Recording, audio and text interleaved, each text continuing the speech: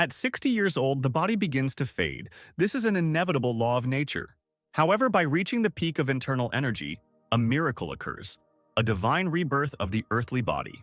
Bones and muscles are rebuilt to achieve the highest form of martial arts, and the withered body is restored to its former youth. This is the highest achievement that people strive for. The divine sect called it divine awakening, while the shadow sect called it demonic discipline. In the divine sect, 8 people have achieved divine awakening. At the same time, 4 of the shadow sect had mastered demonic discipline. Above them were only the masters from the divine realm, whose body was immune to poison and disease. In 1,000 years, there was only one among the Murim masters. A traditional tea ceremony was taking place in one of the palaces, in which a master who had achieved divine awakening asked a stranger what a sword meant to him. He replied that it was a fine murder weapon with sharp edges. However, that is what it is. A martial art is a martial art, a sword is a sword, and morality is morality. Deep in the dungeon, a mysterious demonic ritual was taking place. Ban came there to fight the master of Crimson Awakening. He took off his dragon head shoulder pads. Ban was truly honored by the opportunity given to him. A master who was highly skilled in swordsmanship could assess the situation even with his eyes closed. When he opened his eyes, he saw not only the master of the Crimson Awakening, but also his comrades were there. Ban guessed that a new ability, soul connection with the undead, was being used against him. The master gave orders to his companions to surround the Ban with a great demonic containment field. The comrades' eyes turned bloodshot as they used demonic seals to attack. It seemed that Banu could no longer be saved. 1,000 demons attacked him at once, but they forgot that they were attacking a true master of the dark arts. Ban used his famous technique, the piercing whirlwind. The basis of the swordsman's energy was steadfastness itself. He defeated 1,000 comrades in just one moment after using his ability. Unperturbed, Ban headed straight towards the cultist. He wasn't afraid of the Ban. He grinned right in the swordsman's face. Will he really use this ability right here and now? The enemies defeated by the swordsman immediately rose from the dead, but they were without flesh. Ban found himself in the midst of an ability unfamiliar to him. It was an unclean ritual of tormenting the soul. The swordsman felt the ground beneath him begin to shake. Even such an experienced martial artist could not assess the situation while in free fall. Without thinking twice, thousands of necromancers attacked the swordsman again at once. Ban fell. The master of the Crimson Awakening looked at his body from the shadows. He took his sword, hoping to take away the Ban's power. He was pleased that everything went as he had planned. Using a lightning-fast blade throw, he betrayed his demonic ally. He didn't expect this from the master. The blade went right through his neck. No one knew what the master of Crimson Awakening was really planning. Bana's bloody sword, no one knows what power it contains. The master revealed his true purpose, as the second living master of the fierce demon was killed. Now he must lead the School of Dark Arts and conquer all of Murim. All that was left of Ban was his clothes. He was dead. The land of Murim, full of mystical creatures, is a fascinating sight. And suddenly, out of the blue, a phenomenon unusual for this land. Everything is as if in a fog. A storm has sent a sunset of thunder to the earth. Among the smoke, a human silhouette appeared. Who is it? It was none other than the reincarnated swordmaster. Not understanding what had happened to him, he looked up, searching for an answer. Ban didn't understand where he was and where the soul's connection with the undead was. Souls with the undead.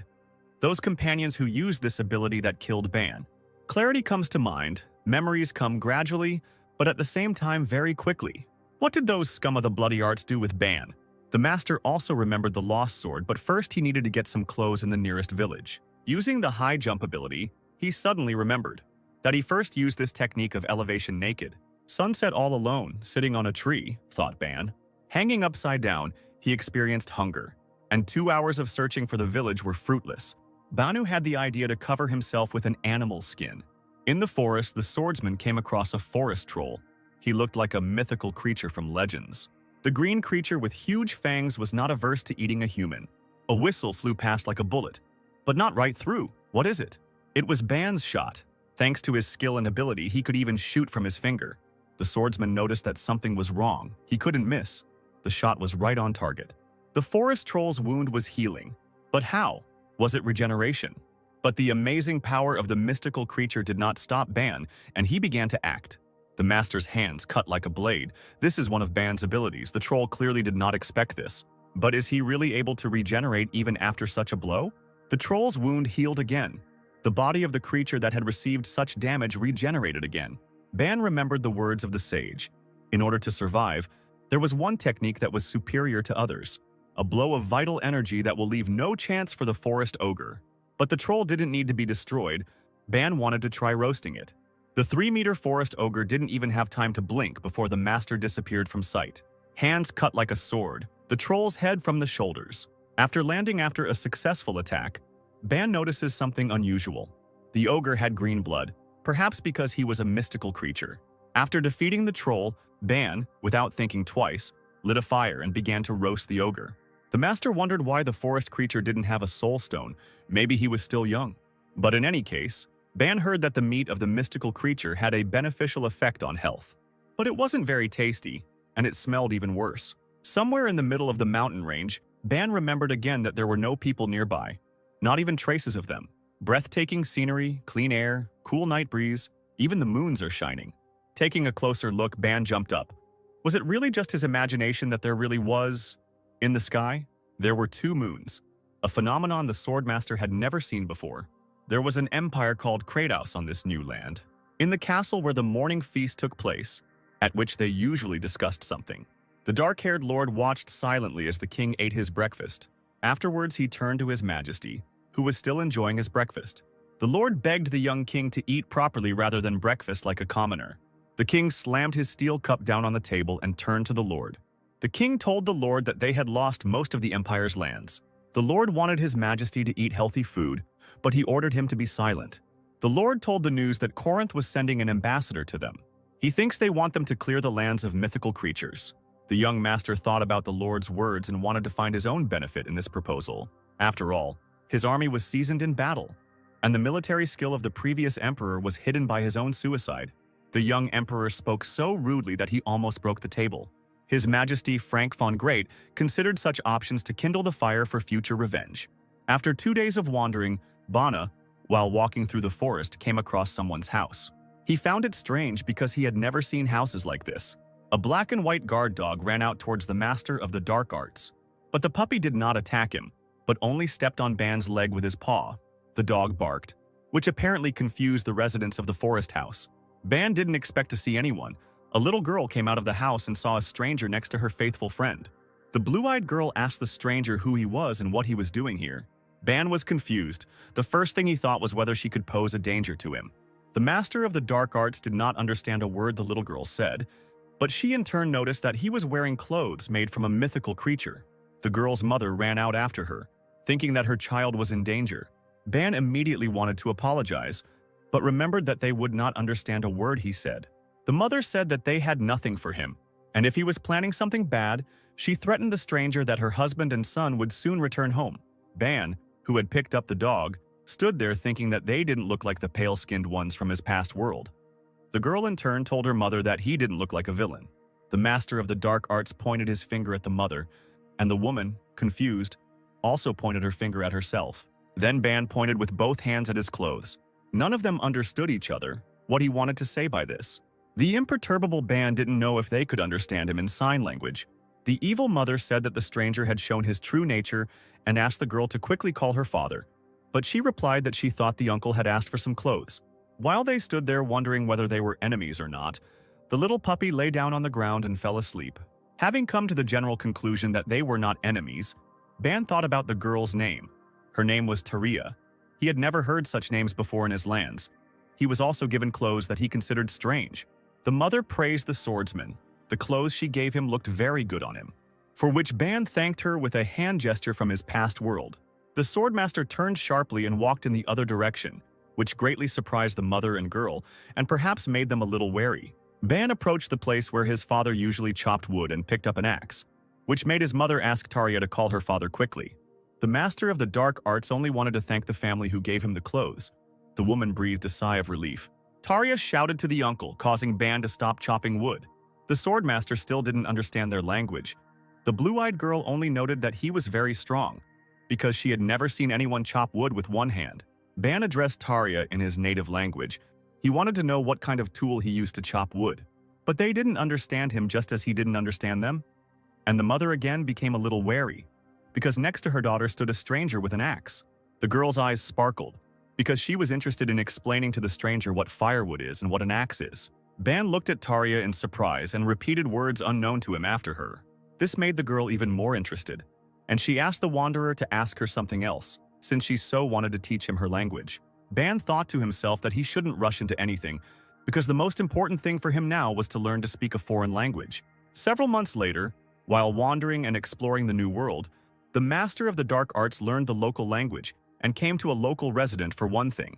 Holding out his hand, the man said that it was a map of these lands that he had been looking for a long time. Ban curiously snatched the card from the man's hands and thanked him. But then he ran into a difficulty. He learned the language, but reading was still a problem. The man noticed this and made fun of Ban a little, saying that it was okay. He still had his best years ahead of him. To which the master of the dark arts lied a little, saying that he understood well what was written there. The man encouraged Ban, because it seemed like only yesterday the swordsman was diligently gesturing to explain what he wanted. Ban replied that it was all thanks to Mr. Blair's family, because the blue-eyed girl could not get enough of talking to him. Ban was chopping wood and thought to himself that this was a great map, not only geographically, but there were also unique features of the village. The logs flew one after another, and the master of the dark arts kept thinking about his past. His dark past.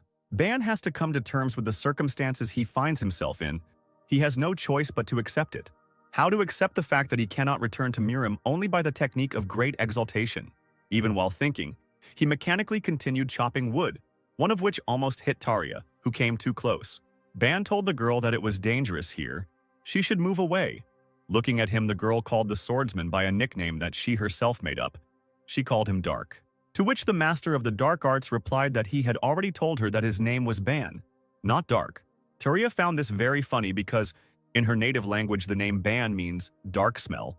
She laughed so much that she thought she would die laughing. The joyful child pointed her finger at the master of the dark arts and said Dark, causing Ban to fall into a stupor from Tarja's persistence. The blue-eyed girl noted that the name Dark perfectly suited his black eyes and hair.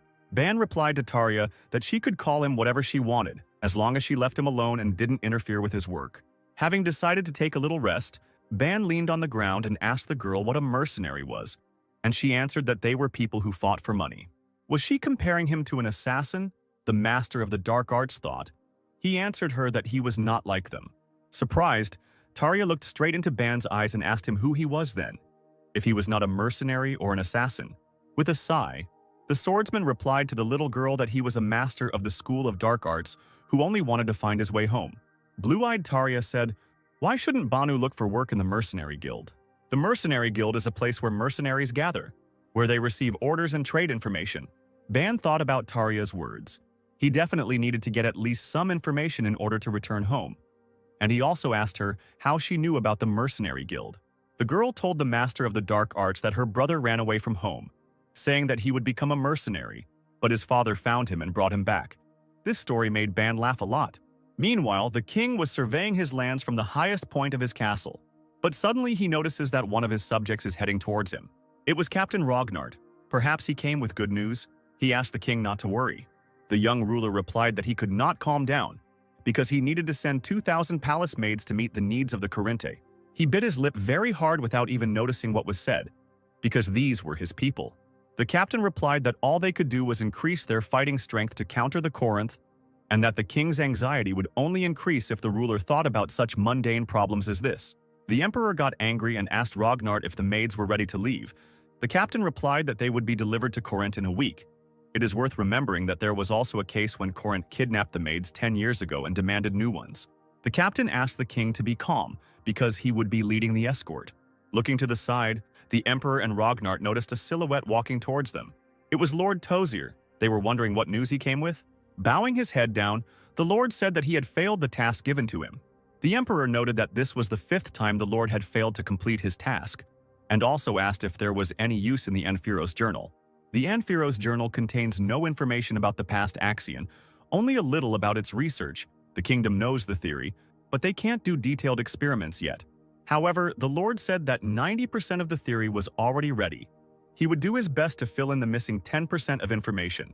Turning to the emperor, the lord begged to give him a little more time to study, to which the king replied that he would give him one last chance. The king's eyes still burn with hope that with the help of this artifact, he will be able to provide a better life for his empire. For Mr. Blair's family, the news was not so good, Ban decided to leave. The mother and children were very saddened by this event because they had become so close lately. Extending his hand to shake hands with the head of the family, the master of the dark arts jokingly apologized for being a burden all this time, to which Mr. Blair replied to Ban that he was mistaken. He had become part of their family, and he could always return no matter what happened. To which the master of the dark arts replied that he had learned the culture of this world, and it had brought him great benefit.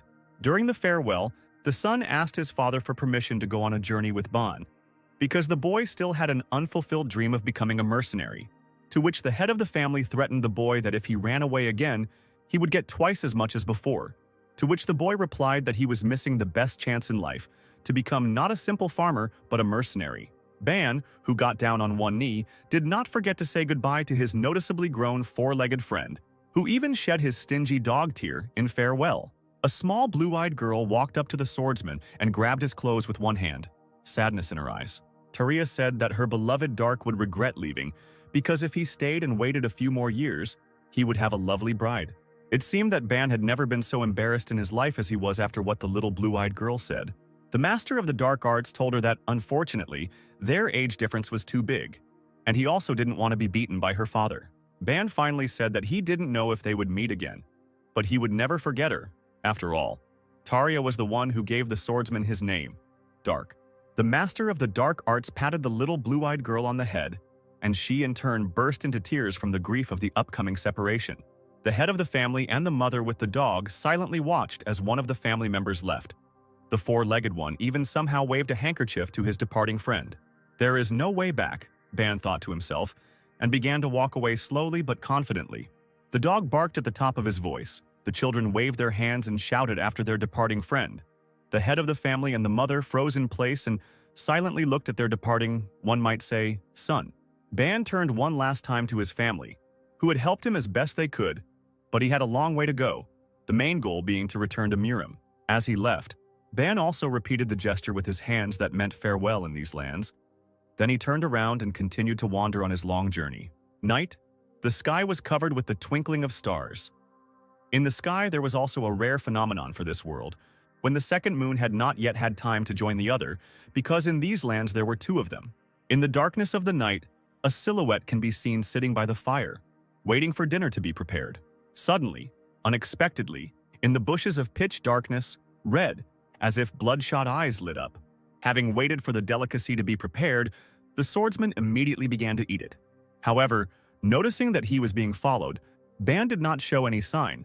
His sense of smell and vision never failed him. At that very second, the enemy appeared before the master of the dark arts. They were werewolves with huge fangs and claws, thirsting for only one thing: fresh human flesh.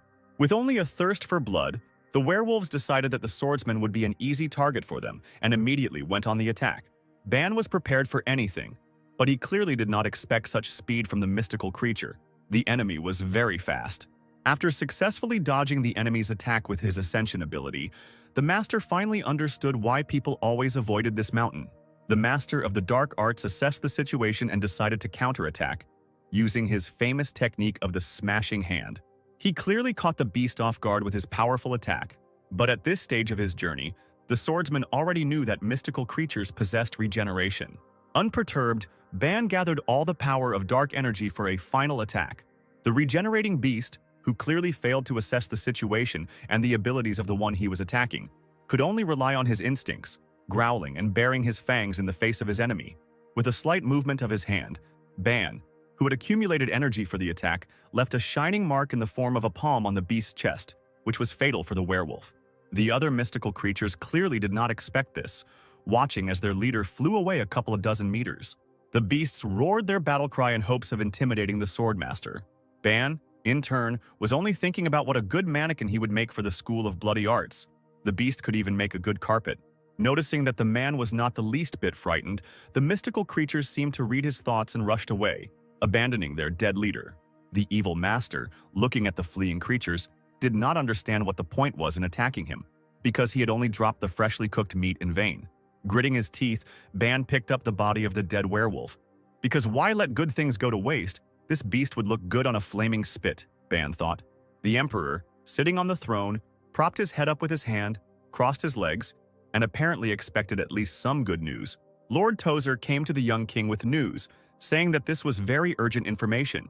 He told the emperor that they had a great opportunity to take possession of the dragon's heart. Jumping up from his throne, the young king was eager for the smallest details and could not wait for the lord to tell him in detail. Tozer told the emperor that the dragon's heart was kept in the great Drow temple in Corinth, and word came from the front that the Trovian Empire would lend it for a time. The king said that they must intercept it at any cost. After all, the dragon's heart was a huge clot of dense and pure mana, and the lord also said that he thought the artifact's protection would be weak.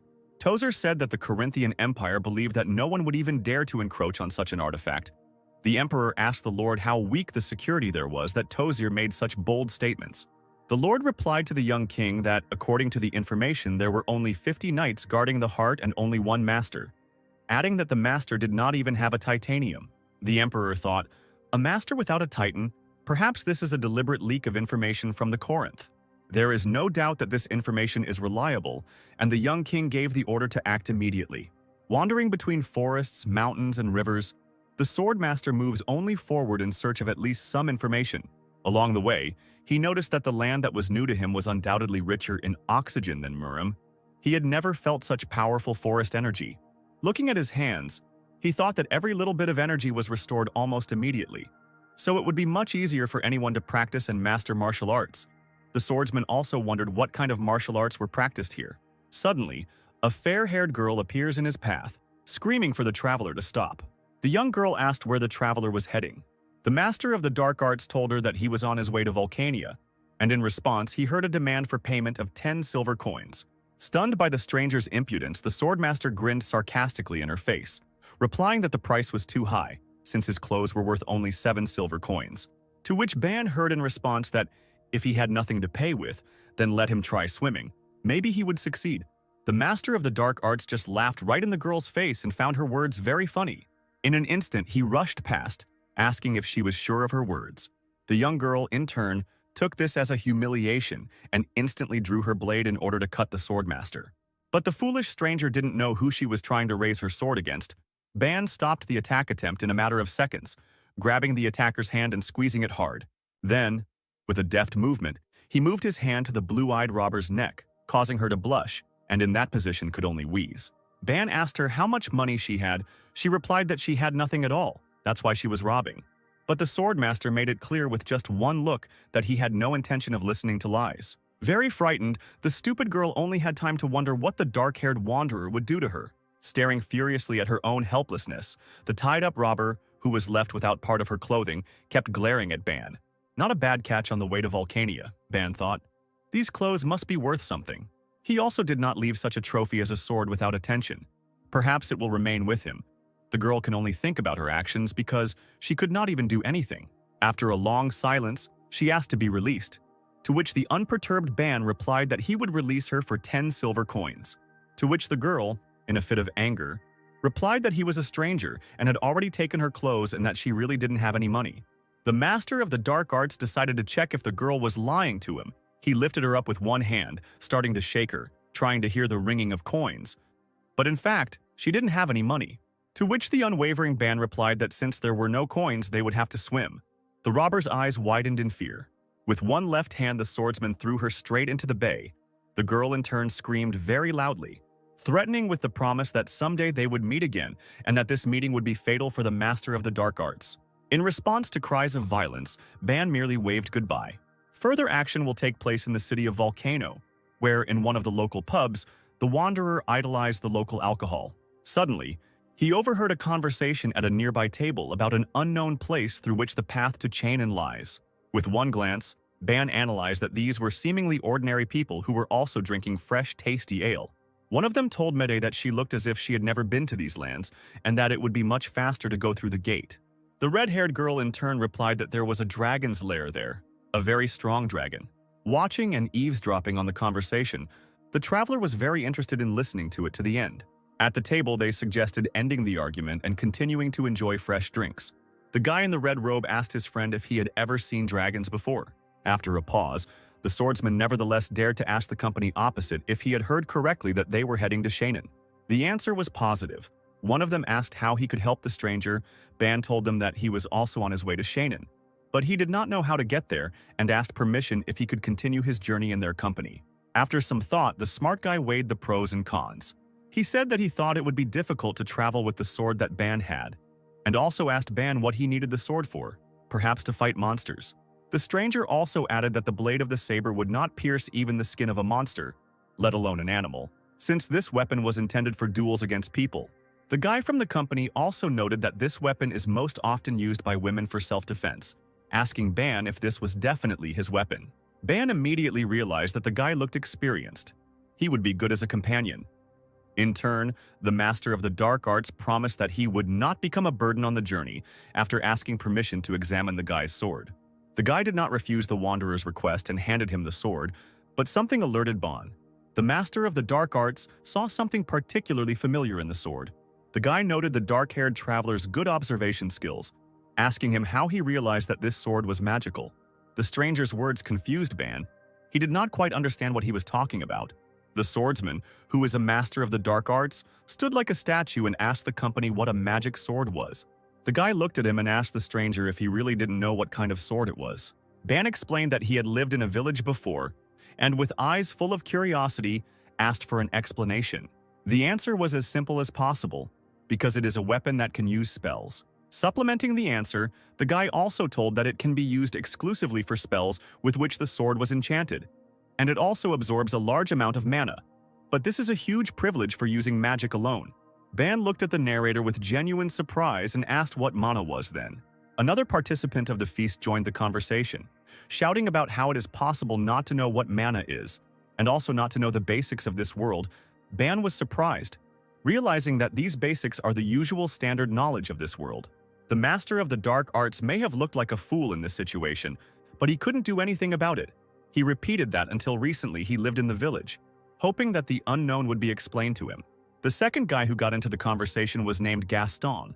He asked in which village the wanderer lived. Ban told him that the village was located behind the Trebark Mountain, which made the green-haired boy give in to surprise. Both guys assumed that the wanderer was not lying to them. If he really lived in such a deserted area, then his ignorance was not surprising, and a request was also made to Gaston to explain the basics to the traveler. Gaston, his eyes wide, began to explain that mana is the source of energy that drives this world. Every living being has it to some degree. Just as an experienced warrior stores as much mana as possible in his body, a wizard can use his body as a storage to absorb the mana around him and turn it into a spell. Gaston explains that a normal person using the mana needed to live can die. Also pointing to the blade, he said that the magic sword allows the use of magic, but if used by normal people, the blade will absorb too much mana, and this will become a problem. Absorbing the knowledge, Ban thought to himself that if the mana in this world was the chi energy he was using, now he understood why the blade absorbed a bit of it when he picked it up. There was also a dialogue in which Ban noted that the blade looked quite light despite its size, to which he received the answer that it had an automatic spell that would not have to be cast over and over again. But the most important thing is that these are manual spells. The guy extended his hand with the magic sword Banu, offering to try to cast the spell Fire Blade. Taking the blade in his hands, Ban cast the spell the guy had said. The master of dark arts was amazed beyond measure. The sword instantly became red-hot. It was something incredible, Ban thought. Just a little energy for such an effect and without knowledge of solar arts.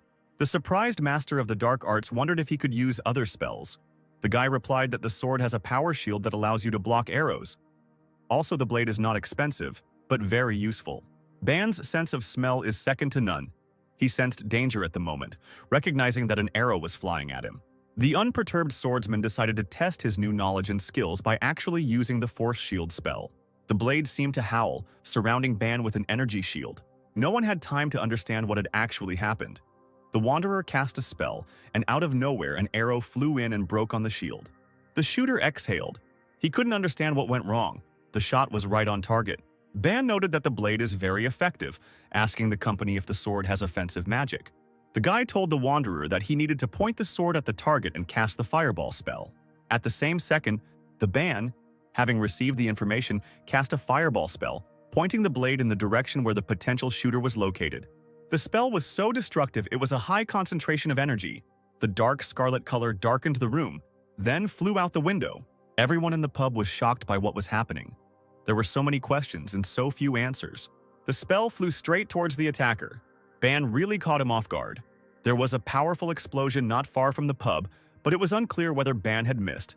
Apparently, the shooter was having a lucky day. The dark arts master thought to himself that this blade would be revered as a gift from heaven in the Murama world. But was it really a common thing here? The others were watching the fleeing shooter at this time. The comrades whispered among themselves. Gaston told Narek that he couldn't even imagine how much mana it would take to create such a powerful fireball. Narek in turn whispered that he had never created such a destructive fireball in his life. During all the events, a girl appeared before the ban, introducing herself as Mineria. She also noted that she is a servant of the goddess of the earth Karis. Ban introduced himself with a name that was not familiar to him. He said that his name was Dark. She in turn noted that the arrow apparently was intended for him. The traveler replied that he was not sure who or why, but only one face came to mind, and he added with a grin that he did not remember doing anything bad recently that would make someone come for him. Mineria suggested that the arrow could have been intended for the fair-haired Mikkel, who asked her in surprise why she had decided so. The girl added that if she had rushed past Dark and flown straight, then the target would have been Mikkel instead of the Wanderer. The blonde guy said that he could think of too many people who could do it. Other comrades suggested catching up with the shooter, since he wouldn't run far with a wounded leg. But one of them suggested that the attacker could be a member of the Thieves' Guild, which could become a real problem for them. Narek, as it turned out, was the most important one in the group, so they turned to him for an order, and he, in turn, suggested going on a journey right now. The red-haired girl stopped the boss, because Mikkel had a good reason to be late before leaving for Shannon. He had not finished his drink yet. The girl took on the role of commander for a moment and ordered everyone to hurry up with the ale and move out immediately. Mikkel suggested that if the attacker was from the Thieves' Guild, then this pub might be in danger. They could be surrounded at any moment. Narek gave the final order to prepare for the sortie and departure on the journey, bypassing any possible threat, and also ordered everyone to make sure they were properly armed. Ban, aka Dark. By coincidence, he got a horse nicknamed Black Death. He followed everyone, because his companions knew the way. And so the group, consisting of the new comrades of the Master of the Dark Arts, set off on an adventure. On the way, Dark turned to Gaston, remembering his words that Gaston does not know how to use a sword because he is a wizard, so why is he so well armed? The comrade replied that it was all to hide the fact that he was a wizard, and in any case, wizards were always a primary target. Ban grinned and replied that he understood what Gaston was talking about. On the way, Narek turned to Dark, recalling his words that he was 25 years old, adding that Ban was much younger. The leader thought that the swordsman was the same age as Jaime and Raven. Dark replied that he heard that a lot, thinking to himself that if he said he was over 70 years old, he would most likely look like a psycho. Narek assumed that hunting monsters in the Treybark Mountains was quite profitable. For the first time, he sees a novice traveler who bought a horse. Following the route indicated by the boss, Dark and his comrades pass by the Imperial Knights. At that moment, the Narek ordered his horse to be quieter, because the clatter of the ungulates made his horse nervous. Dark, in turn, did not miss the moment and managed to take a good look at the knights. The Master of the Dark Arts noted the soldiers' good equipment. Having passed by a column of warriors, the Narek told the Dark that they were Baron Asmon, the son of the Baron and the Master. The swordsman also wondered who the Masters were. Mikkel, who picked up the conversation, said that Masters are those who have mastered the flow of mana, adding that even in Corinta, the strongest empire, there are less than 1,000 of them. And in such a small empire as Trovia, there are only 34. Dark's interest knew no bounds as to whether these masters were really that good. Mikhail told him that out of those 50 warriors, Baron Asmon was the only master, and that this master could easily defeat the other 49 knights. Dark, who continued on his way, riding on the Black Death, did not understand anything from the story of the fair-haired Mikhail. Turning around in search of answers, the Master of the Dark Arts only looked contemptuously at the warriors' backs. Knights? These third-rate ones weren't even close to Dark's morning warm-up, so what's so good about them? The swordsman asked himself an unanswerable question. Night fell in the lands new to the Master of the Dark Arts, and the company began preparing dinner. Mineria began to pour out the soup strewn with various delicacies. Perhaps in the future they will be able to become not only comrades but also real friends, who knows? But for now, the whole team is content with dinner. But Narek and Mikkel are in no hurry. They are discussing something on the side. The fair-haired man began the dialogue by saying that if the shooter really was from the Thieves' Guild, then they should set up an ambush right here. The leader replied that it would be more difficult for them to attack them further from the city. Continuing the dialogue, Narek noted that if the enemies did come, then today, starting from tomorrow, the leader planned to turn off the main road, but they would run into monsters. Their dialogue was interrupted by Manhwa, who called them to dinner. The thicket of the forest looks like an ideal shelter, but at the same time a very vulnerable location. A pair of legs hung from the tree trunk, and surprisingly, certain areas of the forest were well lit. Sitting on the tree was a green-eyed elf with a bow on her back. She was asking the strangers what exactly their enemy looked like. The blonde girl explained that the enemy had long black hair and was a little over 20 years old, dressed exclusively in traveler's clothes, without armor. Could this really be the robber that Dark threw into the bay? Suddenly, the elf was able to determine the approximate location of the target with her own eyes. It was possible that she could see something that others could not. Perhaps it was her combat skills. She was able to determine that the distance to the target was about 400 meters. Could this really be the man the blonde robber told her about? The elf wondered. Darka's instincts never failed him. It was as if he saw her too. Perhaps they even crossed eyes. The elf thought the same thing. Or perhaps it just seemed that way to her. She looked down at her comrades, who had previously described Dark's skills as incredible. And speculation began, because they did not know how skillfully Dark wielded a sword.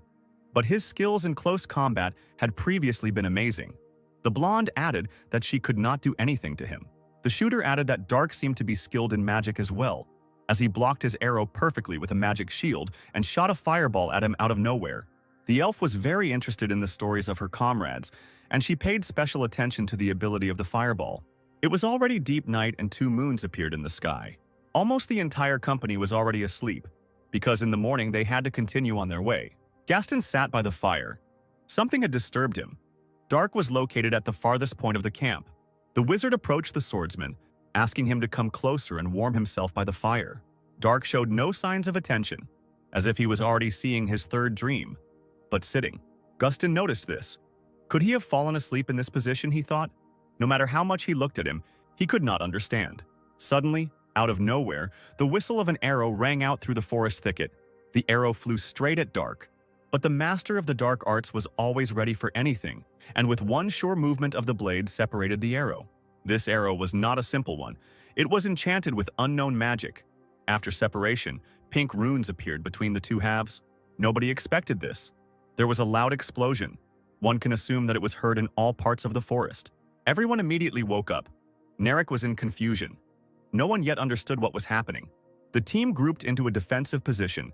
An order was given for the priestess to heal Dark. The main task was to reveal the location of the attacker. Manhwa leaned over the prone swordsman and silently asked only that he hold on until she cast the spell. But Dark is not so easy to break. With a sharp movement, he instantly raised his body, apparently. Only his clothes were damaged. His comrades told the swordsman not to strain himself. The priestess would soon heal him. But the master of the dark arts replied that he was fine. Dark noticed that in reality only his clothes were damaged.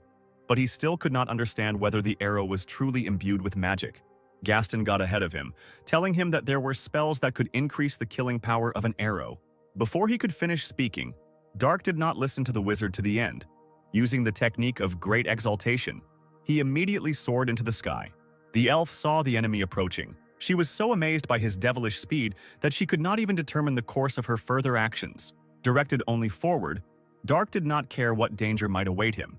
In his opinion, his combat experience was enough to defeat any enemy. The elf decided not to wait until the enemy came close. She decided to shoot another arrow after him. But Dark was prepared for anything.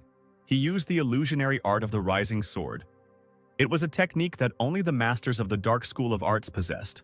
The swordsman aimed his blade straight at the enemy's magically imbued arrow. There was an explosion, the destructive power of which exceeded the first one. Most likely, this explosion was heard not only in the forest, but also in the nearest cities. The elf did not understand whether she had reached her goal, whether she had managed to defeat her enemy. Suddenly, Dark caught her off guard, pointing his blade straight at her, looking like he had no intention of playing her games anymore. The elf, clearly trained in quite a few techniques, could do nothing to counter Dark's approaching speed. One moment and he will be at his destination. Dark didn't chop her into small pieces, but with a powerful blow of his fist, thanks to his internal energy, he sent the elf into a deep sleep. Thanks to the technique of instantly assessing the situation, the master of the dark arts noticed that the enemy was not alone. Using his ability, he instantly directed a powerful stream of energy directly at the enemy who was below him. The second enemy fell very quickly, but apparently Dark calculated the amount of energy so as not to kill the enemy, but to neutralize it. Suddenly, a third enemy appears, a guy whose crossbow was pointed straight at the master of the dark arts. The enemy fired a shot from the crossbow in the hopes that he could finish off the swordsman.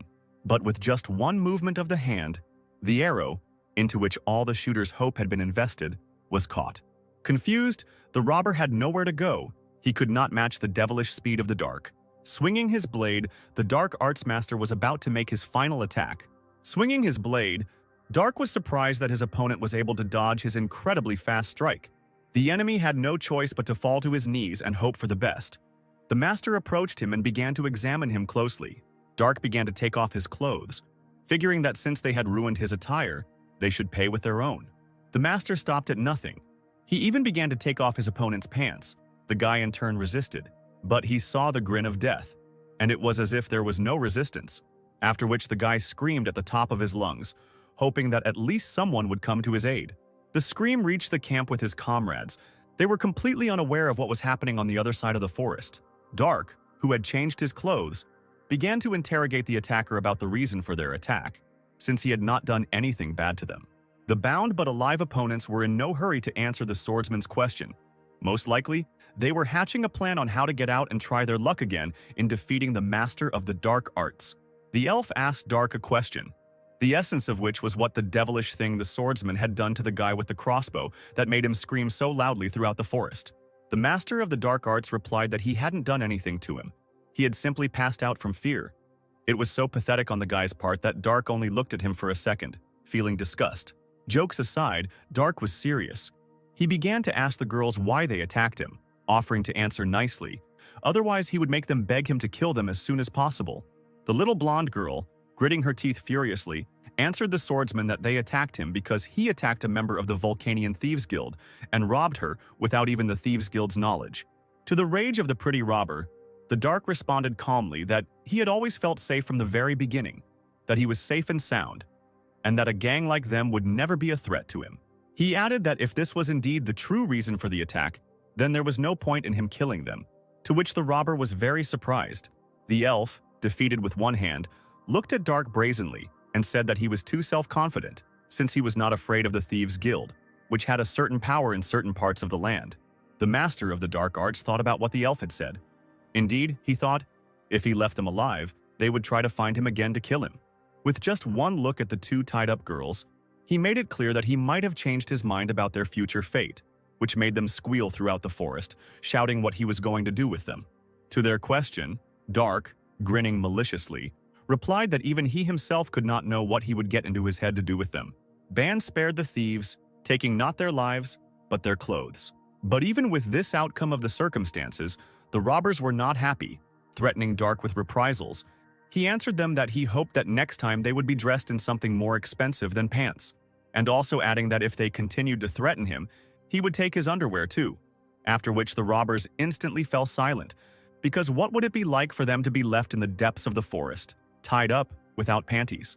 Dark also took the horses and headed towards his camp, but the green-eyed girl still could not calm down, saying to herself that she would definitely kill the swordsman someday. The elf, thinking about what had happened for a long time, suggested not to try to kill him in the future, to which the enraged robber asked her how she could say such a thing, since Dark had defamed their honor and dignity. The elf added that Dark was too strong. Revenge was of course good, but looking at the truth, it was beyond their power. Remembering just one look from the master of the dark arts, she felt uneasy, and in the end she asked the robber about what honor and dignity a thief could have, continuing to say that if she was so thirsty for revenge, let her continue it herself. Fear was visible in the elf's eyes. Next time Dark might not show mercy and take not their clothes, but their own lives. The victorious Dark was already at the threshold of the camp, and he also had 3 horses with him. It was still hard to see anything in the night, but in the shadows, Dark saw familiar silhouettes. They were his comrades.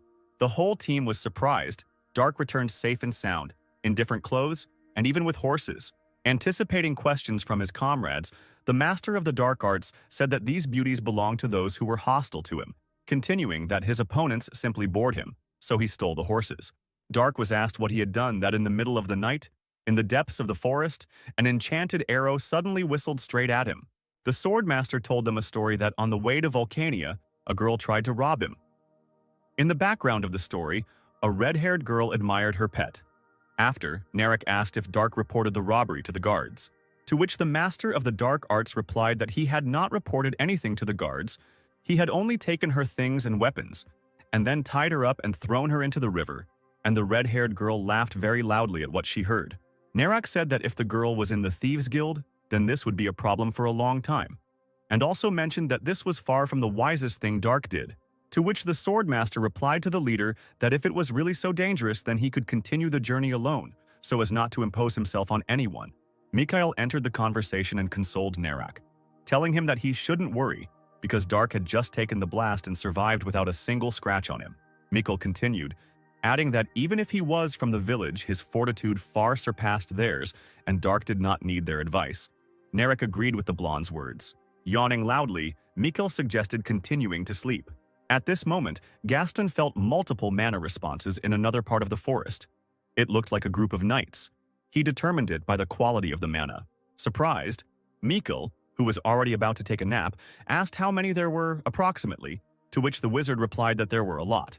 About 50 or about 100? Narek was confused by this. Such a number of knights in such a place and at such a time. In his memory, this had happened for the first time. Gaston, with his magical powers, sensed that the battle had already begun, because the mana responses were slowly fading. Mineria immediately rushed to the side where Gaston was looking. Mikhail called her to understand what she wanted to do, to which the priestess replied that this was a battle between knights, that she must act immediately, hurry, get to the battlefield as quickly as possible to heal the knights before they were hurt, to which Mikhail shouted after her that they didn't know anything. If she had rushed there recklessly, then no one knew what could happen. The priestess was faster than ever. She hurried with all her might to have time to apply her healing knowledge to the wounded knights. Dark also caught up with her, perhaps because he could not leave his comrade alone on the battlefield. The rest hurried after them, and if they didn't fall asleep, then everyone did. Dark noticed that the others were lagging behind. Most likely they couldn't keep up because of the armor they were wearing. The Swordmaster wondered if he should pick up the priestess and rush faster, because she couldn't keep up with him either. The master of the dark arts immediately returned for the priestess, took her in his arms and sped up to the battlefield, focusing on the sound of the battle. The priestess fell to her knees next to the first wounded warrior she came across. Dark analyzed what was happening behind the priestess. It looked like there was no one left to heal. Kneeling next to the mountain of corpses, the priestess screamed that these were the knights of Raken and that no one was left alive. Gaston, standing in a stupor, could not understand who could have done such a thing to the valiant knights, because they were different. But the Raken warriors were good. Narek immediately assumed that killing Raken knights in the lands of Trovia was madness. Maybe it was a monster. The sounds of battle continued. The comrades noticed that they were still fighting there. They needed to hurry to help. Mineria noticed something strange while looking at the mountain of corpses and equipment. She really wasn't imagining things. Among this whole mountain of corpses, the green-eyed priestess also noticed one of the leaders of the knights. It was the dead Sir Alex Sedmion, whose eyes were filled with fear before his death. Suddenly, a silhouette appeared before the priestess. It was undoubtedly a warrior, but it was unclear what clan he was from. The warrior, standing in a blue cloak with a huge blade, looked with disdain at the young priestess. After apologizing, he said that there should be no witnesses on this battlefield and swung his huge sword at the defenseless Mineria. Narek looked straight into the eyes of the enemy who dared to swing at the girl without a weapon. His rage knew no bounds. He used advanced fireball magic to catch his opponent off guard, while the swordsman who swung at Mineria did not expect to see magic on the battlefield. The enemy quickly realized that he was dealing with a magical blade. He assumed that she was a mercenary, adding that with the appearance of travelers, their work only increased. While the swordsman was analyzing the situation, he momentarily left reality. When he came to his senses, his gaze fell on the wizard. It was Gaston who could not just sit back and watch, but gathered his resolve and came up with a plan. The enemy knights quickly realized that there was a wizard on the battlefield and that this could very well affect the outcome of the battle. As Gaston had mentioned earlier, the order was given to attack the wizard. Narek also gave the order to protect the wizard at all costs until he gained enough mana for the colossal ability. The priestess sparkled, for bloodshed was not her method. If only she could influence anything. A light from the heavens descended upon the comrades. It was Mineria's magic. The battlefield was illuminated by her angelic holy magic. For a second, Narek thought that he would not want to fight the knights. if he did not take into account the fact that nothing could be changed because the knights were trying to kill them, and then he rushed into battle. He clashed blades with one of the enemy warriors. Mikkel, in turn, took a more defensive stance, using his shield against enemy swords. Dark, in the midst of battle, did nothing but analyze and notice that his allies were fighting much better than he expected, thinking for a second that perhaps they could figure it out themselves. But not the entire team fought on equal terms. Some were weaker. The knights did not forgive mistakes, so one of them, not missing the moment, knocked one of the allies to the ground. Looking at this, Ban realized that they couldn't cope without him. He would have to, because next to him were those comrades who accepted him into their company and started this journey together. At some point, it was Dark's turn. Two men with swords rushed at him, but if only they knew who they were attacking. The master of the dark arts never did without his natural, sometimes even frightening grin at such moments. Suddenly, the battlefield was illuminated by a light. Not the one that was angelic, thanks to the magic of the priestess. It was the light of a clap of thunder, against which Dark looked more epic than ever. Behind all of this was the wizard Gaston, who had finally accumulated enough mana to use the terrifying thunder and lightning technique. All the enemies on the battlefield were enveloped in chain lightning. The discharge was so powerful that it made no difference whether it was a natural phenomenon or the magic of a sorcerer. Its power was astounding. The enemies hit by the divine chain, lightning didn't even have time to blink before they immediately evaporated.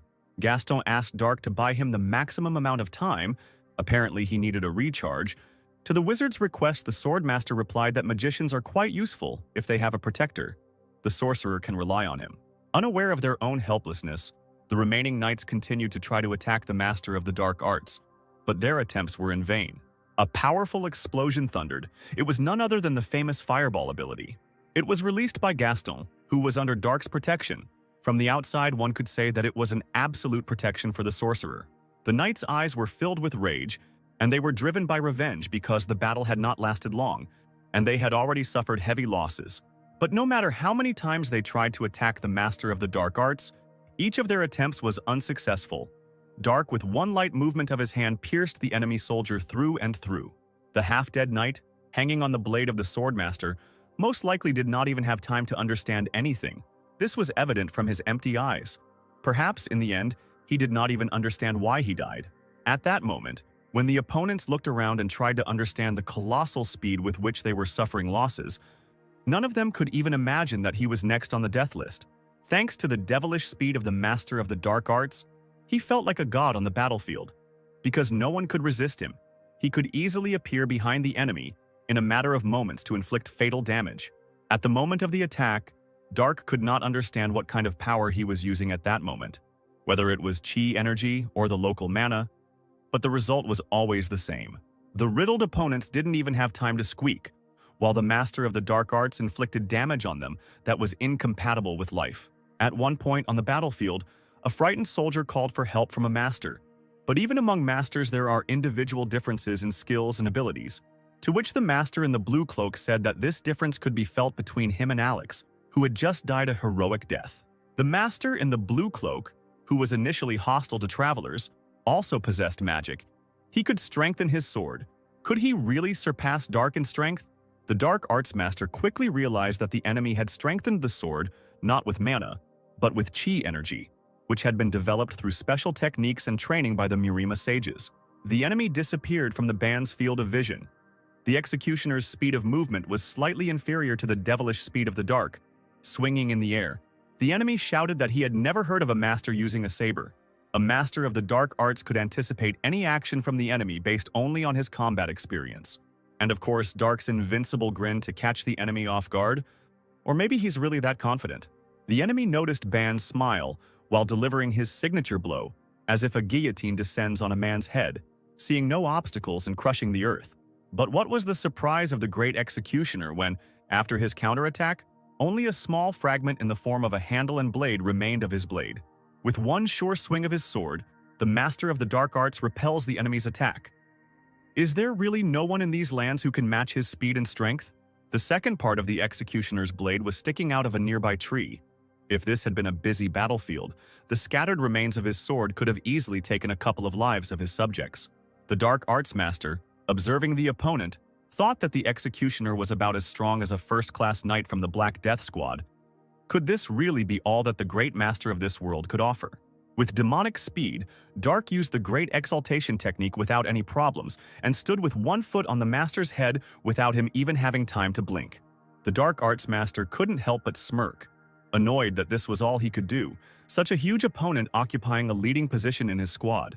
The master in the blue cloak, who realized the full gravity of what was happening, understood that his opponent was standing on his head, but he did not feel his weight.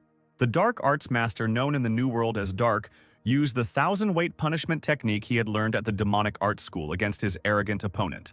The other knights, one might say, witnessed the moment of execution of their master, who died in the blink of an eye. Looking at the remaining opponents with demonic eyes, Dark said that with such inferior skills and techniques, they had committed a grave sin by targeting a great master. The remaining knights didn't even have time to move before the master of the demonic school used, this time not a striking whirlwind, but a bloody hurricane of death. Dark, who had defeated the others at once, analyzed the situation on the battlefield. There were no survivors left. Everything seemed to be in order, except for Jimmy, who was the first to be knocked to the ground.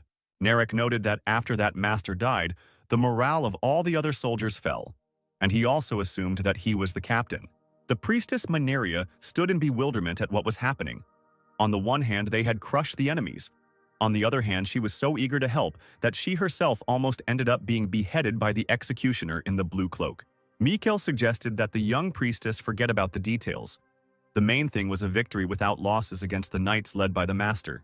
Exchanging glances with the Narek, he searched his eyes for words of support for everything he had listed above, to which the leader replied that to some extent there had been luck in this battle, adding that the enemy was either tired or wounded. Unexpectedly for everyone, Dark abruptly used the elevation technique and rushed to the side. No one understood the course of his actions. As it turned out, apparently there was still one last enemy left. He was casting some kind of spell with unknown mana, as if it was not local mana. Rushing into battle, the master of the demonic school was not afraid of anything. But with sorcerers, it would be worth being careful until it becomes clear what technique the enemy is using, because Gaston distinguished himself in this battle with his skills from others and proved that jokes are bad with sorcerers. The gray-haired enemy mage raised his hand with his eyes closed, chanting incoherently. The blonde girl screamed that it was another magician. The leader of the mercenary group demanded that the sorcerer be stopped as soon as possible. The enemy wizard muttered something unintelligible. Dark's face became stern. He ran towards the enemy. The wizard summoned chain lightning by holding his palms forward. Gaston shouted at Dark to dodge. The boy snorted in response, touching the ground with his hand as he ran. He drew his sword forward. The enemy called Dark a fool. The guy used the absorption move. His sword sparkled with purple lightning, absorbing the enemy's spell. The gray-haired sorcerer's pupils narrowed in shock. Dark was impressed that the enemy could manipulate the power of lightning so freely, it reminded him of the great Emperor Lightning Blade. This meant that the opponent had reached the state of divine awakening, just like that old weirdo. Dark ran towards the gray-haired sorcerer and swung the wedge, deciding to confirm his conclusion. The enemy shouted the word warp, the ring on his hand glowing red. The guy swung his sword but missed the enemy because he was no longer there. Dark looked up, guessing that it was the ascension technique. He began to look around, searching for the enemy with his eyes, but there was nothing there except the trees he had cut down. The guy realized that Kai had also disappeared, although it seemed impossible to him. The group leader and Gaston ran up to him and nervously asked if he was okay, and he said that he was fine. The man asked in surprise how Dark managed to block the lightning magic with just a sword. The boy claimed that in this situation, he should be the one asking the questions, and asked, pointing at the empty space with his sword, how the enemy managed to disappear, since this was impossible even with full mastery of the ascension technique. The man clarified whether he meant warp. Gaston explained that warp was a spell that transported the user through space. Wizards of that level usually acted alone, which is why the mage was so prepared. Dark clarified whether the enemy was prepared. He remembered the glow of the ring on the enemy sorcerer's hand. The guy assumed that this thing was the mentioned preparation. Gaston agreed with his assumption. Warp is a 4th-level magic. Without an enchanted item, it will not be possible to quickly use this spell. Dark asked if his interlocutor, who was a wizard, could use this spell. He was confused by the question. He was only a 3rd-level mage. Gaston found it strange that Dark was concerned about this topic. The guy thought that it might be related to the bloody blood arts that the villains used to get rid of him by moving him to this world. Dark wanted to know more about this magic. Gaston suggested going to the academy in Shannon, although this institution is limited by royal privileges, but he has acquaintances there. Dark agreed with the magician's proposal and asked how long the journey would take if they were in a hurry. Gaston noticed that this was really important to his interlocutor and said that the journey would take a week if he hurried. A cry calling everyone interrupted their conversation and made them turn towards the sound. The red carriage standing in the middle of this forest had no horses. The face of the fair-haired and brown-eyed girl did not express any emotions, and her empty gaze looked ahead. She sat in the carriage behind the closed door, her hands folded on her knees. The company of mercenaries discussed this. There was no place for a lonely girl here, even though she was cute.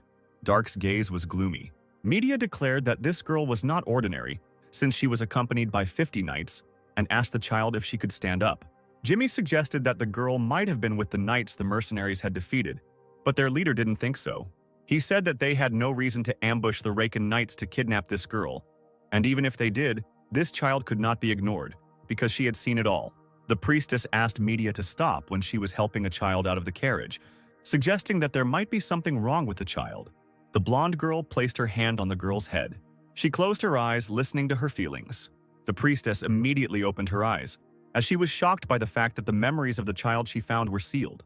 Gaston asked permission to also check the child's memories. He also put his hand on the girl's head and closed her eyes. It turned out that various high-level spells were placed on the girl's memory, which were tightly intertwined with each other, so the magician could not remove this seal on his own. Media panicked, thinking that this child was accompanied by the knights they had slain. Mikhail doubted her words.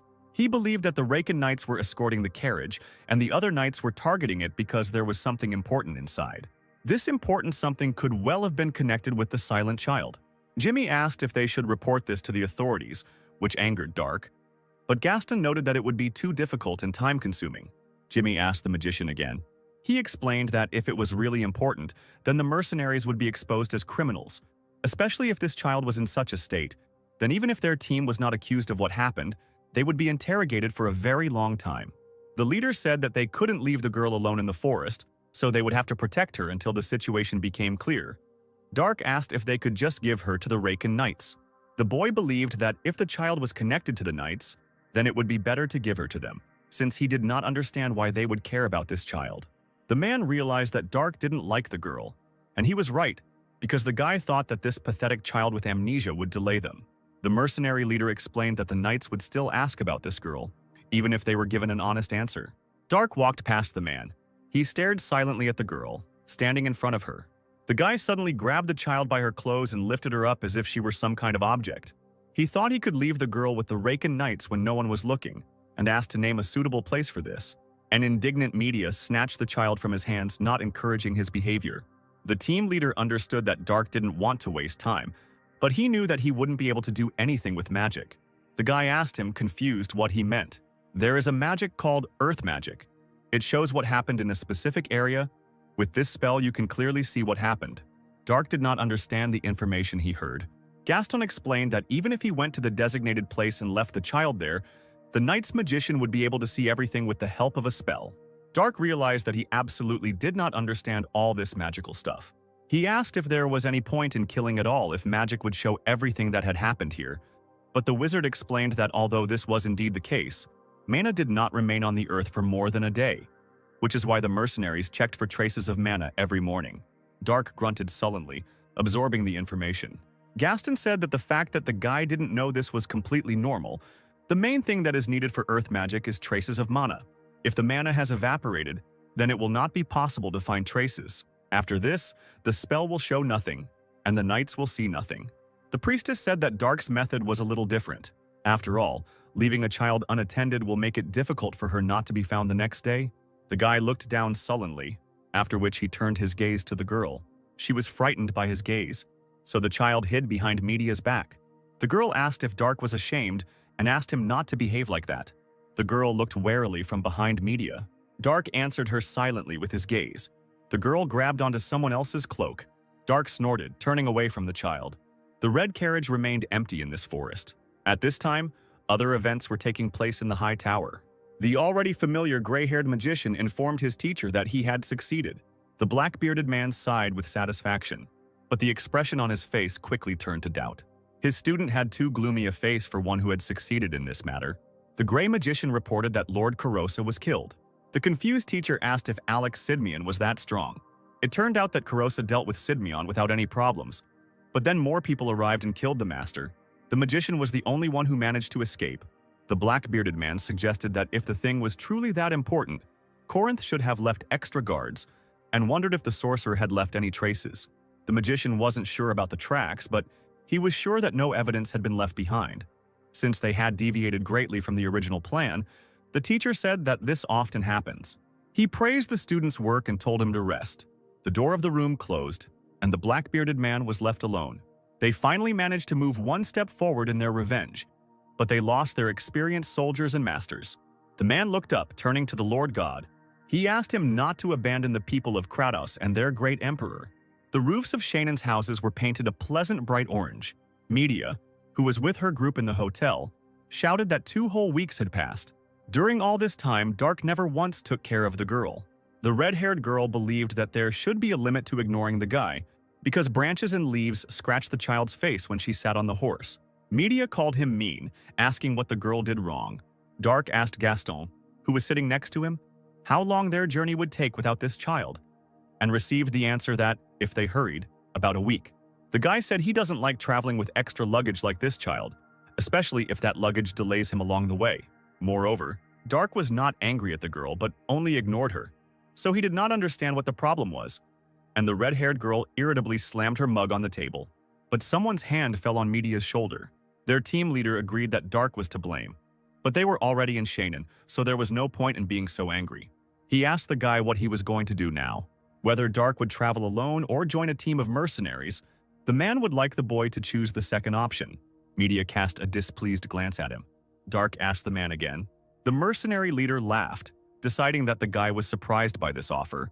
A strong comrade is always important in a group, since it increases the chance of survival for everyone. And for a mercenary, there is nothing more important than life. The man asked with a smile if Media agreed with him. She agreed with his words. Someone's footsteps were heard. The leader reported with regret that the priestess Manaria was leaving their group. A fair-haired girl in a white robe apologized for the spoiled mood, standing next to her with a suitcase in her hands. The man asked if she was ready. Manaria thanked them with a smile for everything. This was her last trip, and she promised that she would never forget it. The touched Media rushed to embrace the priestess, thanking her and promising to pray for Manaria to become a bishop. Mikkel promised to make donations to the temples of Karis. The girl promised to remember this. The priestess has been looking after the mercenaries in the rear with her magic, and with her gone they are even more in need of Dark joining their team. The guy chuckled thoughtfully. He watched as the blonde girl interacted with Gaston. Dark said that he was going to go with the mercenary mage to a place called the Academy. The leader of the mercenaries was also planning to go to the Academy with the amnesiac girl, so he suggested that the 4 of them go. He asked if everyone had said goodbye and who was going to do what. Media was going to go to the guild to find out if there were any new quests. Mikkel decided to go to the sword arena with the other guys. The priestess was just saying goodbye to the couple of guys mentioned. The squad leader told them to carry out their plans and then come here, making this place a meeting place. The building of the Shannon Academy was quite tall, 3 stories high, and its roof was blue. The squad leader was surprised that Gaston had a friend at the academy as they entered the building without any problems. The magician said that this was not really a friend. Rather, they hated each other. Someone's loud voice interrupted him, amazed to see Gaston here. The voice belonged to a bearded fat man in green and red clothes, and he asked with a smile if the guy he knew wanted to steal something again. Gaston asked with a smile, "What if he just came to visit a friend?" The man laughed, shaking his hand and claiming that in that case the guy was either crazy or a clone of himself. Gaston agreed that he would not have come here unless necessary. He asked to meet a wizard whose specialty was warp magic. The man was puzzled by this request. He was worried whether the guy was really that uneducated. Gaston pointed back at Dark. He explained that the black-haired companion wanted to know about this magic, the warp spell. For Gaston's friend, this was no problem. Gaston also asked to take care of the child with sealed memories. The man looked at the girl thoughtfully. He smiled, leaning towards Gaston and declaring that he could not do such a job himself. Dark sat in front of a gray-haired old sorcerer with glasses, who was the one who understood the necessary information about the magic of the warp. He drew something like a circle on the board, explaining that he was standing in a similar one, and after a bright flash, he disappeared into nowhere. That place was very different from the world the mage lived in, so the boy asked for an explanation. The sorcerer looked at the image held out to him and adjusted his glasses. His eyes widened. What Dark had described to him was spatial travel magic. The boy looked at the old man curiously. The wizard assumed that this was the magic he had named. Dark clarified what the definition spatial meant. The man explained that it was a place that existed in another time and space. Two places parallel to each other and never intersecting together. He gave the example of a place where only one moon rises, and it does so just like the sun. Dark's eyes widened in realization. The wizard said that no one had seen this before, and he was speaking only from a theoretical point of view. The guy asked if this meant that in theory people could travel to other dimensions. The old man confirmed this and said that the drawing made by the interlocutor looked like a circle for this kind of magic. To activate, the circle absorbs the surrounding mana, and is therefore only used for large-scale or complex spells, such as the National Teleportation Magic Circle, which allows travel between two destinations. Dark asked whether it was theoretically possible to return to the original place. The magician did not confirm this, but assumed that it was quite possible. The guy was inspired by the information he heard. The old man clarified that this was only possible in theory and impossible in practice, which angered Dark. Without the specified place, it is impossible to return back. As the wizard said earlier, there must be magic circles or something connecting the two places at the 2 points, and you need to have a connection with the other side. This was impossible even 1,000 years ago in the golden age of magic, as there was never a single document regarding the creation of spatial travel magic. Dark slammed his fists on the table, asking if the sorcerer meant to say that there was no one who could use such magic.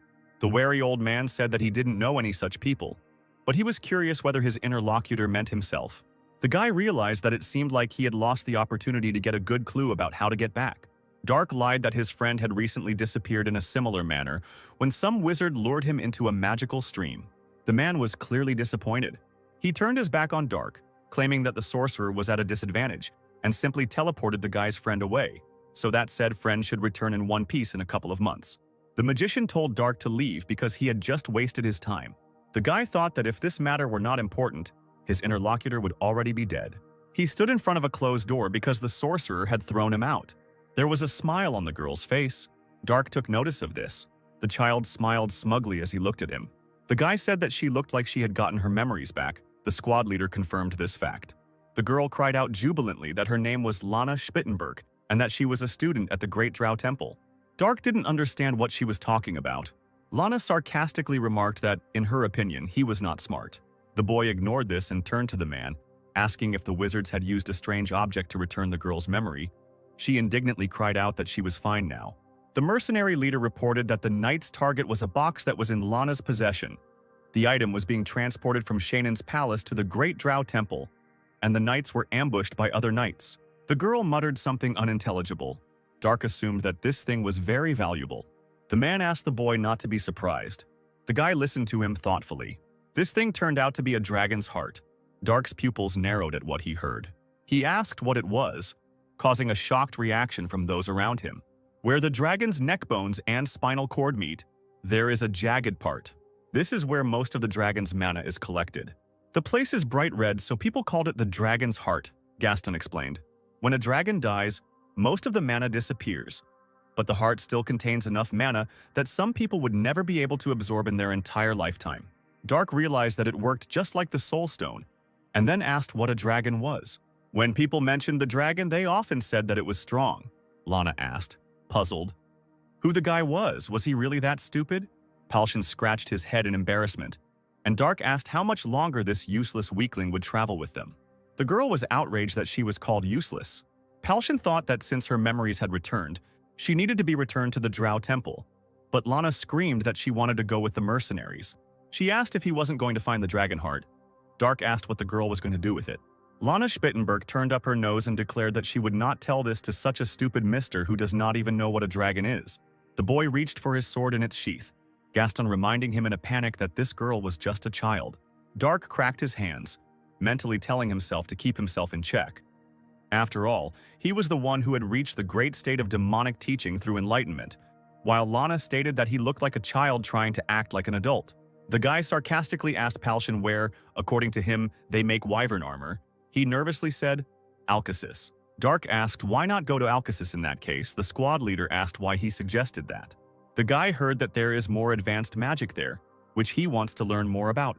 Moreover, Gaston is a wizard, which means that the things he needs may be there. Palshan agreed with this statement with a smile. Dark looked at him, puzzled. The man said that the boy's words meant that he was joining their team. Dark frowned. He turned away and scratched his head thoughtfully. Gaston looked at the guy with incomprehension, also waiting for an answer. Dark thought these guys were good at what they did in this world. He raised his palm. The guy agreed to join the team but didn't know how long they would travel together. Palshan was flattered that such a strong warrior decided to join them. Gaston smiled as he watched them shake hands. Lana charged at the leader, shouting that now was not the time and waving her fists. If they did not pursue that gray wizard, they would lose him forever. She asked them to think about it, about the heart of the dragon, about the possibility of getting a good reward. Palshan said that this was too much. This would mean that the mercenaries would meet even more enemies like the knights they fought. The strongest of them, namely Dark, was not interested in this matter, and the rest of the mercenaries were not up to it. The man could not put their group in danger as its leader. Besides, the girl doesn't have to bear a sense of responsibility for this. Lana gasped in surprise. Palshan explained that her role was to hold the box containing the dragon heart, not to protect it. So the responsibility lay with the people who sent such a disciple to hold such a precious item. So he told the girl to return to the temple unharmed. Lana's face darkened when she heard the words. Dark sat in the hotel with a concentrated face. There were some seeds in a small bowl. Opposite him, on the other bed, sat Gaston, reading a book in his hands with a thoughtful look. He covered his mouth, not taking his eyes off the pages. The door to their room suddenly opened. The magician wondered who had broken into their room. He saw Lana behind the man standing at the threshold of the room. Gaston asked if these were the people she had spoken about earlier, and the girl confirmed his assumption. The guy stared at the man in armor in shock. This man was a tall and strong-looking man, with a scar on one eye and stubble. He studied those present with his gaze. Gaston asked who he was. The man who entered asked Lana if she had spoken about these people, and she confirmed this. Gaston was clearly nervous about the whole situation and turned to the girl. The man in armor took a few steps, entering the room. He apologized for his rudeness and asked if it was the mercenary group that saved Lana. Gaston looked back at Dark, who was sitting behind him with his eyes closed, and said that they had saved the girl by pure chance. The guy behind him wasn't involved in what was happening. The sword blade flashed in the air. The sword was wielded by Palshan, bare-chested. He heard someone calling him. The man stood up and asked Gaston, who was calling him from the window, what he needed. The guy told him to get up, because they had urgent business. Palshan was slightly puzzled by this. A man in armor asked for help, promising a good reward. The leader of the mercenaries sat opposite him. He said that he had already told Lana about this. The risk is too great for their team. The man asked him again and received the same answer. The man in armor said that his name was Jared Sidmian, one of the proud royal knights of Tron. Stunned by the information, Palshan and Gaston wondered what one of the strongest knights was doing here. Jared Sidmian was an older brother to Alex Sidmian, who died on the battlefield where a group of mercenaries rescued Lana.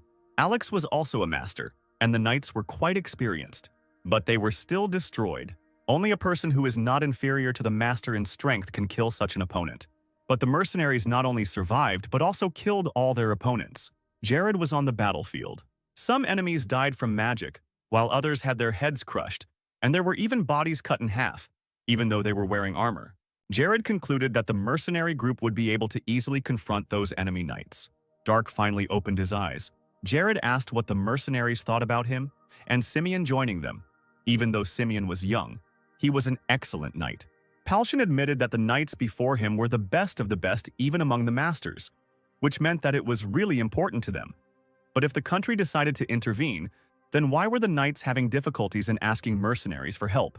Jared explained that this case was classified and he could not mobilize the knights. Not only would the enemy see them mobilize, it would also be a problem for the knights themselves. Since Corinth had entrusted them with the dragon heart, Jared was well known, so he hoped that Palshan would take the lead while the knight would cover them. The squad leader said that he could not decide for himself. He decided to discuss this with the other members of his group and asked the knights to wait. Jared said that then he would leave and return tomorrow at the same time. Palshan said that they could rest here if they wanted. The mercenaries wanted to leave in the evening, as soon as they decided what to do. Jared agreed with him. Gaston said he would bring food and alcohol while the others rested here. The sky turned blue. The door to the room opened. Mikhail and the other two mercenaries wondered what was going on here. The two knights, Gaston, Dark, Palshan and the girl stared at them. Mikkel realized that they had started drinking without them. Palshan said with a smile that he wanted to tell everything as soon as everyone gathered. But for now, he told those who had come to get acquainted with the knights. The fair-haired man looked at him questioningly. Mikkel shook hands with Jared and introduced himself. Jimmy said with a smile that the drink looked delicious. Palshan asked how everything went. Mikhail said that in a month there would be a combat competition at the academy. The prize would be 1,000 gold coins. For each victory you could get 10, and also 50 for the battles in the main stage, which sounded good. Jared was able to see Palshan's mana level when he shook hands, but his mana level was too high. Mikkel was good, but not on the same level as Alex Sidmian. The other two were of a normal level. Jared turned his head thinking. Jimmy asked what Dark had been doing all day, and he replied that he had been meditating. Sidmian realized that he couldn't read this guy Dark's mana at all. The boy's body was not that of a warrior, and his saber was a woman's. So Jared assumed that Dark was a sorcerer. But the mercenaries told him that their only wizard was Gaston, so maybe Dark will use his speed and fast swordsmanship. The saber is useless against big monsters like ogre or troll. Could this sword be magical? Dark closed his eyes, thinking about something. Media burst into the room and declared that it was time for them to leave. The Duchy of Antares was recruiting mercenaries. She was surprised to see those present sitting and getting drunk, and wondered who the two knights were that she did not know. Palshan was pleased that everyone was finally assembled and ordered the girl to come in and sit down. He asked for attention and explained that they had a job to do. They needed to get one thing back from the enemies the mercenaries had fought a couple of days ago. The red-haired girl tensed up when she heard his words. She angrily attacked Palshan, asking if he had gone crazy because he himself had said earlier that, in that case, the fact that they survived was luck. But the man asked her to listen to the end. The leader explained that Jared had decided to help them, and the reward would be large, and the knights would also take care of their safety. Media realized that knights are masters. Palshan ordered the one who does not want to speak out. Mikkel raised his hand, saying he would go. If the reward is the same, then it is better for a man to go with those he knows well. Jimmy said that he and his friend would also go with Rochester. Gaston was about to go too. Palshan looked at the girl expectantly. Media said that she would also go on this mission because she understood everything. The squad leader smiled warmly at her words. He turned to Dark and asked what he thought about it. The guy thoughtfully looked to the side. He said that he would go with them, but only if Lana Spittenberg did not join them. The girl, chewing something, mumbled something unintelligible upon hearing his condition. Lana was clearly outraged by what was said. She screamed, asking the others to look at the stupid Dark, and asking who he was to forbid her to go with the mercenaries and knights. Jared said that he planned to return the girl to the temple and asked if this would suit the guy. Lana asked again, puzzled, what Sir Sidmian was talking about. The knight ordered Simeon to take the girl, and he agreed. He pulled the resisting Lana out of the room while she was indignant and screaming that she wanted to go too and begged him to let her go. Leaving against her will, she loudly asserted that those present would still miss her greatly. Gaston remarked sarcastically that the drinking media was too calm for someone who had spent so much time with Lana. The girl replied that this was not the kind of adventure that would make your heart stop, and she wiped her mouth with her hand. Mikhail laughed and said that it was true. Jared bowed to Palshan, thanking the mercenaries for making such a quick decision. He indicated the castle gate as the meeting place for them after everyone had finished their preparations. At the castle gate stood two knights with weapons, obviously guarding them. The sound of horses' hooves was heard. Several horsemen were approaching the castle gates. Dark kept his casual and grim expression on his face as he sat on his horse. A slight look of surprise appeared on Palshan's face. He noticed silhouettes in the distance against the sky changing color from blue to orange. The man decided that it was Jared, with whom they had agreed to meet here. Sidmian said with a smile that the mercenaries arrived faster than he expected. Palshan said that time was of the essence in missions like this and asked who the people behind Jared were. He gasped, remembering them. One of Jared's companions was a man named Antonio Crow, a 5th-level wizard. The magician removed his hood, revealing to the eyes of the mercenaries the appearance of a good-natured man with curly brown hair and a beard. He introduced himself and said that he was glad to meet you. Jared also introduced a fair-haired man who turned out to be a priest serving Shayhart. His name was Ronnie Kintaro. Palshan clarified whether Shayhart was the only temple in Argon. Ronnie explained that this does not mean that they do not send preachers to other countries. However, many countries demonize the teachings of Kronos, so there have been many difficulties in spreading their religion. Jared said that they could talk on the road. Their horses moved on, following each other and forming a line. People remained silent. Ronnie Kintaro looked ahead. The mercenaries did the same. Jimmy approached the leader of the mercenaries, asking about the god Shayhart, as he had not heard of him before. The man explained that he was the only god who approved of Kronos' teachings. Because of how conservative they were, they not only rejected the gods, but magic in general. When Argon declared the teachings of Kronos the national religion, wizards, and even spiritual shamans were persecuted and executed as heretics, Jimmy said that this religion was terrible. Thus, many wizards from other countries realized that it was dangerous and fiercely fenced off their countries from any teachings of Kronos, so few people know about them. Jimmy wondered if they rejected magic. How can they do this if the existence of mana is proven? Palshan replied that they claim that mana is a force of nature and only Shayhart should have power over it. If a person dares to use this force, then it insults their god. In any case, although the mercenaries do not understand this, the followers of the teaching believe in it, so the mercenaries cannot help them with this. Raven wondered what about knights then, since they also use mana. Palshan said that the young man was right, but the knights were given a special honor by Shayhart. The squad leader suddenly raised his head, looking as if he had been caught off guard. Ronnie said that as the mercenaries know, not every knight who uses mana becomes an adept. Without talent, it is an incomprehensible feat for many. This talent is the right that is granted by the merciful Shayhart. Media took on a thoughtful expression. She suddenly said that this was just a theory that was created in their religion. Don't the followers of the teaching create more problems for themselves by denying everything else? Ronnie replied that they are not ardent fanatics who blindly follow their faith and do not think about their surroundings. The girl's gaze became wary. The blonde boy continued speaking. He claimed that this enlightenment that the followers had attained through endless contemplation and reasoning, he could call it true faith. Palshan, Jimmy and Raven stared at him silently. Media got angry. She wanted to somehow answer the priest, but she didn't know how. Dark, who had remained silent until now, said that the story about sudden awakening and sudden cultivation sounded exciting. Ronnie stared at the guy in surprise. The priest asked what he was talking about. Dark said the words about sudden awakening and sudden cultivation. From the moment you become enlightened, you have nothing more to strive for. The fair-haired young man asked in surprise and doubt whether he had really said such words. Dark said that originally there was only sudden awakening, gradual cultivation, which means endlessly pursuing eternity even after enlightenment. He only claimed that it would be the other way around. It was the first time Ronnie had heard such words, but he liked them, because they were similar to the concept of the teachings of Kronos. Dark gave him a dark look. He realized that he might have said too much when he felt strange looks from others. Palshan grinned and considered Dark mysterious, because he, as usual, does not know about any common sense, but says something that the mercenaries do not know and considers it normal. The guy said that this is possible, and so, but this does not create any problems. The mercenary leader said that he wouldn't call it a problem. Dark is much more skilled than their team, so there's a chance that he just sees things from a different perspective.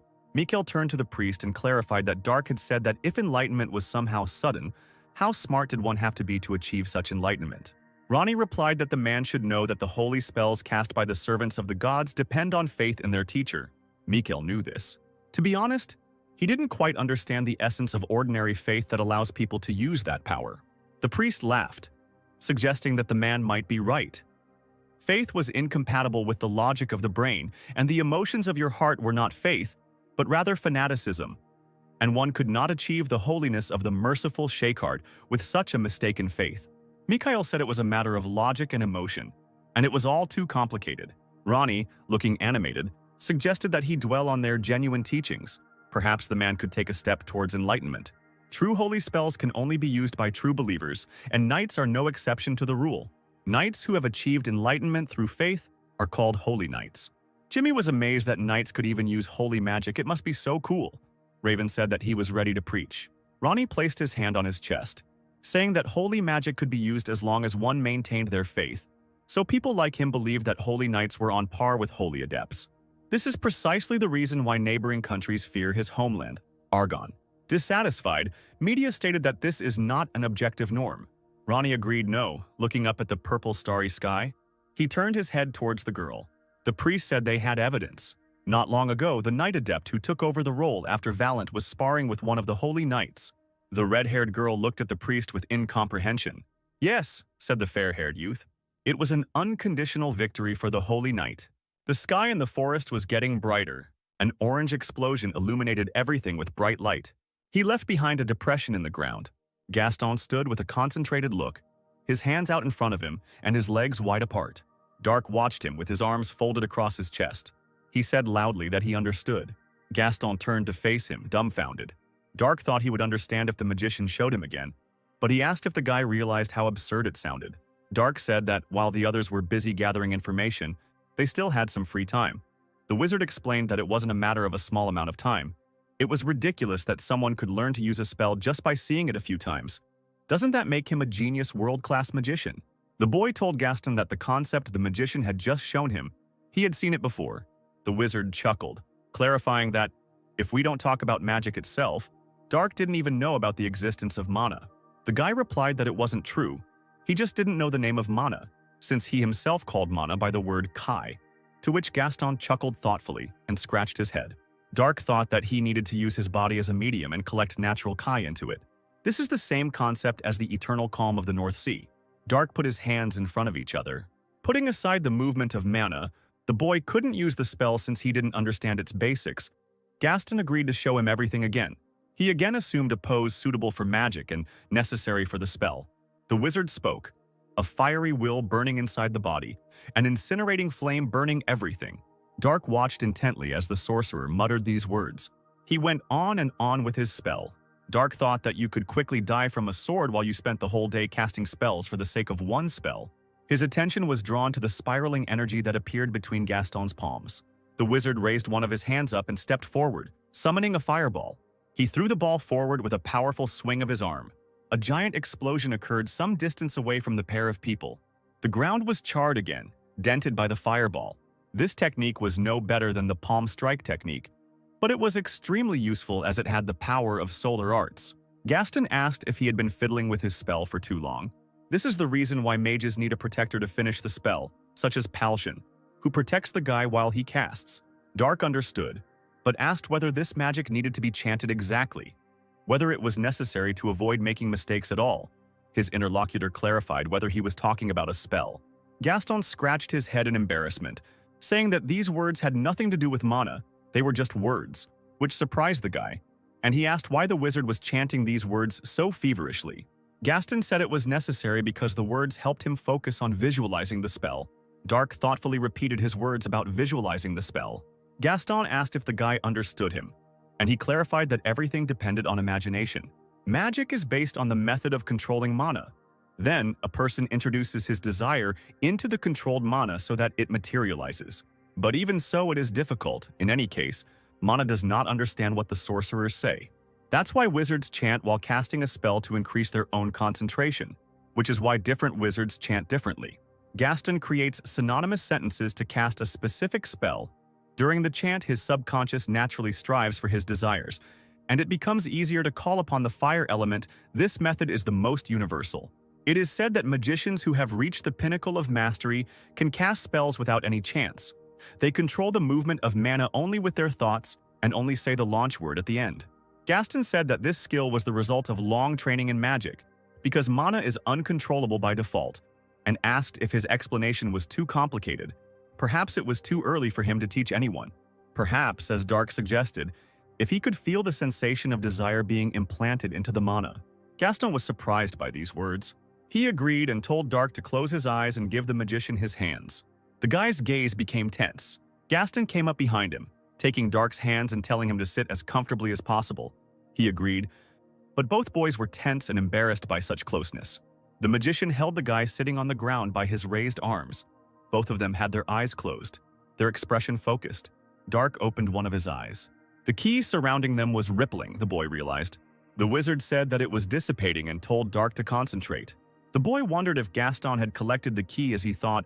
It wasn't the stabilization of the ki with the breath.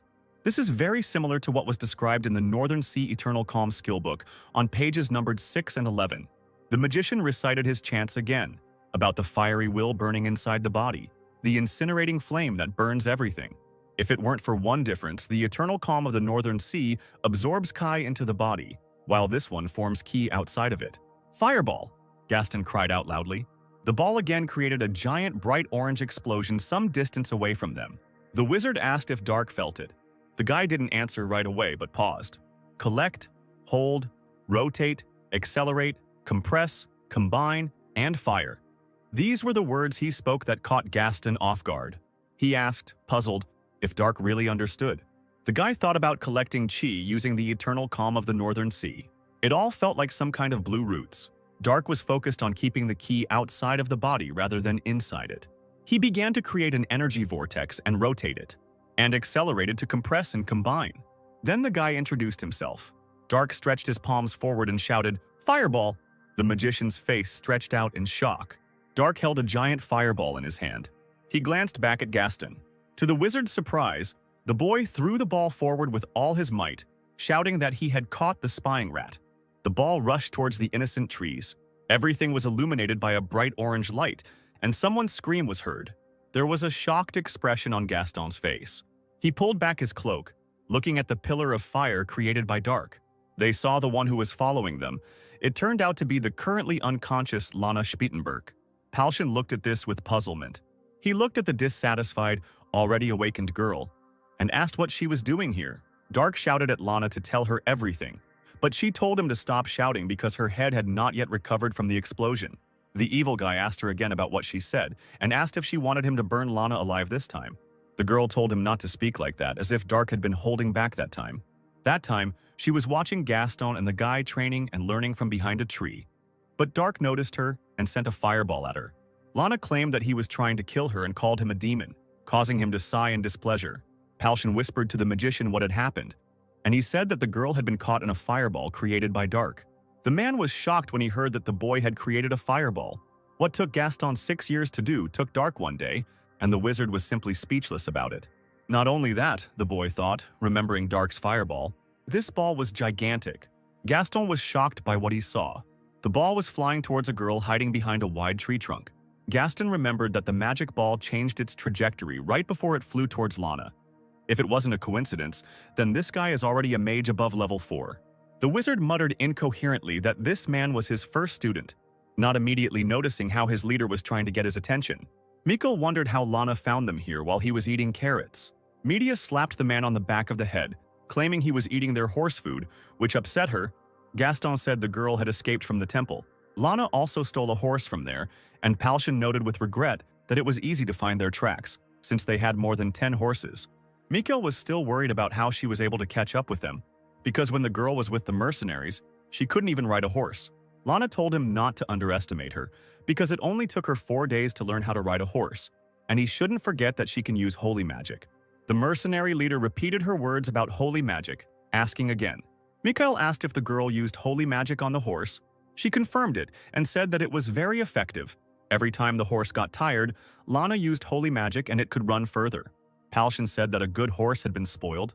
The girl loudly asked what he meant and was indignant, because the horse was in good condition. The man said that this was the problem. Horses don't know magic, since it's not tired, no matter how long it ran, until it reached the knights and mercenaries. The horse will think that it was its own stamina instead of holy magic that gave it the ability to run so much. She will try to run until she collapses and dies of exhaustion if this happens again. The girl was troubled by these words, regretting that her horse would die, because she even managed to give the animal a cute name. Mikkel explained that sometimes horses understand what it was, but most of the time they die during long runs, which is why people are so interested in breeding quality horses. Because holy magic cannot be used on them, Lana worriedly asked what she should do and turned to a horse named Lucy. Palshan was called by name. Jared reminded that the mercenary leader told him that the enemy hideout was not that far from here, the man replied, agreeing with this, that they might reach that hideout tonight. The knight said that then they should return the child back. It would be difficult to protect Lana, and there would be countless problems if her enemies found her. Palshan completely agreed with him, but did not understand who should protect the girl. If there was only 1 or 2 people with Lana, she could be captured and used as a hostage. That didn't mean they had a free person to watch over this child. But they couldn't keep the girl close to them. Palshan suggested that they let her stay with them now, and when they met someone they could trust with Lana, like border guards or church clergy, they would tie up the girl and hand her over to those people, sending her back. Like that time, she could return at any time. What? Dark said furiously. He asked indignantly if the leader and Jared wanted him to guard this stupid and useless child. Palshan replied that they couldn't do anything about it, because the guy was the only one who could ensure the safety of not only Lana, but also himself at the same time. Dark shouted that he refused, considering the girl useless luggage, but she indignantly intervened in the conversation, offended by the fact that she was called luggage. The boy indignantly ordered Lana not to interrupt when adults were talking and called her an ill-mannered sly girl. The girl indignantly asked how he could talk about manners, being a village simpleton from Mount Trebark, and usually such people do not know about them. Gaston suddenly felt something familiar and magical. Gather, hold, rotate, accelerate, compress, combine. These words were in Dark's head as he took a stance for the spell he had studied with the wizard earlier today. Gaston asked the boy to stop in a panic as he realized what he was doing. He covered Dark's mouth with his hand, preventing him from finishing. Mikhail asked the guy to calm down. He shouldn't have been so angry at such a little girl. Lana was outraged that she was called a little girl, since she considered herself a lady. A lighthouse could be seen in the darkness. Antonio Crow said it was strange. He didn't feel mana. Gaston, doing the same thing as the other mage, said that it looked like their enemies had already left. Jared was annoyed that they were at a dead end again. Antonio asked to wait, asking if there was empty space in the basement. No, it was too big for storage. Jared enthusiastically suggested that their opponents might be hiding there. But the bearded sorcerer said that this was not the case, since the room was empty. Gaston could guarantee that there was no one there. But the room in the basement was quite large, like a cave. It could be connected to something else. Sidmion looked at the house in the distance. He suggested that they check it out. 3 dark silhouettes appeared in the opened doorway, standing out noticeably against the blue background. Jared had no doubt that the house was deserted and suggested that his companions go down to the basement. The sounds of footsteps could be heard as they walked down the steps. The company found itself in front of a large, wide wooden door. Palshan stopped his hand doubtfully near the door handle. He grabbed the rings that acted as door handles with both hands. The man suddenly chuckled. He pulled the door rings towards himself with obvious effort in an attempt to open it. Palshan complained that the door wouldn't open. Mikhail didn't think it could be locked and decided to try it himself. The blonde mercenary was asked to wait. Antonio Crow asked if he could look at the door. He extended his hand in the right direction. The magician said he realized something about this place. Mikhail asked what it was. The wizard said that the door was under a spell and could not be opened without a password, and since they did not know the password, there was nothing left to do but knock the door down with brute force. The fair-haired mercenary agreed to do so. Antonio answered him in the negative. They had to hit the door with more mana than what they used to close it. For Mikhail, this was impossible. The blonde man's gaze became tense. The magician turned to Sir Sidmion, who agreed with him and ordered everyone to move away from the door. The knight's gaze became stern. Mikhail and Palshan watched what was happening in silence. Dark also looked, his arms folded across his chest. Jared's longsword sparkled with blue lightning, the blade itself taking on color. Dark noted with a grin that Kai Sidmione was well-disciplined, better than the knight the boy had fought before. The man swung his sword. With his powerful blow, he cut the door apart. Palshan and Mikhail's gazes became shocked. The doorway was empty. Sidmion saw the cave and asked if it was connected to the enemy's hideout. Gaston asked the man to wait. As the sorcerer thought it was a dead end, he turned to Antonio Crow, who agreed with him. The knight asked what it was and what Gaston meant. The guy jerked suddenly. The eyes of both wizards on the team lit up as they said with a smile that this was a wizard's dungeon. They asked to go in there, while Dark yawned boredly, leaning against the wall. He frowned, as if thinking about something. It was still dark outside. "This is the place," the voice said. The 2 cloaked figures looked at the house. One of them asked where those items were kept. The other figure said, "Yes, teacher. He used this place as a shelter for a short time, because he planned to return, since the mission has the highest priority." The gray magician asked if there was even a need for the teacher to come here. The black-bearded man clarified what his interlocutor was talking about. Because even as a man who had put everything into reviving his country from the ashes, he was still a mage. This was a wizard's dungeon with a considerable amount of magical tools and books stored there. How could he trust this to anyone other than himself?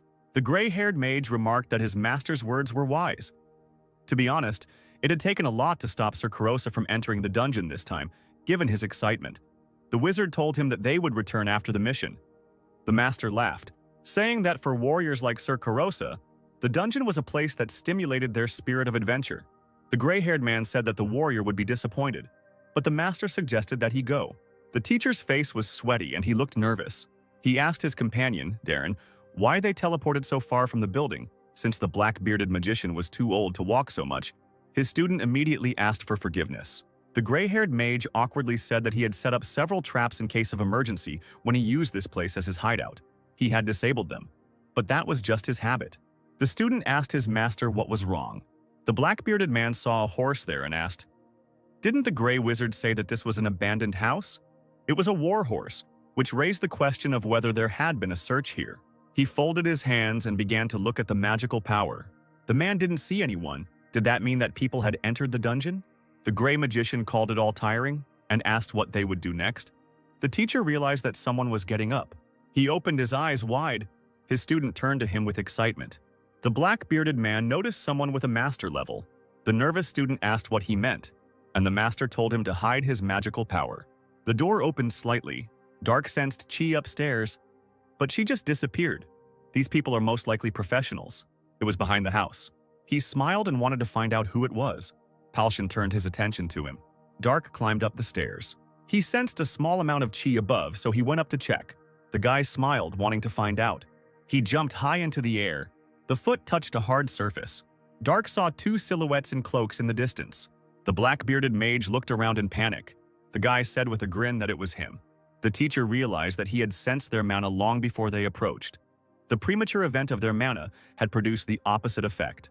He ordered Darren to use the most powerful spell he had right now, and he complied. Dark jumped onto the pipe of the house. His gaze was stern. The black-bearded man closed his eyes. Dark was approaching rapidly. The gray-haired magician put his hands forward, between the palms of which red sparks were visible. The guy chuckled in surprise as he ran. The wizard created a giant explosion. Dark approached and swung at the magician. A look of alarm appeared on the student's face. The guy swung his sword with a stern look. The teacher summoned the flame of apocalypse. Dark's gaze was wary. The black-bearded opponent's hand was extended forward. Everything around the guy turned red and black. It caught him off guard. Dark coughed and closed his eyes. The teacher helped his student to stand up. The man looked up, holding Darren's hand, and looking up at the black-red glowing magic ball. He summoned a teleport, disappearing along with his student. The books stood on the shelf. Gaston said that, as expected, they were right. A skilled wizard lived here. These books are level 6 and above. Antonio Crow insisted that they should be taken to the castle. If you simply translate everything into a book equivalent, then they found a fantastic treasure here. Jimmy didn't look interested. He asked if this was what dungeons were. The magician asked what else they could be. Raven said there were few traps. Only one arrow was the most dangerous. Gaston said he almost died there. Lana said that if this was a wizard's dungeon, there should have been a lot of monsters and dangerous traps everywhere. Antonio chuckled, asking how the magician could make such a room without anyone's help. Gaston explained, "Basically, the dungeon is where wizards keep their books and tools. If they set up traps and dangerous monsters, wouldn't they ruin them?" Palshan called it a disappointment and asked if he could go upstairs with Dark. Mikkel said that the mages said that these were expensive books, so they would be pleased with that. Suddenly, the mercenary leader heard something. The fair-haired man realized that the sound was coming from above. Jared noticed this too. Everything around suddenly began to shake. The girl fell screaming into the arms of Media, who asked if what was happening was an earthquake. Sidmion shouted that it was an ambush. He ordered everyone to go outside. Palshan and Mikhail were shocked. Their loud steps brought them closer to the exit. Palshan carried the girl on his shoulder. They walked quickly up the stairs. So the group ran out into the dark street. Sidmion stopped suddenly, confusing Gaston. The man mentioned the Lord's name. In front of them, a huge crater gaped in the ground, apparently left by an explosion. Palshan asked where Dark was, going over the worst options in his head. Gaston wanted to use the viewing of magical power, but the knight claimed that there was no need for it. The magician asked him again. Jared didn't feel any mana and thought that the opponents had fled after the ambush. The leader of the mercenaries ran past him abruptly. The knight called out to the running Palshan. The man stopped at the edge of a giant crater. His face showed excitement and horror. There lay Dark, unconscious and with his clothes all torn. Palace of the Krataus Empire. There was a giant glowing circle drawn on the floor of the room. Darren and his master appeared in it. The gray magician said that it was him. Dark was the warrior who killed Sir Carosa. The black-bearded man was shocked by this statement. The horses outside the fence must have belonged to the guy and his group, who were probably in the basement, in the dungeon. Darren asked if his teacher thought their opponent was dead. With the teacher's magic, even master-level people. The man interrupted him, claiming that they couldn't be sure until they saw the corpse with their own eyes. The flame of apocalypse had dealt a direct hit, so even people at the master level would be unlikely to survive it. The gray mage said that it was all in vain, because there might be a mage who could use earth memories, so there was a chance that they could be tracked down. The gentleman said that it was not a problem. Darren's identity was not revealed even in other countries. The teacher is a public figure, but from the moment he put on the cloak, they can only track him with spells. But the Flame of Apocalypse is black magic. They will never be able to trace the connection of this spell to a man. The student asked if the teacher was sure that they shouldn't worry about this. The teacher thought that in fact they should worry more about the warrior of the mastery level. The man had previously thought that it was one of Corinth's warriors, but he was wrong. The masters of Corinth are Thierry de Valencia, Camus de Rochester, and Risa de Cluden. If not them, then the mages need to find out who Dark is.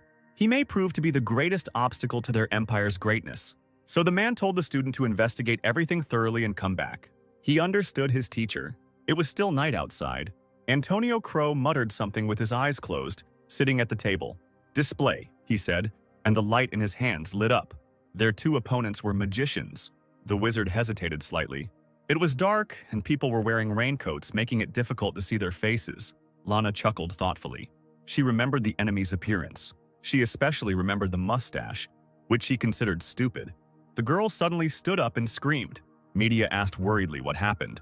Lana began to mumble something unintelligible about the person the spell showed. This man turned out to be the mage who attacked the girl, and he could use a level 5 explosion. Antonio Crow could also use it. But the problem started later. Sidmeon asked about the wriggling thing. The sorcerer explained that this was the Black Flame. There was only one type of spell that could do this. It was black magic that astonished those present. Black magic is a power that you borrow from the demon gods through a contract with them. One who is able to use it must be a mage of at least the 6th level.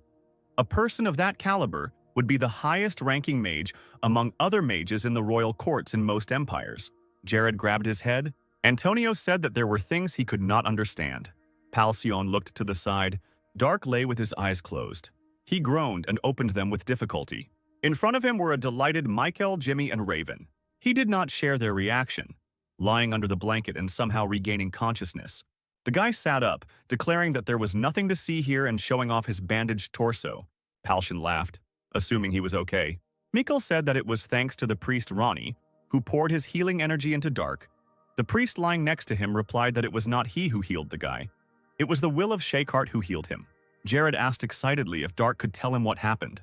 The bearded wizard said that they only saw everything through the Earth's memories. It seems that they were the magicians who kidnapped Lana before. But the next explosion was even stronger, so Antonio believed that it was the work of black magic. Dark asked him again, not understanding.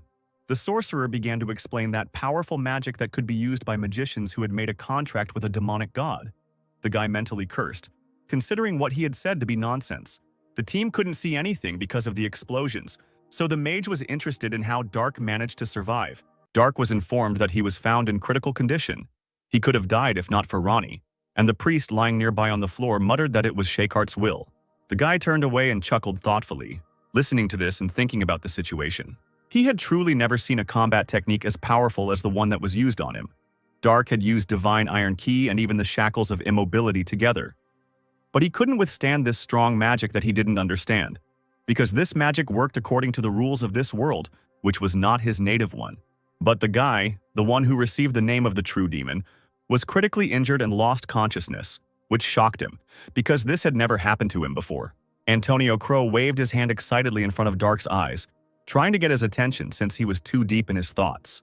The guy lay down, turned away, and covered himself with a blanket, saying that he blocked the first blow, but couldn't handle the second blow, that's all. He felt unusual. The magician thoughtfully repeated his words about how Dark was able to block the explosion while holding his own chin. Knight Jared said that to do this, you need to be at least his level, or even higher, which is surprising because, until recently, the guy was just a hunter. Mikkel said that this was not the most surprising thing, because something more significant had already happened to them.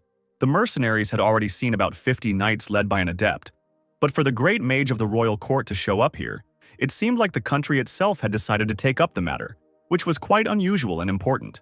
Can the mercenaries now calmly think about the fact that they will not use titans? The knight could not help but agree with this, understanding their point of view. One titan could wipe out their team, so Mikkel wondered if their team had a way to fight it. Jimmy and Raven's faces darkened as they thought. Mikkel and Jared stood silently opposite each other, also deep in thought. Dark noticed that they mentioned titanium. He turned his head slightly, listening, as he was interested in this topic, thinking that it might be useful. Jared said that his Titan Kuma is with him, so they don't need to worry. Media asked where the Titan was, even though she knew Sidmion couldn't keep the weapon in plain sight. But the man told everyone to follow him so he could show off his Titan. A group of people stood near the house, waiting for something. Everyone looked at Jared, who stood in front. Gaston turned his attention to Dark and asked when he had managed to follow them. But the guy did not answer him, carefully watching what was happening. "Kuma, come," said Sidmion, calling upon his Titan. Dark turned his gaze. A certain sight caught his attention. Bright blue spirals began to spin in the starry night sky. Jimmy let out a delighted cry as he watched. Raven asked him to calm down, and Media and Palshan looked up in confusion. The large round shield depicted the silhouette of a golden two-headed lion. Dark's face showed surprise, but also interest. In front of them stood a real metal giant, dressed in giant heavy armor and holding that same large round shield with a lion. The other mercenaries also gave this creature looks that showed a variety of emotions, but mostly it was admiration or surprise. Lana gasped in surprise, reporting that she was seeing the Titan with her own eyes for the first time, and it was bigger than she thought. Dark looked straight at the giant, as he was initially interested in this. Palshan asked if the guy was seeing such a creature for the first time, and explained that it was the world's most powerful magical military property, a Titan, while Dark asked in amazement if, since this thing was military, it could move. The mercenary leader replied that the Titan was much faster than a human, and not only that, Jared checked to see if everyone had calmed down. The man knew it was already quite late, but he thought they needed to move now. Palshan thought that they wouldn't be able to get more information now anyway, so he suggested moving towards Galicia. In the night blue starry sky hung two moons, so familiar to the sky of this world, illuminating a string of horses walking one after another. Gaston dozed on his horse. He woke up when he heard a voice calling out to him. The guy asked if Dark had called him and said that he was in deep thought. Not wanting to admit that he had fallen asleep, Dark asked the magician how this thing called Titan moves, whether he does it with the help of magic. Gaston realized that his interlocutor was curious and confirmed his suspicions, saying that the Titan was using golem magic. Dark asked him again about this information, as he did not quite understand what was said. Golem magic transformed stone, wood, steel, and similar materials into humanoid form and allowed them to be controlled, while titanium originated from the concept of a golem. This story was very long, so to put it briefly, the Titans were invented when people wanted to control the golem, which was apparently impossible. The role of the pilot is performed by a knight adept who can use a large amount of mana, using a compact instrument called the central nervous system. Knights are able to transmit their mana directly to the golems, which helps control their system. Dark asked if this meant that depending on the knight's skills, the Titan's strength could be different. The wizard said that the guy, as usual, understood everything quickly. If the mana output is the same, then everything depends on the knight's skills. However, if Axion's mana output is higher, he can easily suppress the enemy even with a difference in skills. Also, the main military power of the country is made up of Titans with a high mana output coefficient. Romero of Alcus, the Empire of the Mages, is the standard of all Titans, so everyone uses Romero's allocation of 1-0 as the standard unit. Palshan asked how much mana output Sir Sidmion's Titan had, and he replied that Kuma was an Anthros-class Titan. Of course, his titanium is better than the standard ones, considering they are made for the Royal Knights. Dark asked how many such knights there were in total, but Jared didn't know the answer to that question. Only the adepts are registered in the Temple of War, one can only assume, but the Titans and other details are a secret in each country. The night moonlight penetrated through the long and narrow windows. The light fell on the wooden stairs. The giant hand in a dark blue metal glove moved. The muscular man in the headscarf muttered something unintelligible under his breath. A male voice addressed him and asked how the work was progressing. The man informed Sir Tozier, who had approached him, that everything was going very well. The black-bearded man asked if they had enough material for the nervous system and other needs. His interlocutor reported that yes, all thanks to the Dragon Heart, the 12 Azure Knights would be ready in the shortest time, which was a success. Sir Tozer asked if this meant that everything would be done as planned, and the subordinate confirmed this. They were looking at something big. In front of them was a large silhouette of a horned creature. It was the first 3-0 in history and the world. A satisfied smile appeared on the black-bearded man's face. He looked at two dark rows of giant silhouettes. It was daytime in the trading city of Galicia, and the bright, warm sun was shining. illuminating everything around. People were walking along the streets, buying fresh fruit at the market, making noise and chatting, and generally going about their daily business. Gaston asked if anyone had found any clues. Mikhail loudly ordered 4 beers, Raven preferred to drink milk, and the magician, seeing this, asked the man if he had already managed to eat. Mikhail said, resting his head on his folded hands on the table, that he would eat later. He just wanted to drink some cold beer. He had tried his best to get information, but had not been able to find anything. Gaston thought he would have to hope that Palshan or Sir Sidmian had been able to find some information. The fair-haired man asked about Media. The wizard said that the girl took Lana with her and went to the Temple of Athena. Mikhail asked if Dark was going with them, to which the guy chuckled, claiming that Dark would not want to go anywhere with Lana. Gaston didn't know what was going on, but the subject of their conversation was now sitting in his room. Lost in his thoughts, Dark exhaled, stretching. He remembered the words of the elderly mage from the academy. The golden age of magic was about 1,000 years ago, but no one ever returned from the spatial travel. The mages of the academy simply did not have records. Dark thought it was the same as saying there was absolutely no way back. The guy was so powerless, and it irritated him. He leaned back on the bed and thought that at that moment he would be happy to see even Chang and Ghoul. Dark looked up thoughtfully as he lay on the bed. Footsteps belonging to several people were heard. Among several men in cloaks, there was one particularly gloomy man. He kicked open the door to the room with a powerful kick. The man exclaimed, looking around the room, that there was no one here. Standing near the doorway, Dark said that he heard the people in cloaks long before they arrived and called them amateurs. The man was clearly taken by surprise because he didn't notice the guy right away. The man smiled evilly, licking his dagger. He had heard that Dark could do something and agreed to be kind if he went with them. The guy agreed and surprised the people in cloaks with his reaction. Dark asked why the people were standing and asked them to show him the way. The people in cloaks were not surprised. Someone told Dark not to linger. The boy's hands were tied behind his back. His legs were also tied to a chair, and a scarf was tied around his head, blocking his view. One man ordered the bandage to be removed from the captive. The loosened bandage fell under Dark's chin. The man asked the blonde girl standing next to him if this was the person she needed. She noticed that Dark knew it was better to go if asked politely. The man next to her chuckled, asking if the guy had any debt and if the girl wanted to pay him off now. She confirmed this. Dark asked what she wanted. He managed to doze off for a second, but the girl ordered the people to first beat the guy half to death and then make him crippled. The man told his subordinates that they heard her words. He ordered not to kill the captured guy. "Yes, sir," his subordinates shouted and ran towards Dark, who was tied to a chair. The man, hearing the noise behind him, said that the guy was already screaming and therefore was going to talk to the girl about payment for the service rendered. The girl watching from behind had a shocked expression on her face. The man asked what was going on and what was going on there. Looking back, he discovered in horror that Dark had managed to free himself in that short time and defeat his subordinates, whose bodies were now lying on the floor. Dark asked the man, while the people on the floor were groaning, if he was the boss here. The man sheepishly replied that yes. Dark chuckled with a questioning intonation. The boss grabbed the girl by the hand, asking her to spare himself because he was ready to give the guy the girl for such a favor. A leg flashed in front of the man's nose. Dark brought his foot down hard on the boss's head. The guy asked if the girl was bothering him again. Dark had had enough of her antics over the past few days. He reported that the girl had arrived just in time. Media asked the girl what happened. She said that her ear was itchy.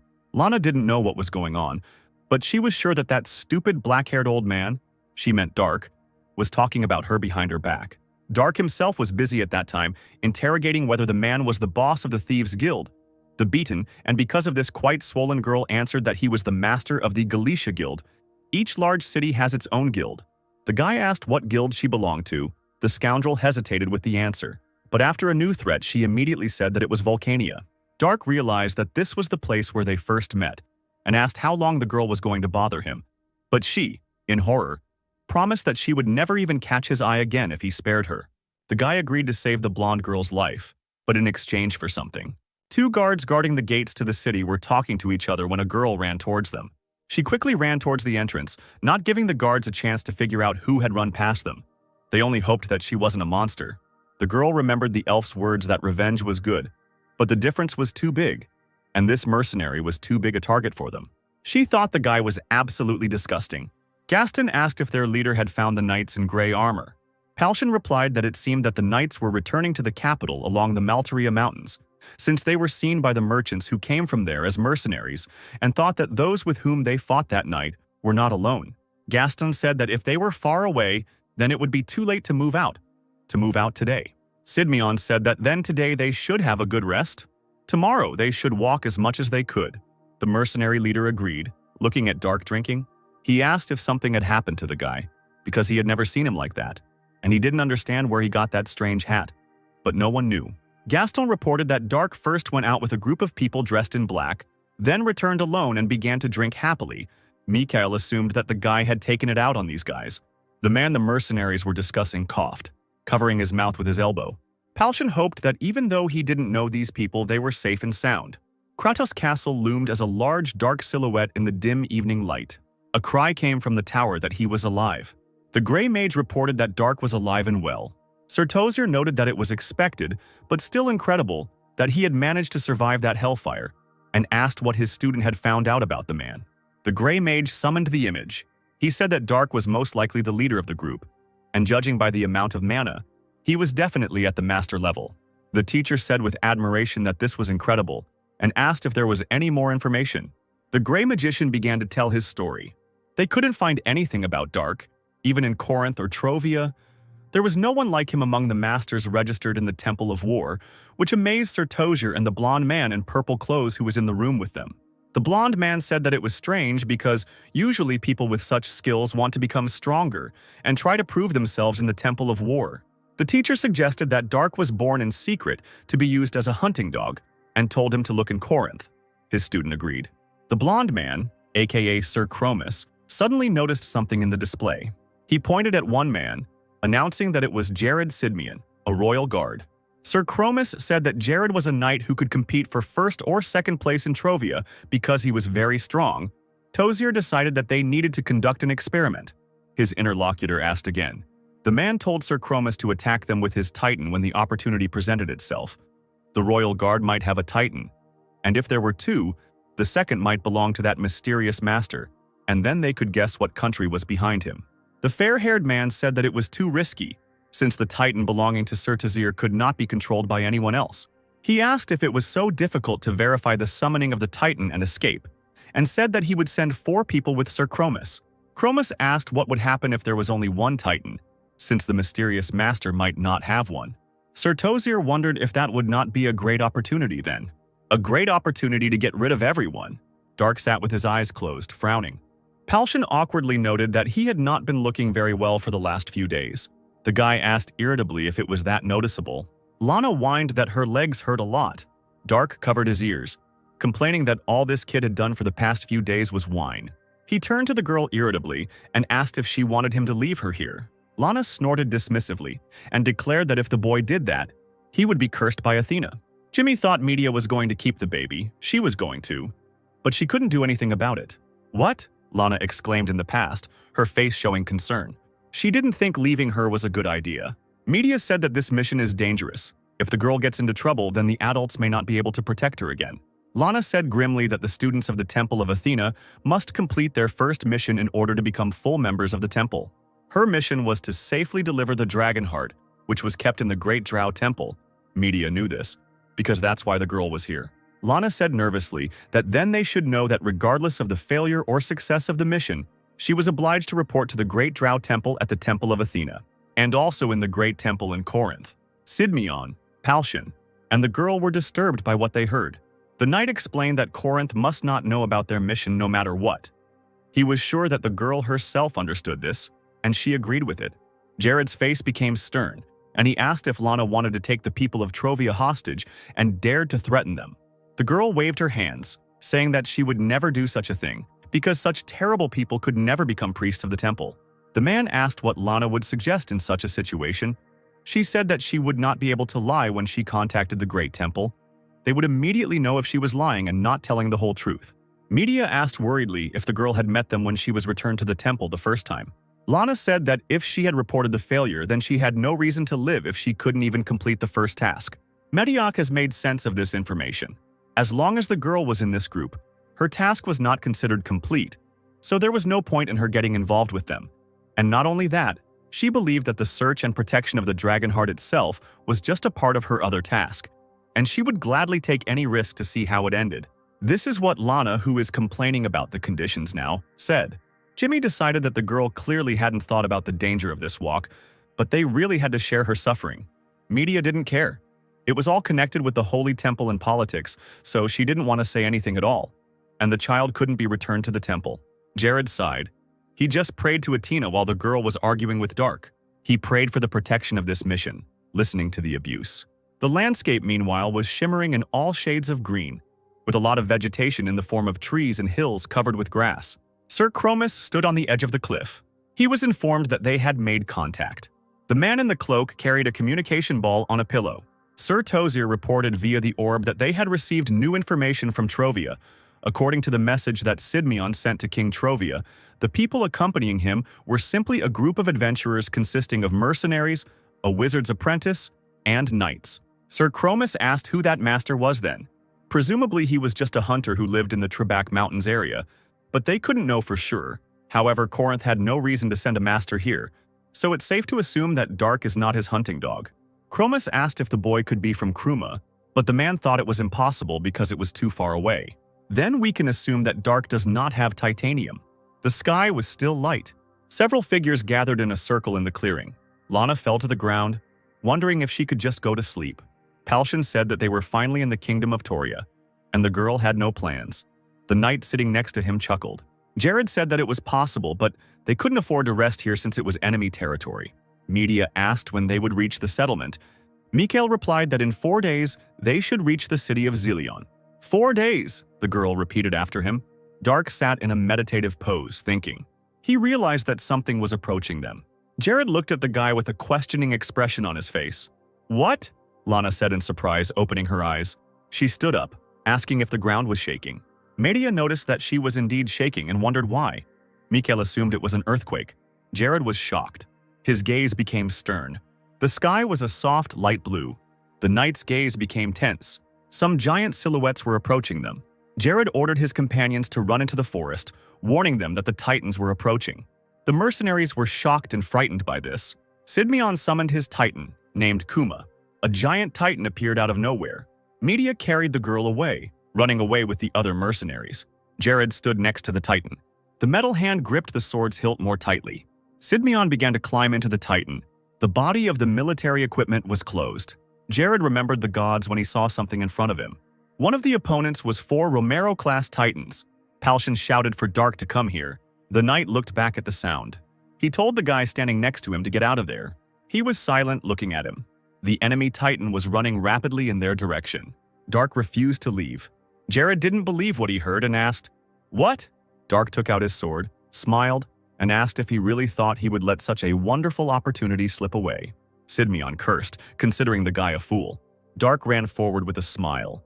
The greenish Titan stood in front. Sir Chromis said that fighting a Titan without proper weapons was outrageous and ordered his subordinate named Kalyan to deal with the guy. Kalyan obediently agreed.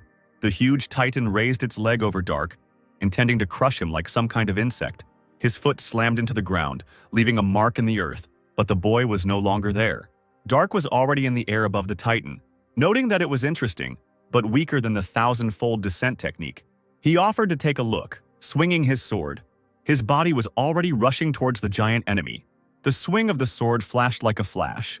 Jared, sitting in the Titan, asked in confusion if it was a mana wave. Dark said, touching the blade of his weapon, that the enemy was strong enough. The enemy Titan shielded himself with a shield. Sidmeon realized with horror that it was the master. Sir Chromis said that there was no point in getting distracted. He swung his Titan's arm, intending to hit the knight's Titan on the head. The green Titan struck Sidmeon. He was clearly taken by surprise. Jared made a sound of displeasure, another blow to his shield. This blow threw the Titan Sidmeon some distance away from the enemy Titans. One green Romero cursed. He ran towards the Knight Titan. Titan Jared's hand gripped the handle of the shield. The shields of the giant Titans clashed. Sir Chromis's face twisted. Sir Sidmeon's face was stern. The green Titan's foot left a mark in the ground.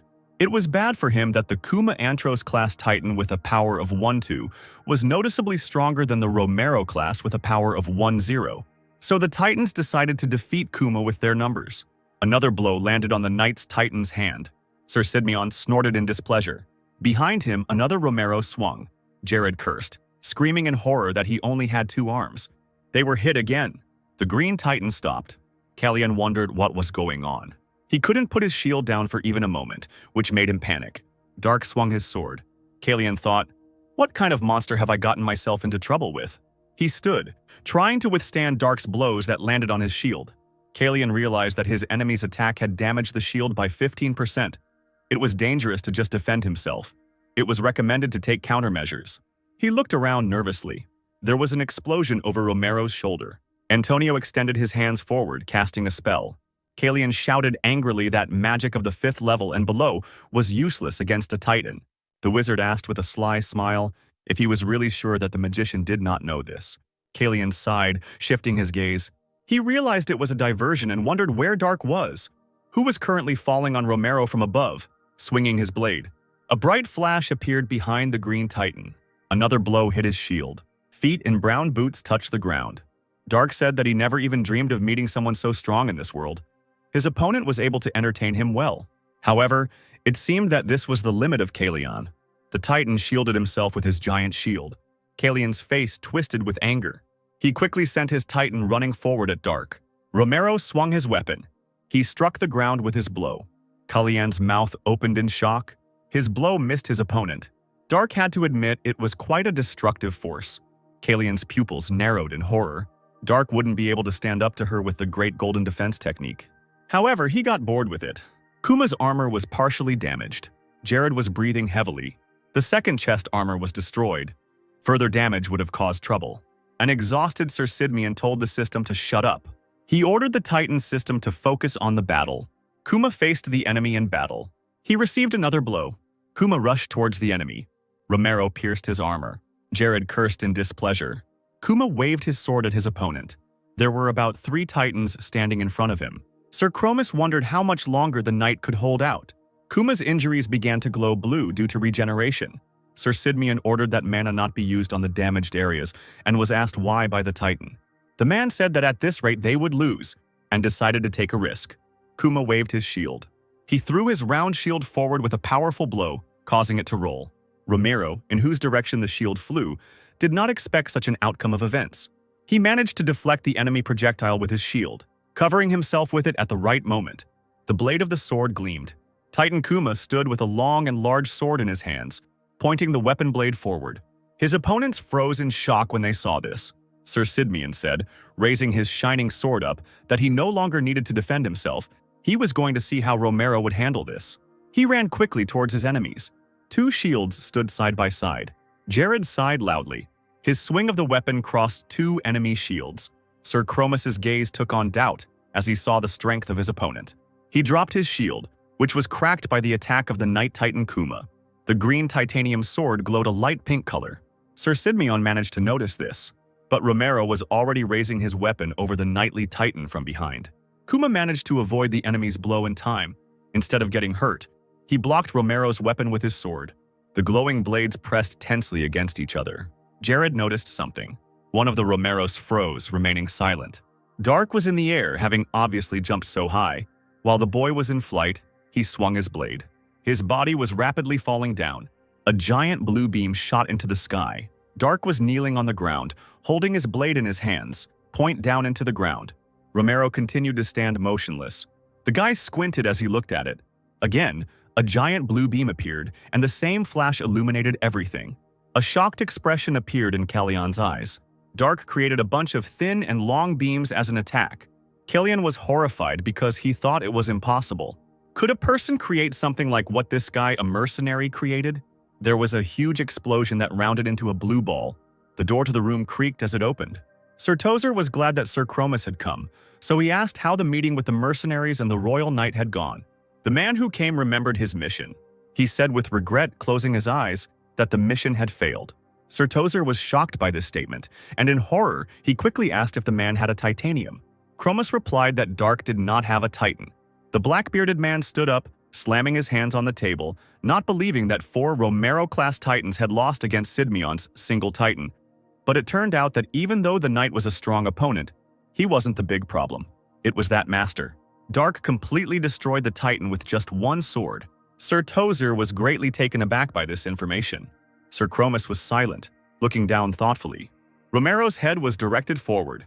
A huge, blinding flash took the shape of a ball. The Titan tried to cover himself with his hands. Romero Caliana cracked and opened, revealing a man sitting inside. Mana continued to swirl around Dark in circles. Sir Chromus's face showed horror. He clearly did not expect something like this to happen. The man remembered Dark's gaze as emotionless and cold. Sir Chromus said that the black-bearded man could verify his words. Their Titan was completely destroyed, and Kalian, who piloted it, was out of action for 5 months. The man had certainly heard that people at the master level were strong, but that mercenary was not just strong. The level he had reached was impossible for a human, which terrified Sir Chromus. Sir Tozier touched his chin, considering his interlocutor's words. He asked how many Titans it would take to kill this man. At first, Sir Chromus assumed that 5 Romeros would be enough, but then he interrupted himself, calculating that at least 10 Romero-level Titans would be needed. Sir Tozer said that this meant that they must be willing to sacrifice 9 of their Titans, and yet they would not be able to defeat this man, even though he was alone. They had to find another way, and Sir Chromus was free for the day. Media shook the unconscious girl and said that it was all over. Palshan shouted to Dark in the distance whether he was okay after the fight.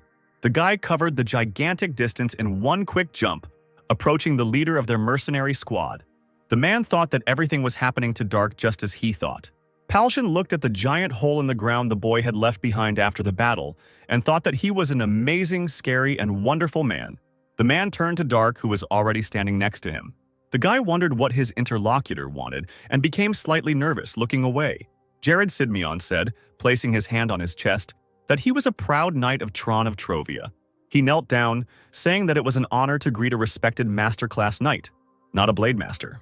Mikhail and the mercenary leader stared open-mouthed in shock at the kneeling knight, while Dark looked at him with confusion.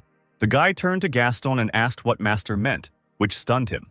The magician remembered that Dark didn't even know who the adepts were, so it was not surprising that he didn't understand anything, and asked a question. The magician thought that their leader should answer. But the man had a different opinion, because there was someone more suitable for telling the story on the required topic. Under this man, Palshan had a knight who was right here. Jared asked if it was true what he had heard about Dark, that he had been a hunter on Mount Trebark. Sidmion said that if it is difficult for a guy to answer, then it is normal, because it does not matter whether it is true or not. Dark scratched his head in confusion and asked why the knight was asking him then. Sir Sidmion asked if the boy belonged to any country, then asked if he could rephrase whether the boy had sworn allegiance to anyone. He replied that he had not. A hint of a smile flickered across the man's lips. He asked if Dark could then join his homeland, Trovia, inviting his interlocutor as the captain of the Royal Knights. Palshan and Mikhail were shocked by this statement. There were only 4 Royal Knights in Trovia, but their captain's seat was vacant. Jared could promise the boy that he would be treated as one of the country's greatest assets. Dark asked if it was because he was a master. The knight confirmed this by nodding to his interlocutor. Those who can infuse mana into a sword are at the adept level, but only masters can create a wave of mana with a sword. And in the entire Great Continent, there are only 12 people who can do something like that. Dark asked the man again about the number of people capable of such a thing. The knight confirmed this and said that wherever the boy went, he would be offered a high position in the army, and after proving his loyalty, he would receive the title of chief in the corresponding area. But Dark would not have to prove his loyalty in Trovia, because Jared would do everything he could to convince his majesty. The boy said that title and fame did not bother him. But Sir Sidmion said that there were 12 more people as strong as Dark himself. At least that's how many people the knight knew about. If Dark had accepted the man's offer, whether he could cross his blades with them was what worried the boy. Sir Sidmion was uneasy about this question. He said that he couldn't guarantee this to Dark, and he wondered in his head if all masters were so self-confident. Moreover, a battle between masters meant a war between countries, and a small country like Trovia could only fight at the adept level, which made the guy wonder if the master but adept that everyone praised turned out to be a weakling, how strong all these masters really were. But now, it was more important for Dark to find information about teleportation magic, and entertainment like the masters could wait. A chuckle was heard in the room of the high tower. Sir Tozier was pondering the information about Dark. This guy managed to survive a direct hit from the Flame of Apocalypse, and was even able to destroy a Titan with one ball. His student asked if he could speak. The man told him to speak. The Grey Magician said that it was hard to believe, but after he met that master a second time, he showed similar behavior. His teacher asked what this could mean. Dark ran straight towards their magic, This shows his competitive nature. Perhaps he is very confident in his abilities. Obviously, the guy is strong enough to think so. But it becomes clear that he has absolutely no understanding of magic. The black-bearded man asked what of it. There wasn't much magic that could. He stopped speaking, his eyes widening with a sudden thought. The gray-haired wizard said, bowing his head, that it was possible. Sir Tozer realized that even if they couldn't kill Dark, they could make him disappear. The city of Zillion had many green and yellow warm shades. Mikhail said that was all they could do. The mercenaries never found a single trace, so their leader thought that further searches were pointless. Jared exhaled as he sat on the floor. If he returned now, the knight would only face the wrath of Corinth, whether he should consult the oracle for guidance. Lana agreed with him, her eyes sparkled. She said that if a man wants to go to the oracle of the Temple of Athena, the goddess of wisdom is the best. Since the girl is from the Great Drow Temple, which houses the main temple of Athena, they won't even have to wait. The faces of the mercenaries present darkened, and Lana asked why. Dark stood up from his seat. The girl immediately noticed this and indignantly and loudly asked where he went when she was talking about important things. The guy wasn't sure he needed to listen to all this. Lana thought that, of course, he should listen to it, because Dark himself wasn't much use when it came to gathering information. Maybe he was embarrassed to listen to it, but nothing could be done about it. The guy ignored her sarcastic words and left the room, which surprised the girl who was expecting a reaction. Lana said it wasn't funny, and the mercenary leader smiled and suggested that Dark wasn't in the mood for it right now. The guy had been diligently searching for any information for the past few days, but it seemed he hadn't found anything useful yet. Dark stood behind the door. He irritably promised himself that he would kill this stupid little girl without anyone knowing. Jared, who had come up from behind, called out to him.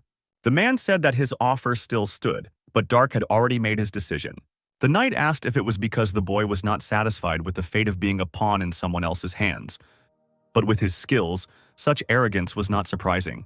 But more often than not, if politicians can't get their hands on such power, they'll try to destroy it, which will become even more likely when the team arrives in Corinth. Jared was sure that his interlocutor was unlikely to be able to deal with all of their masters on his own. These words made Dark think. He asked about Sir Sidmian's homeland, the country of Trovia, whether it was under the rule of Corinth. Jared's companions, the knight and the mage standing behind him, were stunned by the boy's suggestion. Sir Sidmian, greatly embarrassed by this, quickly closed the door behind him and confirmed the words of his interlocutor, saying that although Trovia and Corinth pretended to be allies, the truth could not be denied. On the other hand, thanks to this, they can protect Dark. Even though it is all in words, politicians cannot ask to give them an allied knight at their disposal. The guy was silent, listening to this. He believed that Sir Sidmian would face Corinth's wrath if this mission failed, so he thought it best to continue the conversation once the mission was accomplished. Jared understood this, and at that moment, Lana stuck her head out of the doorway, wanting to urgently find out what they were talking about. The girl reproachfully shouted at Dark that he was becoming more and more arrogant just because he knew how to fight a little. The guy addressed the girl, calling her first and last name, which surprised Lana Spittenberg because she didn't think he remembered her name.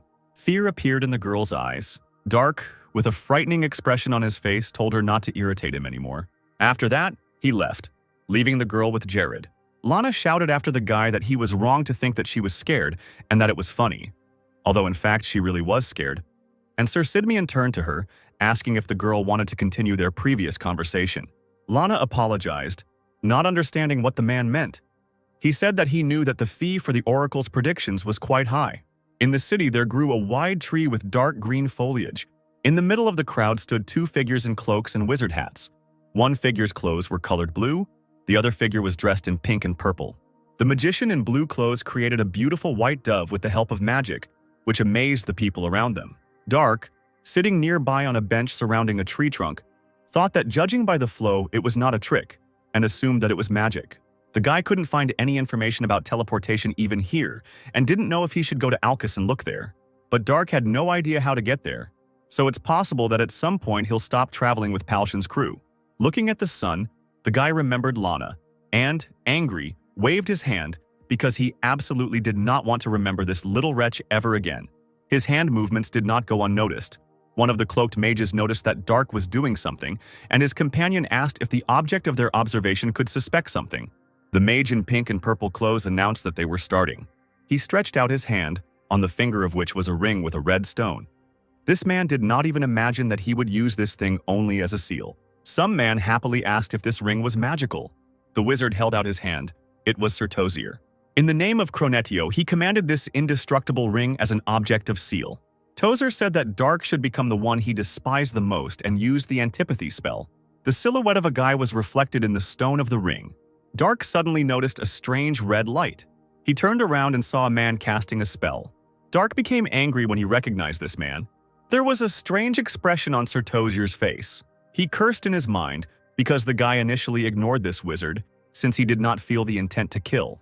Dark ran towards his opponents, but his body began to change. He was taken by surprise by this sudden and strange feeling. The two sorcerers used warp, disappearing before the boy could reach them and do anything. The portal circle with symbols in the tower glowed with blue light.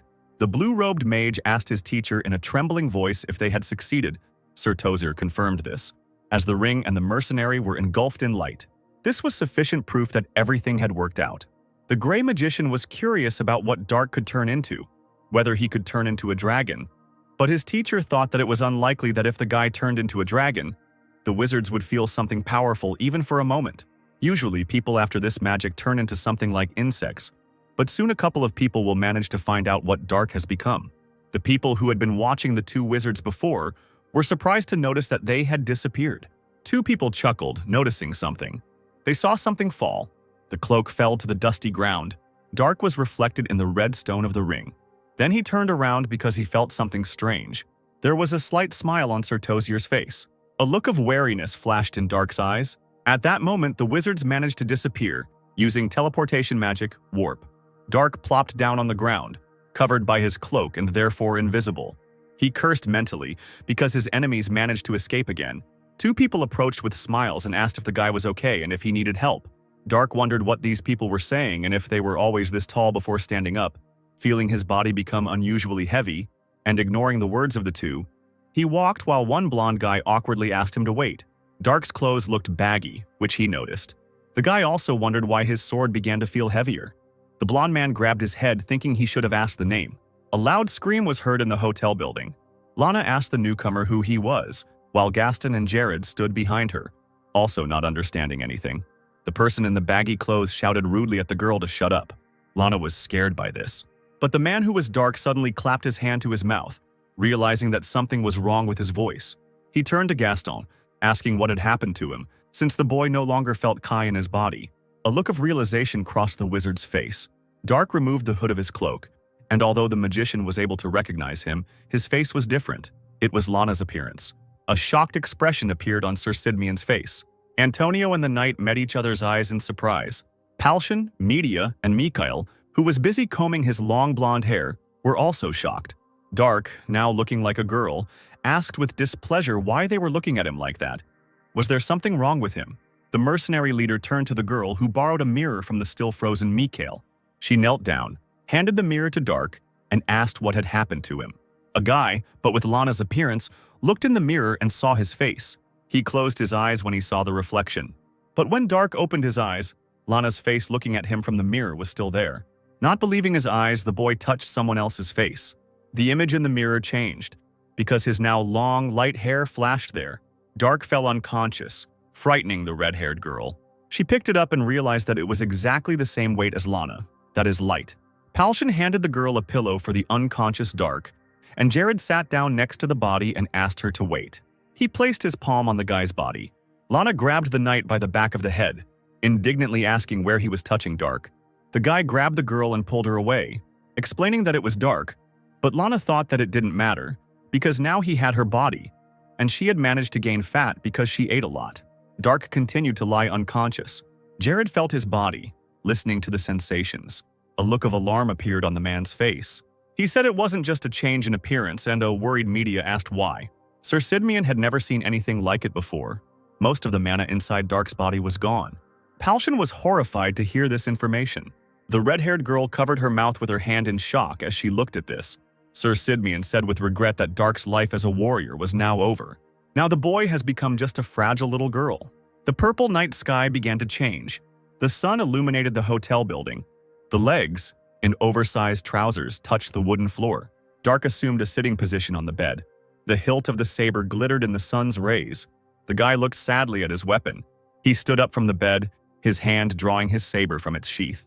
Dark swung his weapon, extending his hand. His hand began to tremble. A desperate expression appeared on Dark's face. The handle shook in his hand, but the guy still tried to hold on to the saber. The weapon fell from his hand and hit the wooden floor. Dark grabbed his hand. His accumulated ki from 70 years of training. The body obtained through divine rebirth of his earthly body. All this was gone. Dark sadly thought about the possibilities of returning to his world in such a body. There was a discreet knock on the door. It was Media who brought the clothes. Behind the closed green door, she couldn't help but hear the guy's groans. The girl sympathetically lowered her head down, feeling sorry for him. Palshan took a piece of bread from the bowl and noticed that Media was late. Mikhail said that it was a rather grim situation, and Gaston turned to Sir Sidmian. The guy asked if it was true that the warrior's life was now over for Dark. The knight said that his situation was better than Lana's. He can be thought of as a fragile girl who has complete mastery of the sword in theory. Or rather, since Dark learned it himself, it is not just a theory. Mikhail asked if Sir Sidmian meant that since the boy had lost too much mana to apply this theory, then as a warrior he was dead. He agreed with that. No matter how strong your psyche is, you won't be able to cope with stress when the skills you've perfected your entire life disappear in an instant. Considering the level Dark has reached, the stress and frustration is unimaginable for people like the group of people gathered here. Jimmy suddenly spoke. He believed that if he were in Dark's place, he would have gone crazy or committed suicide. Lana was outraged by their reasoning because she did not understand what was wrong with her body. Antonio said that it was not worth going that far. The mercenary leader said that Jimmy was right, which made the girl even more angry. Palshan said that it was not about her appearance. Mages use power from outside to use magic, but warriors store magic in their body. Over decades, they increase it step by step. The despair of losing everything at once is impossible to understand for someone who has never trained as a warrior. Antonio, Crow, and Lana were silent. As she walked down the stairs, Media asked why everyone was so upset. Behind her walked a gloomy Dark, who had changed into clothes that suited his new body. Someone called his name, but the guy didn't react, looking down. Jared, clearly worried about him, asked if Dark was okay. The guy answered positively, but his face was sad. Sir Sidmian said that he would not tell him to do his best, but would rather just offer him something to eat for now. Jimmy said with a smile that at least Dark's new clothes looked appropriate. The red-haired girl thought it was a good thing they had spare clothes. Lana said with a bored face that it was terrible. Dark asked again with displeasure what she had said. The girl was irritated by this situation. What kind of curse was it that could turn him into her? Dark's gaze became angrier than it had been just a second ago. Lana asked what she should now call a girl who looked like her, since it was no longer possible to call a guy an old man. The table shook when Dark stepped on it. He jumped, swinging his saber at Lana, who didn't have time to react. The girl screamed in fear, covering herself with her hands and closing her eyes. She froze, but no blow came. So Lana opened her eyes to see what was happening. Media managed to stop the guy's blade with her sword, covering the girl with her body. An irritated Dark ordered her to get out of his way. The red-haired girl asked if he was crazy to attack a child with a gun. The boy repeated his order and pushed her sword away. Media's gaze became nervous because her opponent's knowledge was still there, and this gave him an advantage. A series of saber strikes and active attacks followed.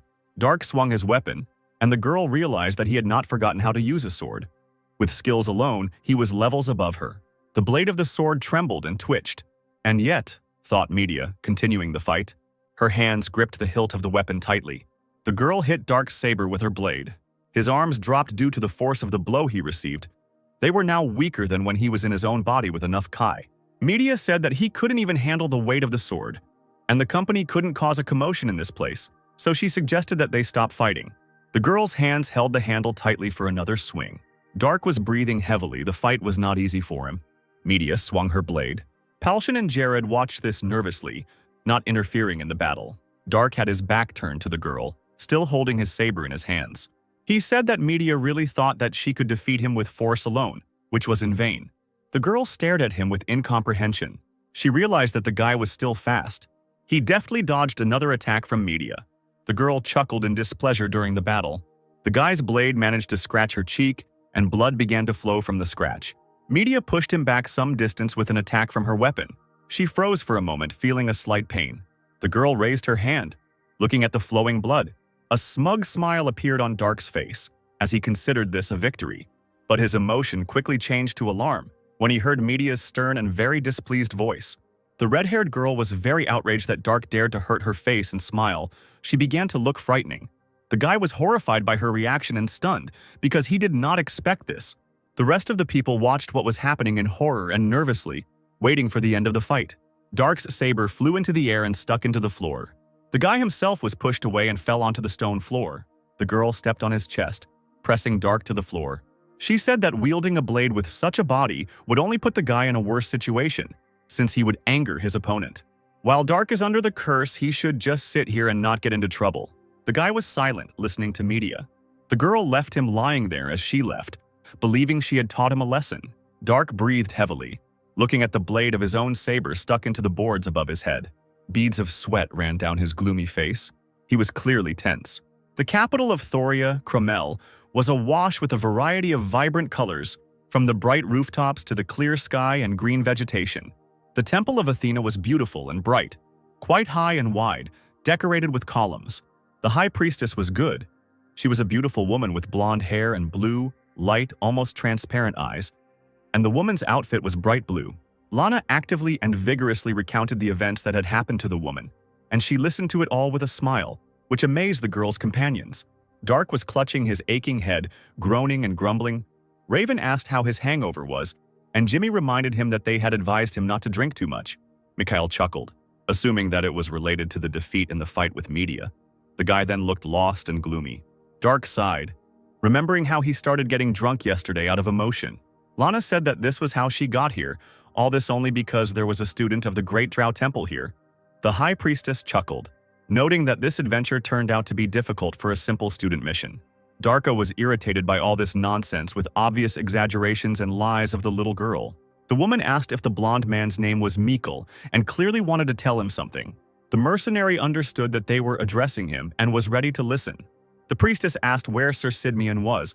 She had heard that he was their leader. Since Toria and Trovia are not allies, the mercenary comrades decided to limit their movements. The woman decided to first analyze the curse for which she needed to touch the bewitched person. Dark's face was stern and displeased. The High Priestess placed her white-gloved hand on the boy's head. Everything around began to glow with a soft, bright light. The woman was clearly surprised. Dark's companions watched this closely. It was impossible, but the High Priestess could not remove such a curse. The woman believed that probably no one could do it. This black magic is called antipathy, and the curse cannot be undone by anyone except the magician who cast it. There is another option. You can kill this sorcerer and find a medium who binds the curse. Dark remembered the wizard who cursed him. He was worried whether he could kill Sir Tozier in such a state. The location of the dragon heart and the one who cast the curse. The woman was interested in whether the people who came wanted to hear the wisdom of the goddess about these two. Mikhail had one more request. The priestess asked what this request was. The man turned to Antonio Crow, as if hinting for action. The bearded wizard placed his hand on Lana's head, and she asked in fear what he was doing. The man activated the memory seal and memory lock, enchanting the child's head. The girl's previously lively, albeit frightened gaze became dull and emotionless. A look of fear appeared on the High Priestess's face, and even Dark became nervous, not understanding what was happening. She immediately grabbed Lana, asking what the mage had done, clearly agitated by what was happening. Mikhail said with regret that he didn't want to do that either. The woman asked if they really thought they could handle the consequences of using mental magic in the Temple of Athena, since it was unacceptable and wrong. The fair-haired mercenary believed that they could come to an agreement, because the priestess heard what the girl said when she described their path. The woman asked anxiously what they meant. Mysterious knights, a wizard with black magic, who they encountered on this difficult journey, titans, the dragon heart, and finally a high-level curse that couldn't be removed. The mercenaries could agree on how dangerous this mission was. It was a miracle that none of them were killed, and the girl also survived. The priestess asked if this was necessary to protect Lana from harm. She didn't understand why they couldn't just ask for the child, but Mikhail informed her that the girl had already escaped from the temple. Lana followed their team, stealing a horse and enchanting it to give it more stamina. There was no point in asking her for anything. Mikhail knew that the woman was capable of dispelling such a spell, but the man asked to wait until the end of their mission. Although this was the apprentice's first task, the mercenaries could no longer bear this burden. The High Priestess understood what she was being thanked for and promised to protect the girl until the time came. The woman said that she would now prepare to receive the wisdom of the goddess and asked the people to wait there. The sun was setting behind the temple building, and sunset was approaching. Jimmy said he didn't understand something, turning to Mikkel. The boy asked if they could really talk about the dragon heart here, if Toria wasn't Corinth's ally, and if they wouldn't pass on this information to someone who shouldn't know about it. The man said that everything was fine, because they were asking for the wisdom of the goddess. If the request was not made publicly, everything would be kept in the strictest confidence. Even the emperor of the nation would not have the right to demand information for himself. It would mean his disrespect for God himself, which surprised Jimmy enough. The power of the king and the god cannot be intertwined, which is why soldiers cannot pull out criminals who asked for shelter in the temple. Argon was an exception, where the king is the high priest of the temple. Jimmy chuckled awkwardly, and the bearded wizard standing next to him looked surprised. Antonio noticed that Mikkel didn't look like an ordinary mercenary. He must have received a significant education. The suggestion that Mikkel was of noble birth alarmed the fair-haired mercenary. He said it was impossible while Dark sat behind a column with an uninterested look. The priestess said that she brought a message from the goddess. She walked, carrying a large scroll in each of her hands. One scroll was about the location of the dragon heart, and the second scroll was about the location of the wizard who cast the curse. Dark frowned at the sight of this, and his appearance became even gloomier. The scroll had some creepy images on it, showing some place with a magic circle and a horned creature. Antonio Crow looked thoughtfully at the azure beast with horns. He said that he had one in mind. Such a beast was the azure dragon, a large and dangerous creature. This information scared Palshan and Mikhail. Jared thought that it sounded plausible, but entering the azure dragon's territory to look for the dragon heart was nothing short of a suicide attempt. A question was asked about the second drawing, an image of the place where a magic circle was drawn on the floor. Antonio didn't know the answer. The sorcerer couldn't say anything until he saw what runes were inside. Palshan suggested going to Alcasis to gather the information they needed. Jared agreed with him, because perhaps someone from the Empire of Wizards would be able to recognize the magic circle. Initially, Dark was also heading to Alcasis. Maybe the mercenaries and their companions will be able to find some clues to lift the curse. Someone's female voice called out loudly to Dark. Media ran towards the doorway. The squad leader asked what happened. The girl quickly asked if Dark was here. She was clearly worried. Palshan became nervous because, up until that moment, he thought that the guy was with Media. It turned out that Dark disappeared after notifying the red-haired girl that he was going to take a shower. Mikkel and Palshan panicked when they heard this information. A plump, mustachioed man greeted the man in front of him. Dark, the man himself, leaned against the counter and asked for a bottle. The man, who was also the seller, clarified that the guy was not going to drink it because he looked like an underage girl, to which he lied that it was just his assignment. The seller handed a large bottle to Dark, saying that the item cost 5 silver coins and 22 tar, and the boy paid for his purchase. Dark turned around and left, holding the drink he had bought in his hands. He opened the neck of the bottle with his teeth, tearing the cork out, after which the guy began to empty the bottle in one gulp, not paying attention to the fact that some of the contents were pouring down his neck and down his collar. He cleared his throat, saying it was wonderful, referring to the drink. The alcohol here was definitely better than this place itself, and now Dark couldn't even do anything. He didn't finish speaking, falling to the ground and dropping the bottle from his hands, which flew high into the air and rolled away. The guy couldn't even return to his world, because he himself didn't understand the local magic, and teleportation magic in particular. Next to him sat a black cat, which had been following him even when he was buying alcohol. Dark sat on his knees and began to scratch and stroke the animal. 3 people were watching him from a distance, their sly smiles not auguring anything good. On a dark evening, the windows in the house glowed yellow. Someone's black boots stopped right in front of the door. The broken door and the subsequent noise interrupted the people's time spent in the house. Mikhail, Raven, and Jimmy stood on the threshold, their faces clearly not in the mood for a friendly and peaceful conversation. The men in the house asked who the people who had come were. The eyes of the 3 mercenaries shone with seriousness in the darkness. The man behind whom the bed stood repeated his question. Dark was lying in the bed, sleeping, undressed, but covered with a blanket. The man swung his fist at Mikhail, insulting him with a strong word. His hand shot towards the mercenary's face. A slight look of fear appeared on the man's face. His fist touched Mikhail's forehead, but he didn't move. The mercenary grabbed the man by the arm. Mikhail used force, yanking the man's arm down. He dropped his stunned opponent to the floor before the other men could even figure out what was happening. Mikhail called Jimmy and Raven. Alarm flashed in the men's eyes.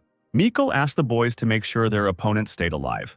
While Jimmy and Raven were dealing with the villains, as evidenced by the noise and screams in the background, the blonde man took care of Dark, wrapping him in a cloak. Mikhail lifted the boy's body into his arms. The fair-haired man was already leaving the house with Dark in his arms when Media ran up to him screaming. The red-haired girl asked anxiously if the mercenary had found the guy. But the sight of an unconscious Dark in the guise of a girl in a man's arms said it all perfectly for him. Media's face became stern. The beaten men, their faces swollen and bruised, begged for mercy. The red-haired girl asked Jimmy and Raven to stop with an unkind smile. She would be sorry if the villains died before she got to them. The eyes of the beaten people showed fear at the realization of what would happen to them next. Mikhail walked away from the house with the rescued boy, wrapped in a dark cloak, in his arms, while screams and pleas for mercy or death were heard in the building itself. The house was burned down, orange flames sending plumes of smoke into the dark night sky. Gaston sat on the floor of the room with a sullen look and his arms folded across his chest. He considered throwing a couple more fireballs at the building. Media entered the room with a loud slam of the door, attracting the attention of Gaston and the leader of their mercenary squad. The look in her green eyes was serious. Everyone in the room stared at her, waiting for Media to speak. The girl said that fortunately nothing happened. Dark just fell asleep because of the alcohol. The whole company breathed a sigh of relief. The realization that they no longer had to worry was pleasant. Mikhail said he was so nervous he couldn't sleep. Jimmy couldn't help but agree with him. Jared said that this was all good and suggested that they go to Alcasus the following morning. They decided to go to bed early today. The bright sun was already shining in the blue sky. The horses stamped their hooves as they galloped forward. Sleepy Dark asked for more beer. Opening his eyes, he found himself tied to a horse in a lying position, which surprised him, and Gaston, riding next to him, asked how long the guy was going to continue drinking in the mornings and advised him to get some sleep. Dark asked where they were going. Their team was going to Alcaças. They needed to see if they could gather any information there, and now the guy wouldn't be identified. So Gaston claimed that the mercenaries would call Dark their slave, so he needed to behave quietly when their procession entered the city. The guy tied to the horse asked what the point was. Media explained, "This is the Empire of Magicians. There we hope to find clues from the drawings in the temple and from your curse." Mikhail added that there is a dragon territory nearby, judging by the records. Still not knowing what creature the blonde was talking about, Dark repeated its name and asked what kind of creature it was. Mikhail explained that this is a creature that ordinary people cannot understand. Majestic creatures that can cover the skies with their wings, calling down lightning, fire, and even storms. Despite their bestial appearance, they are wiser than humans and can speak human language. Sometimes they destroy, devour, or even save humans. The boy thought about it, imagining a drawing of a Chinese dragon, and Antonio noted that it was a rather poetic description, as if the blonde man was from nobility. For a few moments, Mikhail was simply silent. Then he looked at the wizard and said, "You have become terribly attached to this idea since we visited the temple." Crow looked at the mercenary in surprise. He himself hadn't noticed how he had become fixated on this thought. Mikhail asked, "It seems you like having nobles on your side. In that case, what is the benefit?" Antonio replied, "The benefit? I don't even dream of such a thing. The formula, the secret, and the enigma, that's what spurs the curiosity of wizards. Because as soon as they solve these mysteries, the pleasure they receive will be immeasurable." Running his hand through his hair, the blonde said, "I think it would be better to focus my unnecessary curiosity on magical research." The men looked at each other silently and with distrust. Somewhat uneasy about their conversation, Jared said, "Antonio, our mission is to get the help of these adventurers, not to get on their nerves." The wizard apologized for being annoying, but the blonde didn't respond. So the group of mercenaries and knights wandered for some time through the fields, hills, and forests. They soon reached Alcasus, a border town of Gracia. At the gate, a group of people were met by two knights armed with axes. One of them asked where the travelers came from. Smiling, Palshan took out the documents, handed them to the guards, and said that they were from the city of Zilion. "Here is our entry permit." Looking through the papers, the guard concluded, "So you all came from Toria. The goal is the arena." However, the man was confused by Dark, who was tied to the horse and was just a child to him. The mercenary leader nervously replied, "She is our slave. She is too young to sit in the saddle, so we had no choice." The guards didn't really believe it, but they didn't ask any unnecessary questions and silently let the group of people into the city. One of them asked, "They keep a slave on a horse, do you believe it?" Another one answered anxiously, "Did you see this child's eyes? There is no hope or will in them. They are exactly the eyes of a slave." Once again, Dark had overdone it with his alcohol consumption. The jug and cup were overturned, allowing the remains of the noxious liquid to flow out onto the table, where half of the swordsman's sleeping body lay. Jared, Jimmy, and Raven looked at this depressing picture and sighed sadly. Behind the former swordsman's back was a saber, which Sidmian decided to remove. When handing the weapon over to Jimmy, Jared explained that it was a rather dangerous item for Dark's mental health, to which the mercenary agreed. Raven placed Dark on his back and said that he would take him to bed. The mercenary became nervous after hearing the strange sounds coming from the former swordsman and told him not to hold back. Drunk Dark took this literally and started vomiting right on Raven. The mercenary screamed in disgust, and Jimmy and Jared, sympathizing with their comrade, were glad that they weren't the ones who had to carry the guy. After a while, a disgruntled Raven sat and wrung out his freshly washed clothes. And at that moment, Dark was lying on his bed and seeing an alcoholic dream. The next morning arrived, and the awakened swordsman was walking down the stairs to his friends. Hearing the creaking of wooden steps, Media looked towards the guy. Palshan asked if he had finally woken up, and the girl waved her hand at him, calling the mixture to their table. However, Dark was not interested in anything now. He was too thirsty, and at that moment he noticed a red-haired guy who was carrying a tray with a jug and 2 cups. The swordsman asked if there was any Goresh in the vessel, and the red-haired man, alarmed, hesitantly confirmed it. The guy remembered how yesterday this girl had waved a saber at him, demanding that he give her the alcohol. And when she got drunk and threw up on Raven, it was he who had to clean the vomit off the floor.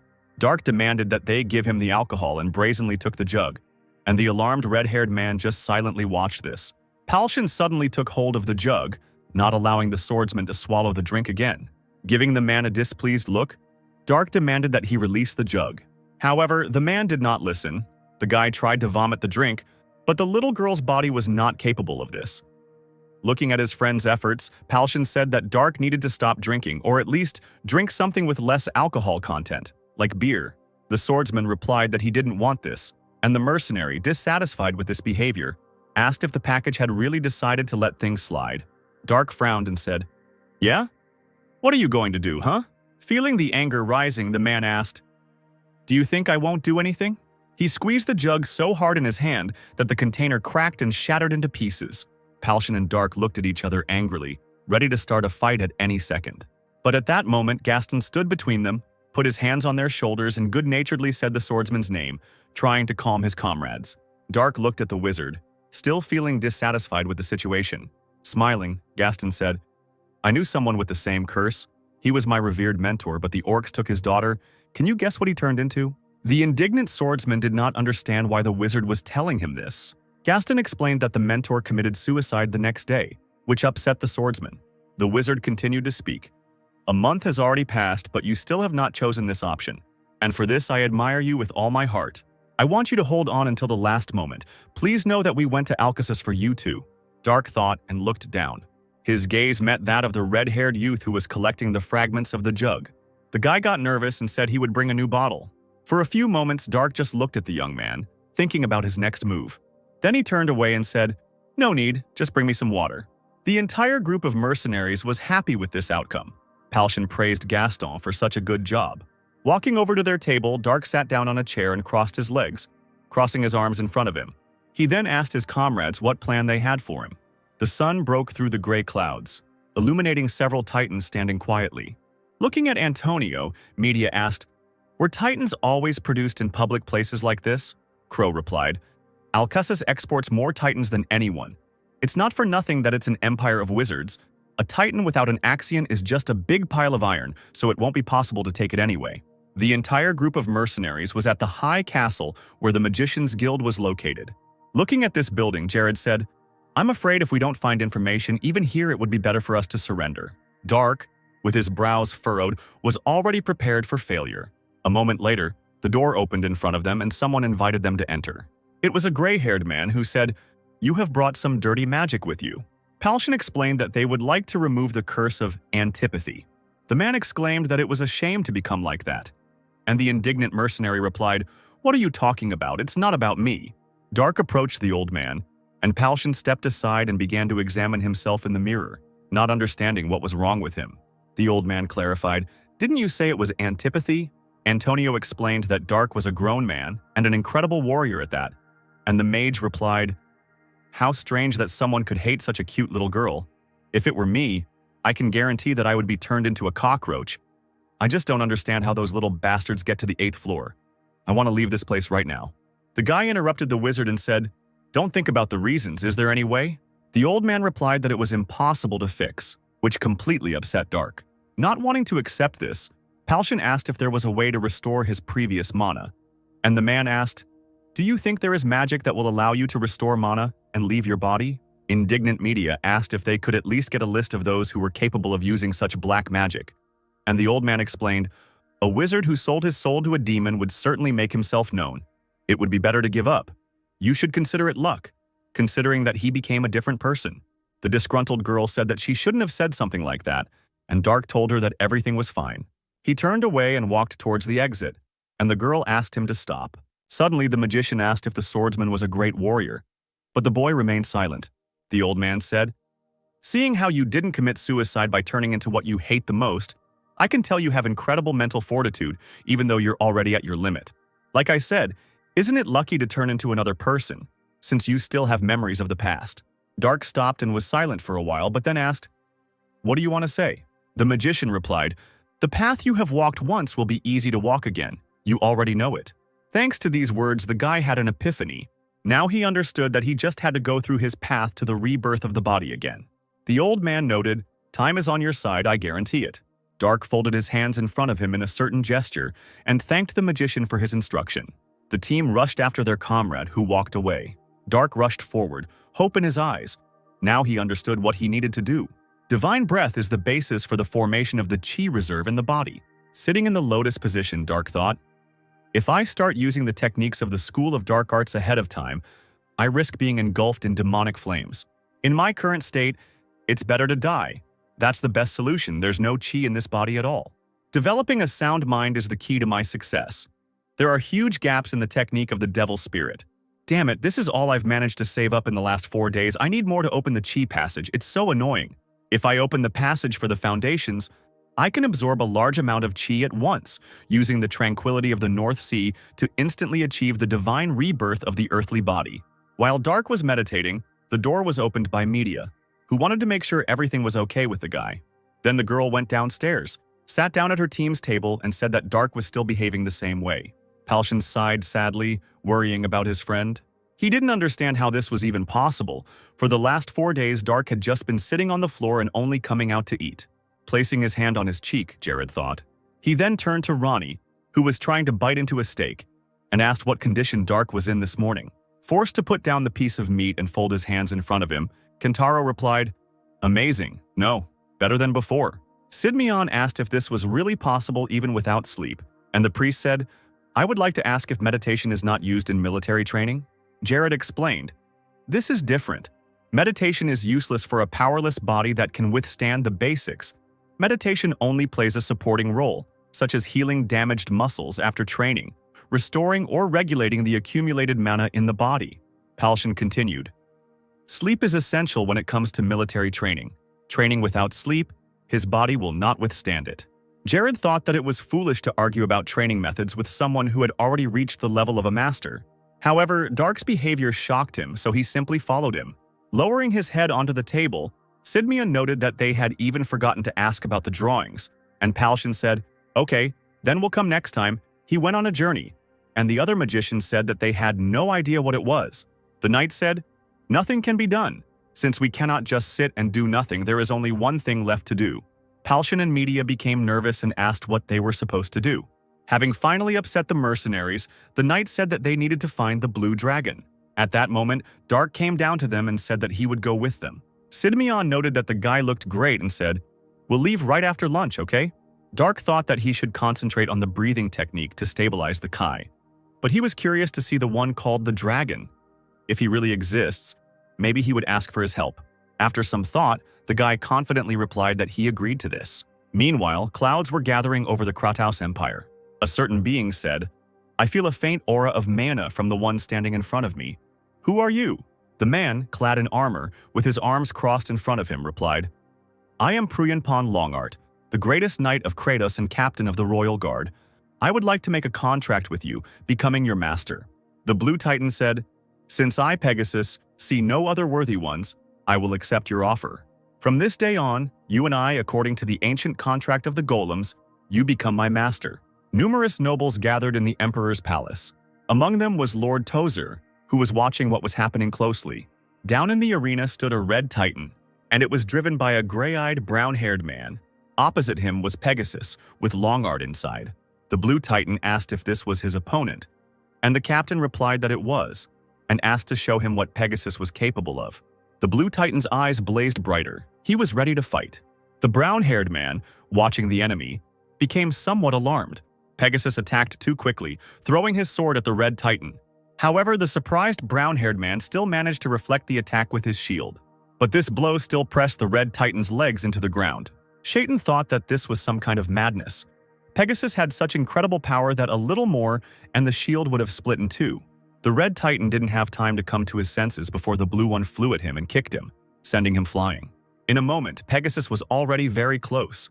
The brown-haired man was very nervous as he didn't even have time to react.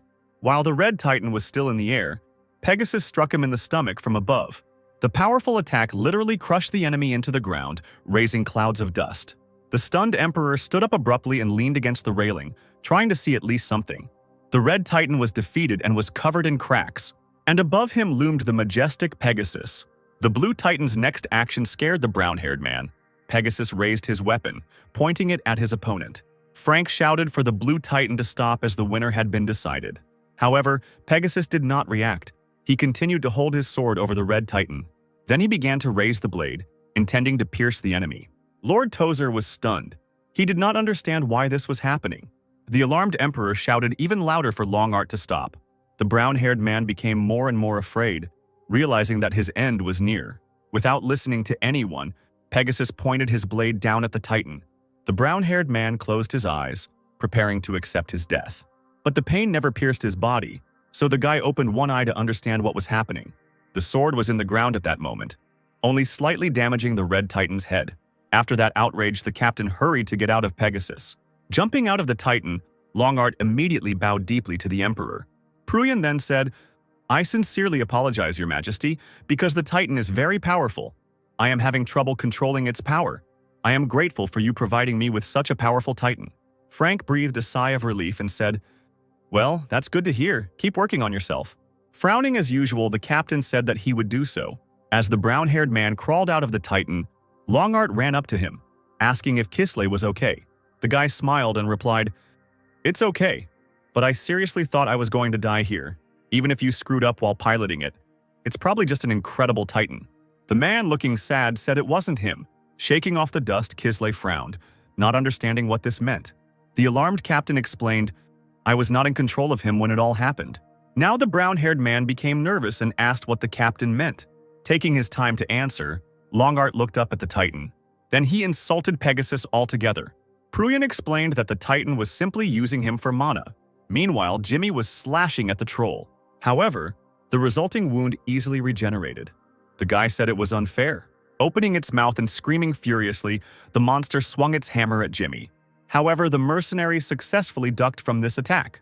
The guy grinned and noted that the troll was too slow. At that moment, he hit his head on the ground because someone dared to push off him. It was Raven who asked Jimmy for forgiveness. Raising his sword back, the mercenary flew straight at the troll. A moment later, Raven cut off the monster's hand that held the hammer. After that, Jimmy rushed towards him. With one deft movement of his hand, he cut off the troll's head. Meanwhile, Dark finished off another monster. The guy was breathing heavily. He was unhappy that even such a small thing was taking all his strength. Raven and Jimmy told him that he shouldn't be so reckless and advised him to stick with them. One of them asked where Gaston was now. The wizard himself at that moment directed his magic at the enemy.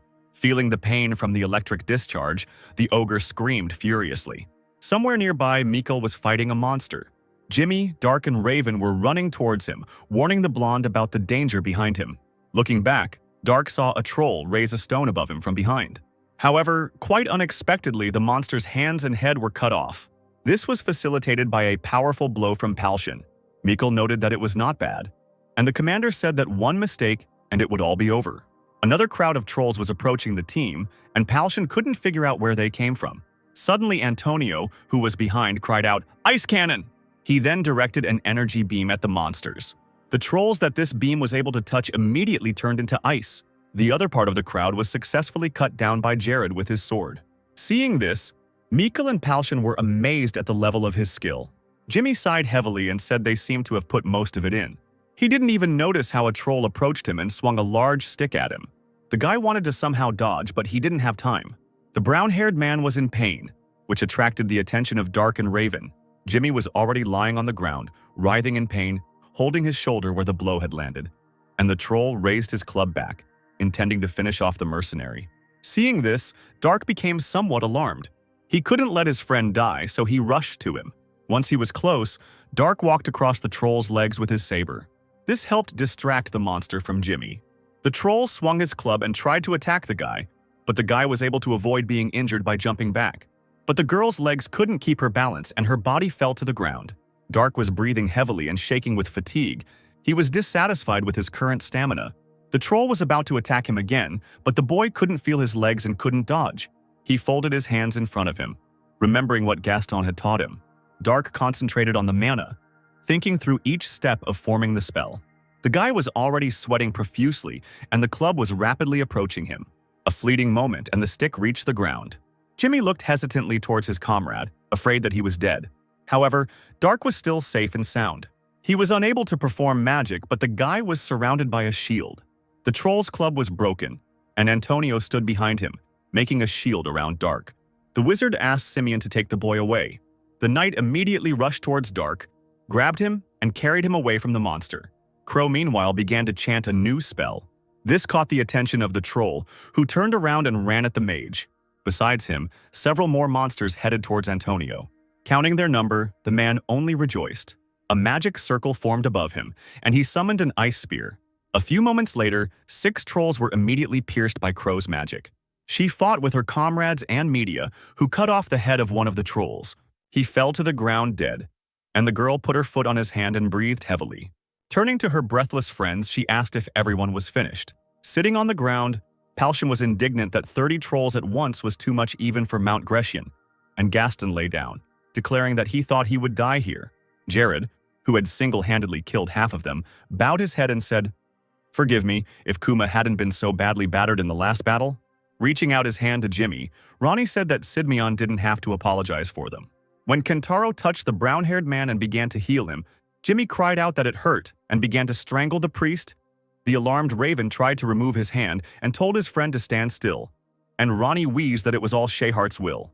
Now Jimmy grabbed Raven's hair, and Media noted, "What a calm guy. The fortitude of the believer's spirit is amazing." While putting the finishing touches on it, Kentaro smiled and said that this should help. Jimmy was glad because the pain was gone and his shoulder was healthy again. Folding his hands in front of him, he thanked the priest, noting that God's power was simply amazing. Taking out a book from somewhere and opening it, Ronnie said, "So, Shaykhart welcomes everyone with open arms." He was suddenly interrupted by Simeon's cries. He held Dark's head, who was unconscious and feverish. This made the team worried. The boy was laid down on a cloth spread on the ground, and Kentaro placed his hand, which emitted light, on his forehead. Ronnie said he just ran out of mana. He'll be fine once he gets some rest. But at the moment, something else was more important. The priest removed Dark's boots, and the team saw his bandaged feet, which shocked everyone. When the bandages were removed, Kentaro said, "These wounds were more than a day or two old. He must have been in a lot of pain. But he endured it through his own willpower. I should have been more attentive, I'm sorry." Palshan noted that they had become overconfident, and now Dark was stuck in Lana's teenage body. And Media said, "Yes, this terrain is so difficult that even horses can't get through it." He didn't say a word, and I had no idea. Jared was silent at this moment. He just listened. After a while, Dark was already sitting in the lotus position again and stabilizing his chi with his breathing. Looking at him, Sidmian admired his determination and resilience. After some time, a group of people reached a mountain range. Then it started to rain, forcing everyone to look for some kind of shelter. Wet Mikhail said, "Blue Dragon Kaidaris, what kind of hole is he sitting there?" Jared asked if it was quite stressful for him, and the blonde replied, "From being on this damn mountain for so long, my mood is going to hell, and now this rain." Among the boulders, Simeon noticed a house and attracted the attention of everyone else. As they got closer to the house, the company wondered why the boulders were needed in this place. Finding himself at the door, Simeon knocked, but no one opened. To determine whether there was anyone at home or not, he put his hand to the wood, and Jimmy asked, "Isn't the house abandoned?" Raven said, "I doubt it. The garden was planted not long ago." Jared ordered Antonio to check it out. The man obeyed, dropped to his knees and used the Earth Memory spell. He then said that the house belonged to an elf. Palshan took hold of the handle and opened the door, saying that it was unlocked and suggested, maybe we should allow ourselves to go inside. After thinking about it, the man agreed with this and Simeon said, will everything be okay? For us as knights, entering a house without the owner's permission is wrong. Simeon interrupted him. Honestly, if you're going to pitch a tent right in front of this beautiful house, then you are strange, and in general, elves hate violence. Surely he will understand us if we are polite. The group of people were surprised when they entered the room. The inside of the house was furnished as if it belonged to an aristocrat, Palshan said. I thought elves weren't interested in luxury, but I suppose there is always an exception. Jimmy spotted a stunning bow that he wanted to take, but Mikkel told him not to touch anything without the owner's permission. Raven looked at one of the paintings where a beautiful girl was frozen. He assumed that she was the owner of the house's wife, and someone suggested that they take a rest first. After some time, a white-haired elf came to the house. He guessed that guests were waiting for him inside. Dark sat down on the floor once again. Looking at him, Jared said, "You don't rest for a minute. Is there any progress?" Frowning, the guy replied that he wasn't there. The worried knight scratched his cheek and said that it was sad. Dark thought, I don't want to rush too much, but the chosen path is too long. I have to create a new passage for Kai, but in this matter, Ki is not enough even for a start. Maybe I should try to take advantage of the calmness of the North Sea. First, I will gather the chi in the area and try to create a vacuum in the devil spirit technique. Simeon became alarmed, feeling something strange. At that moment, mana thickened around Dark. Gaston and Antonio noticed this in amazement. Jared thought, the direction of the mana flow has changed. He is absorbing it. Crow decided to check Dark's mana power. He folded his hands into a triangle, pointed them at the guy and was surprised. And then he said, it's incredible at first glance, it looks like some form of magic, but I've never seen anything like it before. Gaston replied that he had seen something similar not long ago. When he was teaching Dark how to use magic, the boy absorbed the mana in the area and created a fireball on the first try. Hearing this, Antonio asked again in shock, on the first try, impossible. Suddenly someone came in and asked who they were. Alarmed, Antonio and Jared immediately turned towards the speaker. The silhouette of an elf appeared at the door, and he was the owner of the house. Bowing his head, Simeon said, please forgive us for intruding. We were seeking shelter from the rain. I beg your forgiveness. Smiling, the elf asked, for what purpose did you come here? This territory of the blue dragon Kaidiris? Jared admitted, we need something from Kaidiris. The owner of the house asked, are you one of those adventurers who dream of becoming dragon slayers? The knight waved his hands and explained, no way, we just wanted to ask him something. The master said, I have lived a long enough life, but this is the first time I have seen people come to the dragon's territory just to ask him a question. So may I ask what you want to know? I have personally met Kaidiris. Perhaps I can answer your question.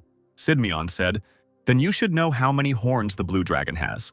This question somewhat puzzled the elf. Then he turned away and began to shake in an attempt to contain his laughter, which now puzzled those present.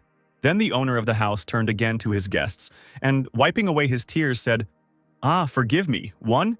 Kaidiris. Exactly one horn. You people came here only for this, what nice travelers. Somewhat nervously, Jared said that this was the right answer, but that was not what he wanted. The elf asked what he was talking about, and Simeon turned and cried out, Simeon, bring the drawing. When they opened the bundle of paper, they saw a drawing that was partially blurred. Jared looked at his subordinate with displeasure, who justified it by saying that it was the rain's fault and asked for forgiveness. Looking at the drawing, the elf said, demonic god. Alarmed, Simeon turned sharply to the owner of the house and asked again, did you say a demonic god? Folding the piece of paper, the elf said, yes, the horns in the drawing belong to a demonic god. However, I do not know which one exactly. Hope left Simeon again, and the upset man cursed and grabbed his head. Jared asked Palshan what they should do. After thinking for a moment, the mercenary replied, how about we go back and get information about the demon god since we don't need to look for the dragon anymore? The knight agreed to this, and the owner of the house asked, in return, may I ask you my question? Jared looked at the elf. He was ready to listen. The owner of the house pointed at Dark and asked, is this girl a warrior or a magician? The knight became nervous and replied, no one, just a weak girl. The elf said, that's how incredible it is the mana absorbed from the area circulates in her body. However, this technique has some drawbacks. Do you know that if I touch her with even the tip of my finger, she might just die? At that moment, the owner knelt down next to Dark and extended his hand towards him. Palshan immediately grabbed the hilt of his sword and was about to attack the elf to protect his friend. However, Just one look from the owner made the man stop and become nervous. Frowning, the elf said, "One should not act rashly." There was a certain darkness hovering around the boy and the owner, and Dark confirmed that the house elf was right. The guy said, "In the process of stabilizing the chi breath, when the body comes into contact with external irritants, I can easily die from the demonic flame." The elf clarified, "Stabilization of the breath of chi. Probably this is the name of the technique of mana movement." Dark confirmed, "Yes, all the time the master, brother, priest, anyone worthy of trust must protect the performer at any cost." Smiling, the elf noted that the guy was counting on his fellow travelers, and Dark simply remained silent. The owner of the house said that he wanted to know about the warrior's master, but Dark replied that he was currently far away. The elf asked where the boy was from, and the warrior replied that he came from far away, from a place called Song. The owner of the house repeated the name thoughtfully and said that he had never heard it before. Dark explained that this was quite natural because this place was not even on this planet. This information shocked the owner of the house. The whole team was surprised by this new information. The elf said, "Your mana usage technique is akin to the best mages in the country. You really haven't used magic yet?" Dark replied, "Magic? I don't think I'm suited for that. My whole life is steeped in blades. This is my path." The owner of the house asked, then, after some time, "Do you believe that you will be able to return to your previous appearance?" Media was stunned when she heard this. She thought, "Did he see Dark's true identity?" The boy replied, "About 10 years or perhaps earlier. This place is rich in mana, compared to my homeland." The elf said, "You are confident that you will reach the level of a master in 10 years? Incredible." Dark asked if the owner of the house really believed what had just been said, and the elf replied that he had no choice to believe the guy or not. He also asked if the warrior was sure he could trust him with such personal information. To this, Dark gave a confident, positive answer. The boy smiled and said, "This is the first time in a long time that I have met someone like you, Sage of the Crimson Awakening." The elf treated the entire team to tea, and while sipping the hot drink, Palshan asked Media if Dark had ever spoken so politely to anyone before. The girl replied that this had never happened. Elf and Dark were sitting opposite each other and chatting pleasantly about something, so Palshan asked his friend what was happening here then, and Media asked not to ask her about it. The elf said, "Damn, I understand. Fortunately, you are still human. The opportunity to restore strength in just 10 years is also a great success." The guy replied, "A drop of luck and a series of failures. In 10 years, I would like to cross swords with you." Taking hold of the hilt of the super sword, the owner replied, "He is my companion. With him, I wandered all over the world. I have already forgotten most of what I practiced in the art of swordsmanship." Taking hold of the hilt of his weapon, Dark said, "The sword is difficult to learn, but even more difficult to forget. It took me over 40 years to forget how to handle a sword." Upon hearing this, the team was stunned into silence. The elf asked how old Dark was, and he answered that he was 72. The warrior asked the same question, and the master said, "I'm not sure. I stopped counting after 420. It would have been better if we had met before you were cursed." The boy agreed with this, and the elf put something in his hands. The owner said, "Please take it. It will protect you until you regain your strength." In Dark's hands was a very wide gold ring with a blue stone. After twisting it, the guy said that it would hardly fit his fingers. The elf told him to try it on, and when Dark began to put his finger through the ring, the decoration suddenly shrank to the right size. This surprised the guy, and the owner, smiling, explained, "He is called the Master of Water. For some time you will not be able to use his power, but now it is enough for you to simply wear him." Hearing this, Gaston and Antonio were shocked again, because the elf had suddenly given the stranger such a valuable thing. Looking at the ring, the boy said that as soon as he regained his strength, he would return the item to the elf. Folding his hands in a gesture of gratitude, Dark also explained that by then he would no longer need the decoration. Smiling, the owner of the house noted that it seemed the ring had found an excellent owner. The dark sky was strewn with an endless number of bright stars, and somewhere comets could be seen flying by. Somewhere in the middle of the forest, a group of mercenaries and knights made camp. At this moment, Dark, sitting on the ground, felt an unpleasant pressure on himself. All the members of the group sat around the fire with him. They silently and intently looked at the guy, which is why he felt uncomfortable. Dark broke the silence by asking what they all wanted from him, and Jared said, "Karel, that's his name. That elf? Is he at the same level as you were before?" The boy confirmed this, and the knight noted, "If you say so, then it is true." Palshan also asked, "Dark, is what you said then true? Does that mean you are 72 years old?" The warrior also confirmed this, and Palshan, somewhat nervous, said, So from now on we should address you as? Imagining how big muscular mercenaries addressed a small girl as an elder, the boy felt awkward. Smiling, Dark explained, "There is no point in this now. Let's communicate with each other in a way that is convenient for us. It will be better for me." The mercenaries were delighted and breathed a sigh of relief. Then the guy realized that they were all thinking about the same thing.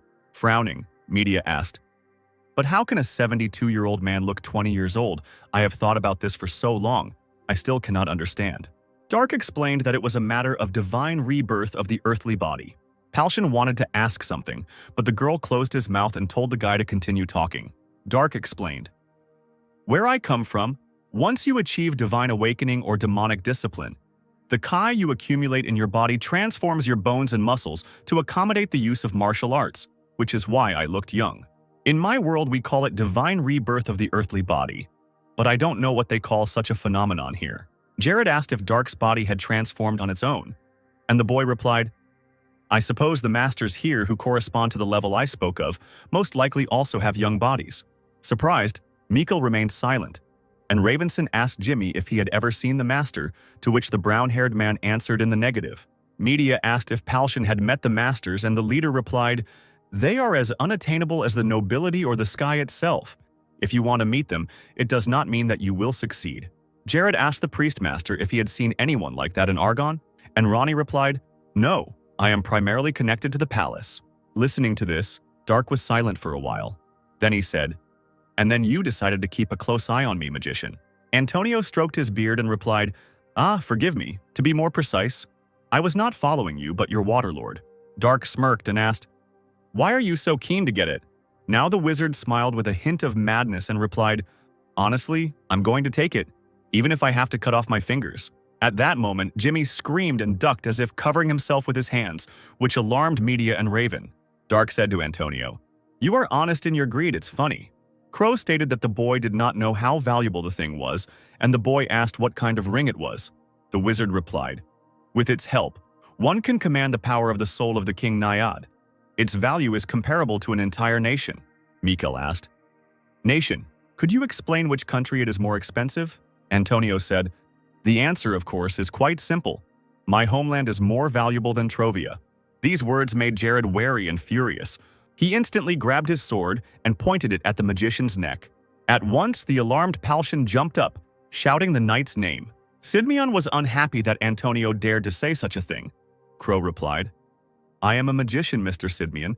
Regarding magical items, no, artifacts, I have never had the need to lie about their value." Jared demanded, "Prove his worth. If you fail to convince me, you will lose your head for insulting the homeland of our knights." Antonio said, "Sir, if Dark can freely control the power of the ring," Sidmion asked the magician about this again, demanding that he continue his thought, and Crow said, "At the moment, he can destroy all of Trovia." Nervous, Jared said, "No way, how is this possible?" The magician explained that this was possible if the entire country sank underwater, in which case a lake in the shape of this country could appear on the map where Trovia was. Looking at the ring, Dark said, "It's funny. The life of an entire country is on the tip of my finger." Antonio agreed. Yes, if the rumor spread, the bandit guilds from all over the world would come for the ring, even if they had to unite. Introducing the thieves the boy had already encountered, Dark said, "Those parasites are not the best news considering the state I'm in."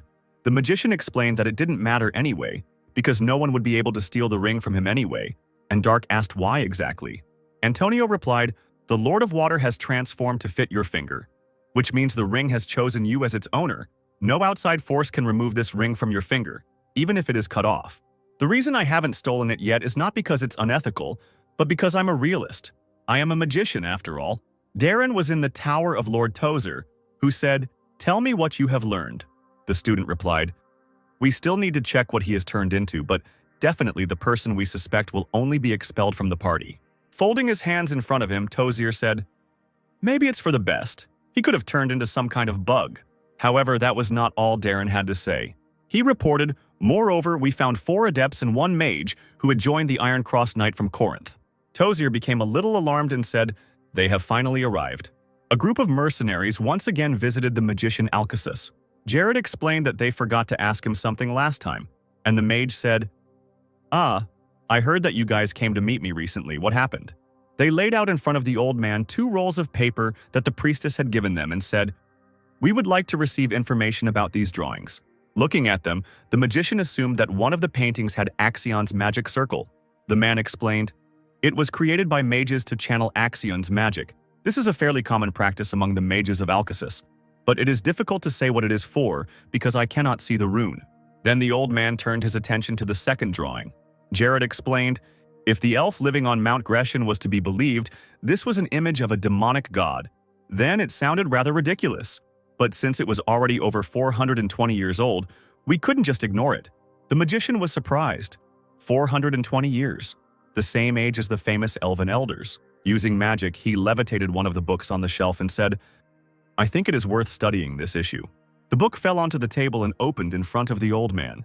Jared watched in tension as the mage looked through the scripture. A moment later, the book slammed shut, alarming the knight. He clutched his heart, and the magician's face darkened. Then the old man said a name, and Jared asked what it meant. The magician said, "The master of the black magician who put a curse on your friend, Crenetio, I understand?" Antonio replied that now everything became clear to him. He turned to Dark and said that everything fell into place. Media asked what it meant and asked Crow to explain everything, and the magician replied, "The prophecy about the dragon's heart. Is it clearer now?" However, this meant nothing to the girl. And then Antonio said, "The magician who attacked Dark with black flame is the same man who made a contract with the demonic god." Palshan became nervous and said, "That's right, but how do you think all this is connected?" Crow replied, "If the main target of the magic circle is Axion, then the Titan's attack is also quite logical." Sidmian asked, "Even if so, we do not know their names. Dark magician who commands knights and titans, where will you find such a person?" Antonio agreed with this, and Ronnie noted that they were back to square one. Jared was once again frustrated that they couldn't find all the answers. Trying to defuse the situation, Palshan said, "Let's first go back to the hotel. We haven't washed for a long time and we need to rest."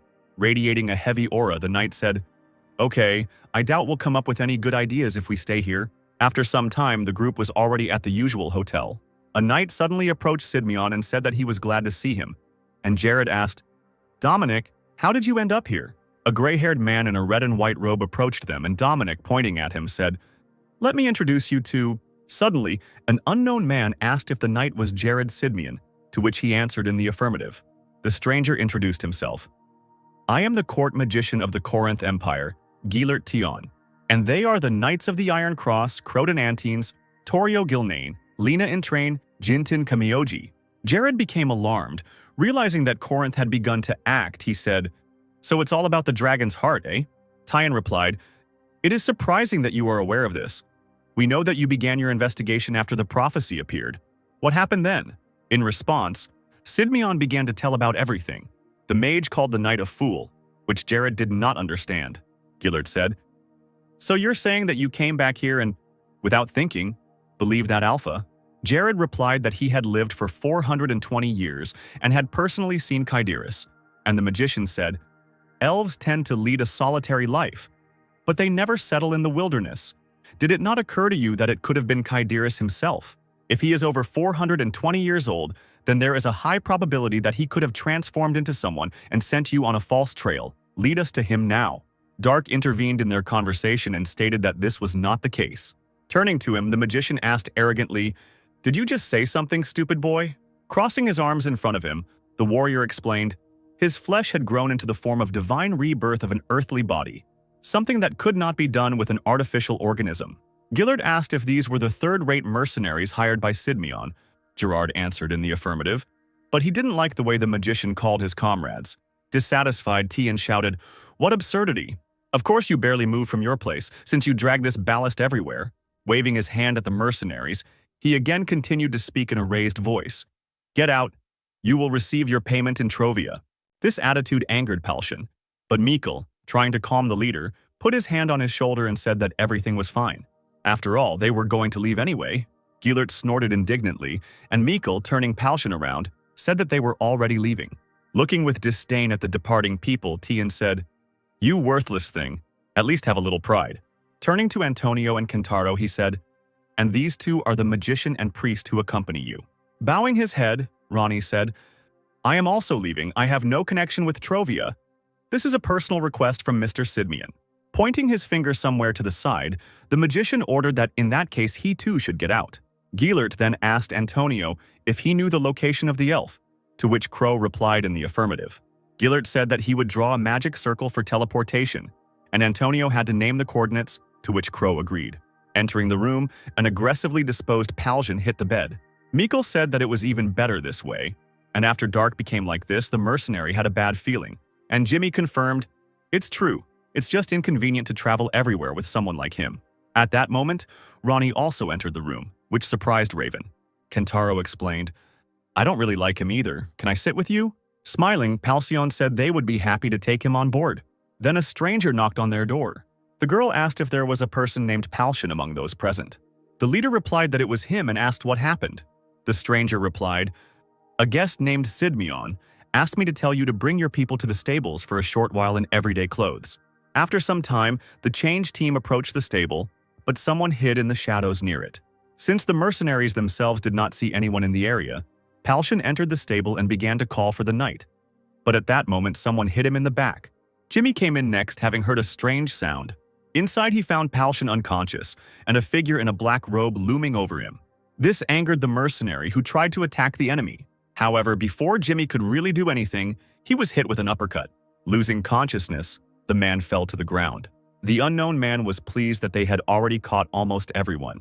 Finally, Ronnie and Dark entered the room, and upon seeing what had happened, Kentaro called the robed men fools and wanted to use Shy Heart's fury on them. However, the priest did not have time to do this. One of the enemies used a sleeping spell.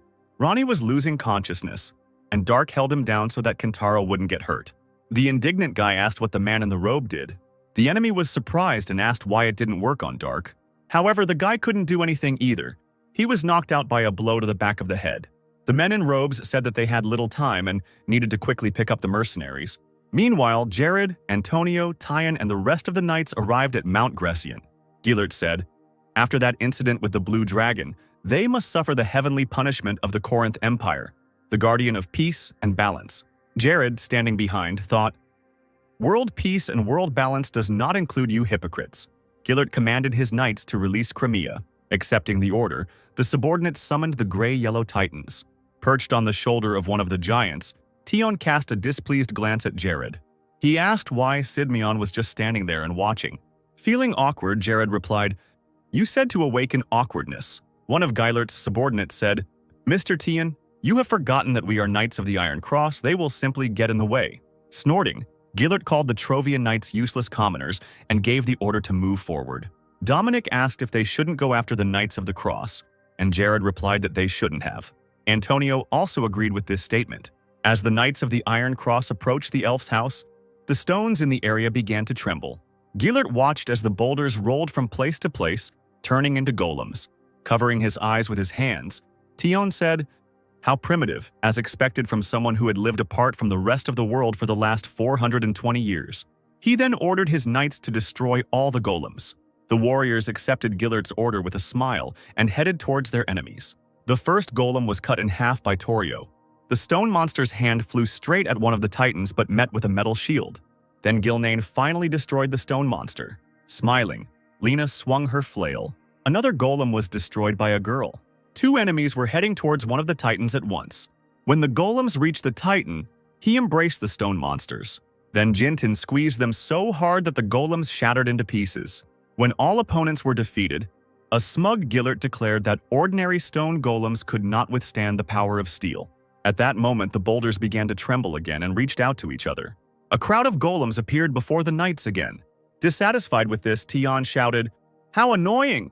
Grind these golems into dust!" Then he suddenly stopped talking and became alarmed at the sudden call to stop. At that moment, Karel came out of his house. The elf said, "Lost wanderers, do not dare to harm this place." Snorting, Gilert said, "Finally you showed yourself, are you Kaidiris?" For a moment the owner of the house was silent. Then he turned away and said, "I am the elf Karel. I don't remember inviting you here. Get out of here." An angry Tian shouted, "It seems you don't understand the whole situation. We will take the dragon's heart with us, even if we have to kill you." Gathering mana in his hand, the mage decided to use a fireball. The fiery sphere flew forward and landed right in the garden of an elf who was heading into the house. This incident made Karel stop. All the crops were quickly destroyed by fire. Placing his hand on the door, Carell, not showing his anger, said, "Now you are not just an uninvited guest." In just one moment, the elf covered some distance and found himself behind Gillert. The magician was alarmed by such speed, and Carell gave him a displeased but calm look. The next second, an unknown force threw Tion off the Titan's hand. While in flight, Gillert began to feel terrified, but it didn't last long. Carell, without any extra effort, dealt Tion a fatal blow. What happened shocked the Knights of the Iron Cross. The dead body of the court magician collapsed to the ground. This struck Corden the most, and he shouted out the leader's name. The elf quickly descended from the Titan's hand. The 4 remaining opponents rushed at Carell at once.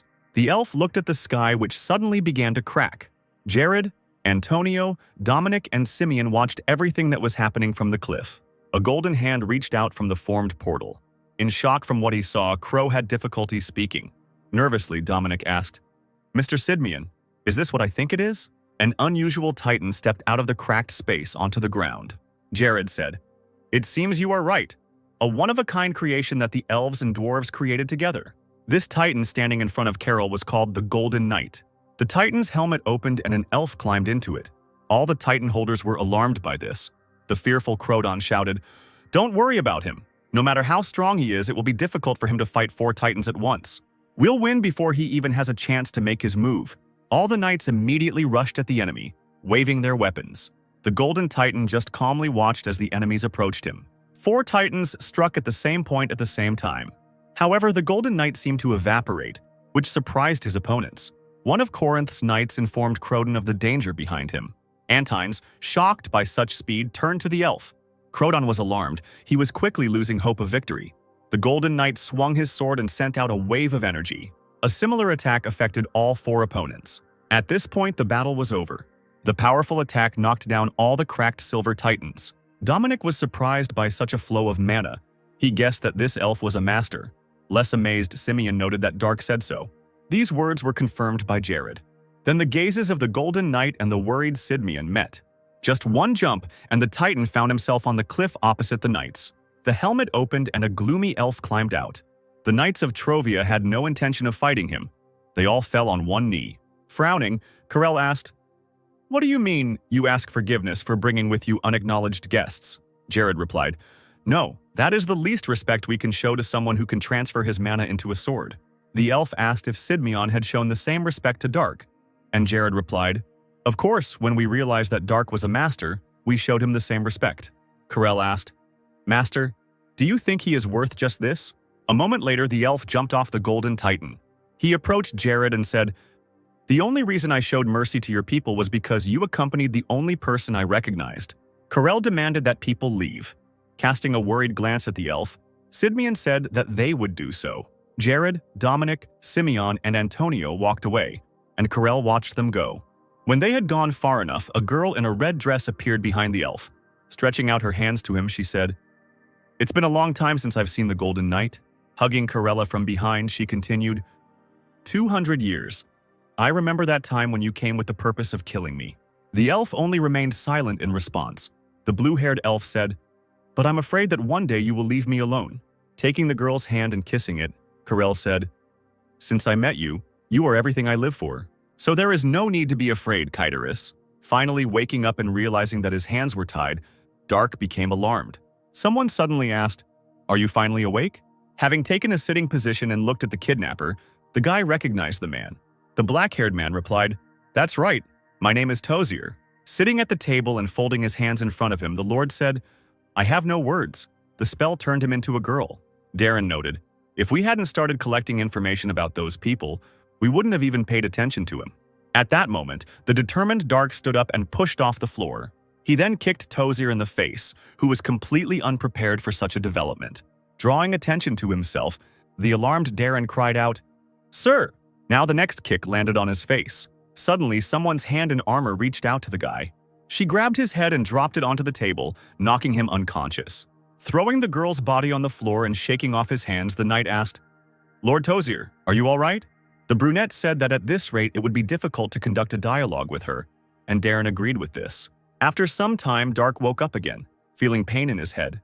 Remembering everything that had happened, he sat up abruptly and realized that he was in bed. Someone behind asked, "Madam, are you awake?" Looking back, Dark saw a girl in a maid's outfit and with cat ears, holding a red dress in her hands. The maid said, "From today on, I will accompany you. My name is Saren." Getting out of bed with a dissatisfied face, the guy in the girl's body, approaching the maid, thought, "The robbers of the north, no, we are not in Murim. Those robbers cannot be here." Stopping, he asked the puzzled maid if she was human. The cat girl replied, "It seems that you have met a zoomorph for the first time. I brought clothes for you to change into." This made Dark look at his girlish body and become indignant. He was unhappy that he was wearing a woman's nightgown, and Serene, handing him the dress, said, "I changed your clothes, madam. If you don't like it, put this on." However, Dark demanded that Saren bring him the clothes he was wearing before. The girl became nervous and said that Lord Tozier had already thrown her out. In response, the guy just stood there silently for a while and looked at the zoomorph. He then walked angrily towards one of the doors of the room, and Serene said that a lady should not walk around like that. Opening the door, Dark saw many different girls' dresses. Such clothes made the guy feel uneasy. The guy slammed the door and screamed, "He takes me for some kind of concubine, the crazy bastard." Returning to the maid, he continued, "Instead of this, bring me the clothes I used to wear, or men's clothes." With tears in her eyes, a worried Serene said, "I'm sorry, madam, but I can't. If I bring you such clothes, they said that something bad will happen then." Dark pierced the girl with a displeased look again, and then turned away. He headed towards another door and Saren asked where the lady was going. The guy opened the doors and the maid said that he was not allowed to go out. The knight standing nearby, who had previously knocked Dark unconscious, told him to go back. Throwing a displeased glance at the man, Dark asked, "Adept?" The knight responded with complete indifference by calling the guy a funny girl. Then he said, "I'll repeat it again. Go back to your room." Dark obeyed and returned to the room, slamming the door behind him. Looking towards the room, the knight continued to stand guard. Feeling the anger growing inside, the guy bared his teeth and said, "It's clear. He thinks he can lock me here. You didn't think I could escape?" Saren looked at the angry Dark and was worried. The maid understood that things would not be easy for her again. It was late at night and Lord Tozier was saying, "It's quite a funny situation, isn't it? Your client has fired you. Later you disclosed all the information to a third party.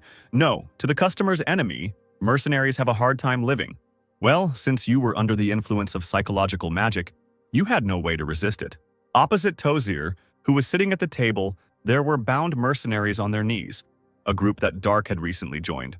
An alarmed Palshan with bags under his eyes grinned and said, "And you are one of those people who cast this psychological magic on us." The Lord said, "Since you can no longer work as mercenaries, how about working for us?" Mikhail asked, "You can just brainwash us with magic. Why do you even try to negotiate with us?" Tozier explained, "Brainwashing is a very delicate and difficult job. It will work on one person, but to do this with several people at once is, frankly speaking, impossible." The blonde continued asking questions. "And you think such a cheap trick will work instead of stepping on a fine line? Why don't you torture us?" Raven and Jimmy were especially alarmed when they heard this. The magician said, "Subjugation through torture is temporary, then I must be constantly under guard. This is irrational." Mikhail said, "For a great mage who sold his soul to a demon god, you look pretty poor." "No. Were you poor to begin with?" Tozier responded positively to this, which somewhat surprised the blonde. The magician explained, "We were once called the Great Empire, but now we are only 1/10 of what we were then. We are surrounded by a mountain range, and therefore we have no opportunity for potential economic growth. Constant deception by the local government and corruption only ruin us even more. For the sake of rebuilding my country, I gladly sold my soul. Don't you think that's a pretty good reason?" Media repeated, "A dying empire, with 1/10 of its former possessions, located in a mountain range." She expressed her guess. "This means this place is Kratau." Jimmy cried out in surprise. "Krataus? The empire that invaded Corinth but was eventually nearly destroyed by the counterattack?" Gaston shouted his name, hinting that the boy should keep quiet. The situation became somewhat tense, and Jimmy, alarmed, remained silent. An agitated Gaston explained that it was wrong to treat those who had fought in the war with such disrespect. Tozier said, "How naive it is to call a defeated country simply a participant in the war. Yes, that is what all outsiders think about our country, Krataus." Gaston stated that they were not interested in their war. The Lord replied, "You are already in it. Whether you want it or not, you are from Trovia, yes?" Gaston replied, "Damn, you seem to have had a good time digging through our memories. You even found this?" Pointing to the blonde man, Tozier said, "Your comrade's name is Mikhail. He is from Corinth, isn't he?" The brunette looked in surprise at the blonde, who only remained silent. Tozier said, I will tell you something. Within a month, his homeland Corinth will destroy your country, Trovia. This statement shocked both Gaston and Mikhail. Nervously, the hired magician asked uncertainly, Trovia will fall?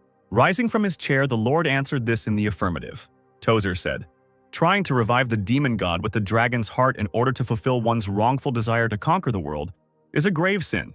Is that enough? The hired mage stated that it was all a lie and that it was actually happening because of Tozer.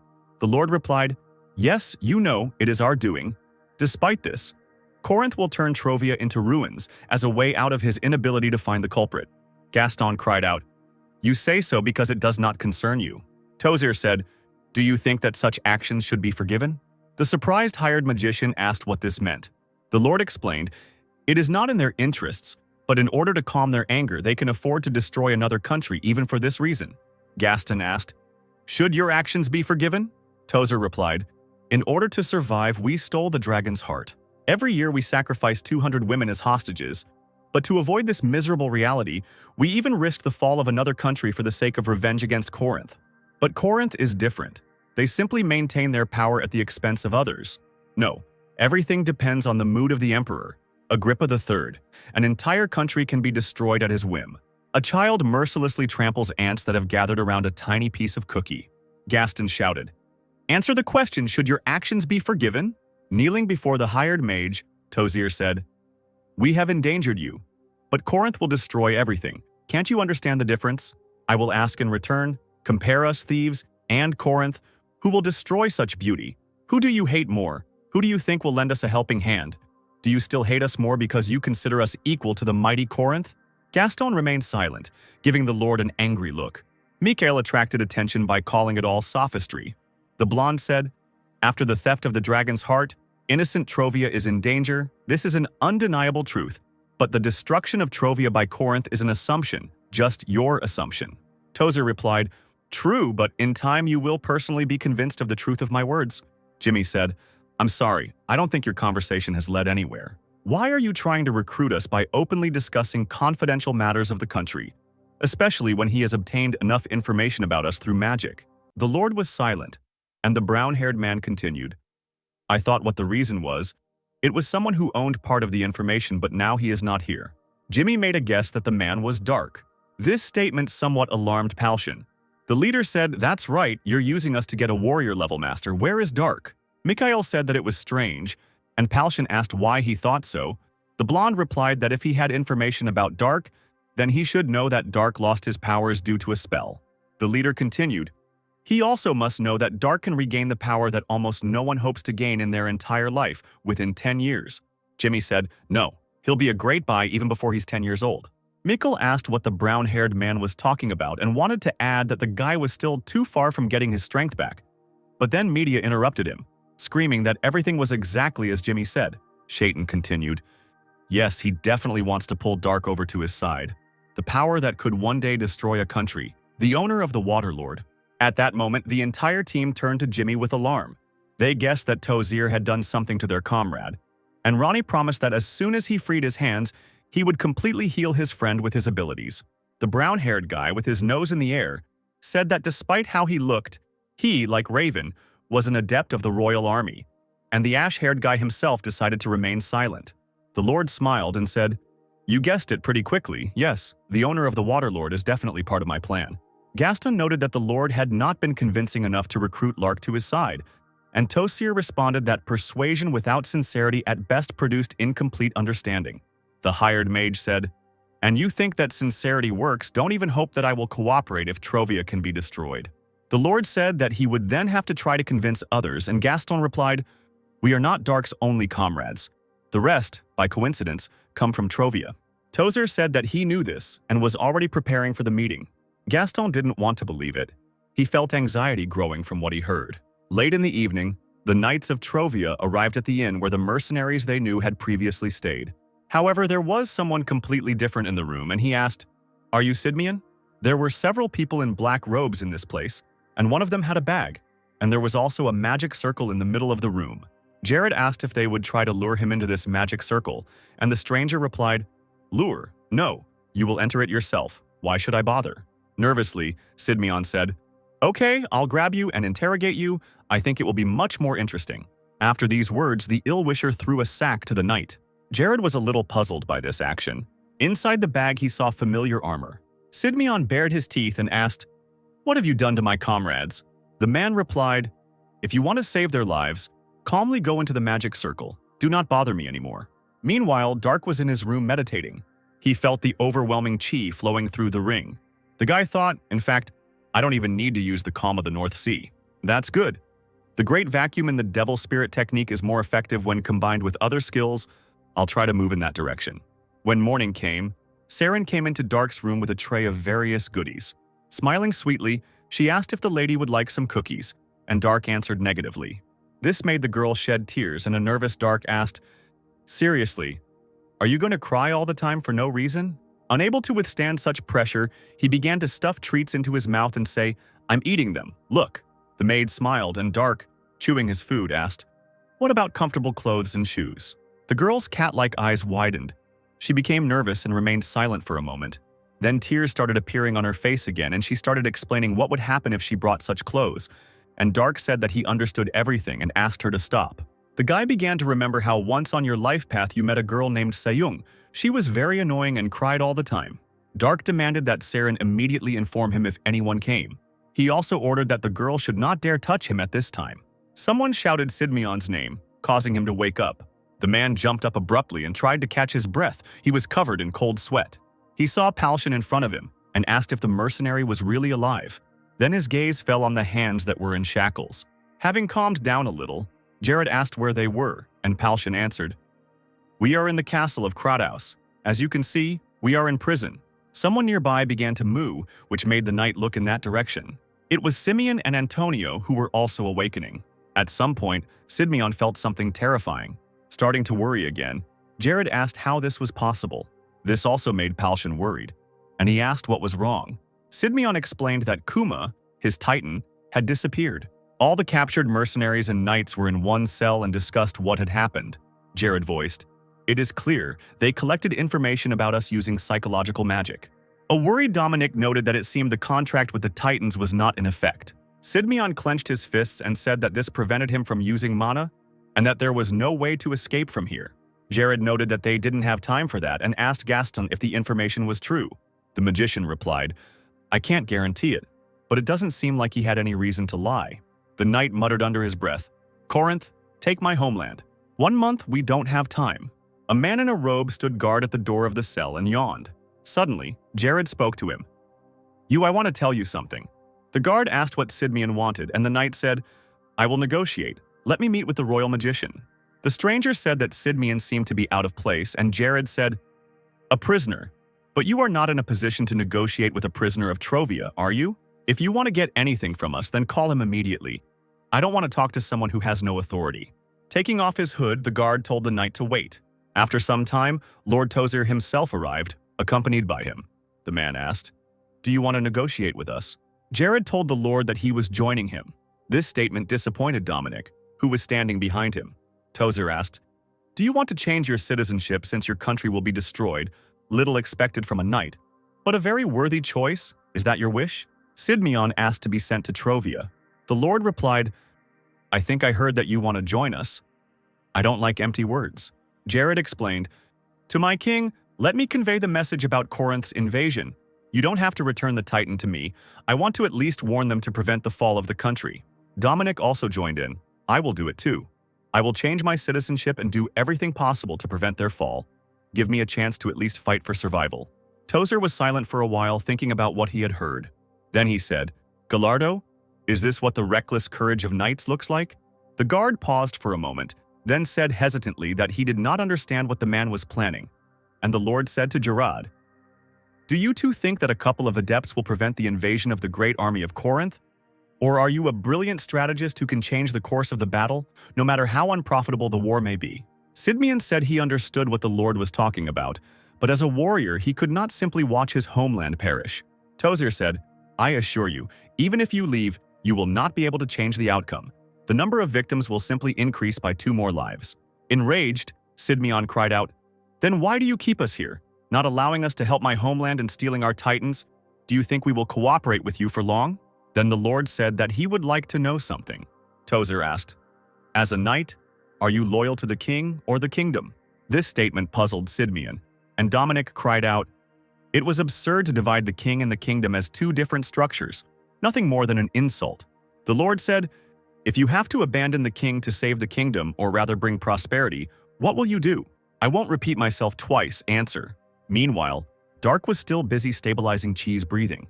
All sweaty, he thought. Just a little more, and I will open the passage for the flow of Chi. However, current endurance did not allow this to be done. Feeling exhausted, he sprawled out on the bed, alarming Siren. The maid asked if the mistress was okay, and at that moment Dark's stomach could be heard rumbling. After some time, he was already greedily eating the meat brought by the maid. Watching this, Siren thought that a lady shouldn't eat like this, but if she told Dark about it, he would most likely scold her. And the guy said, "Poor food, considering that this is a royal castle." Dark asked if even the king ate such food, and Siren replied, "If I tell her that he is not the king but our great emperor, will she scold me?"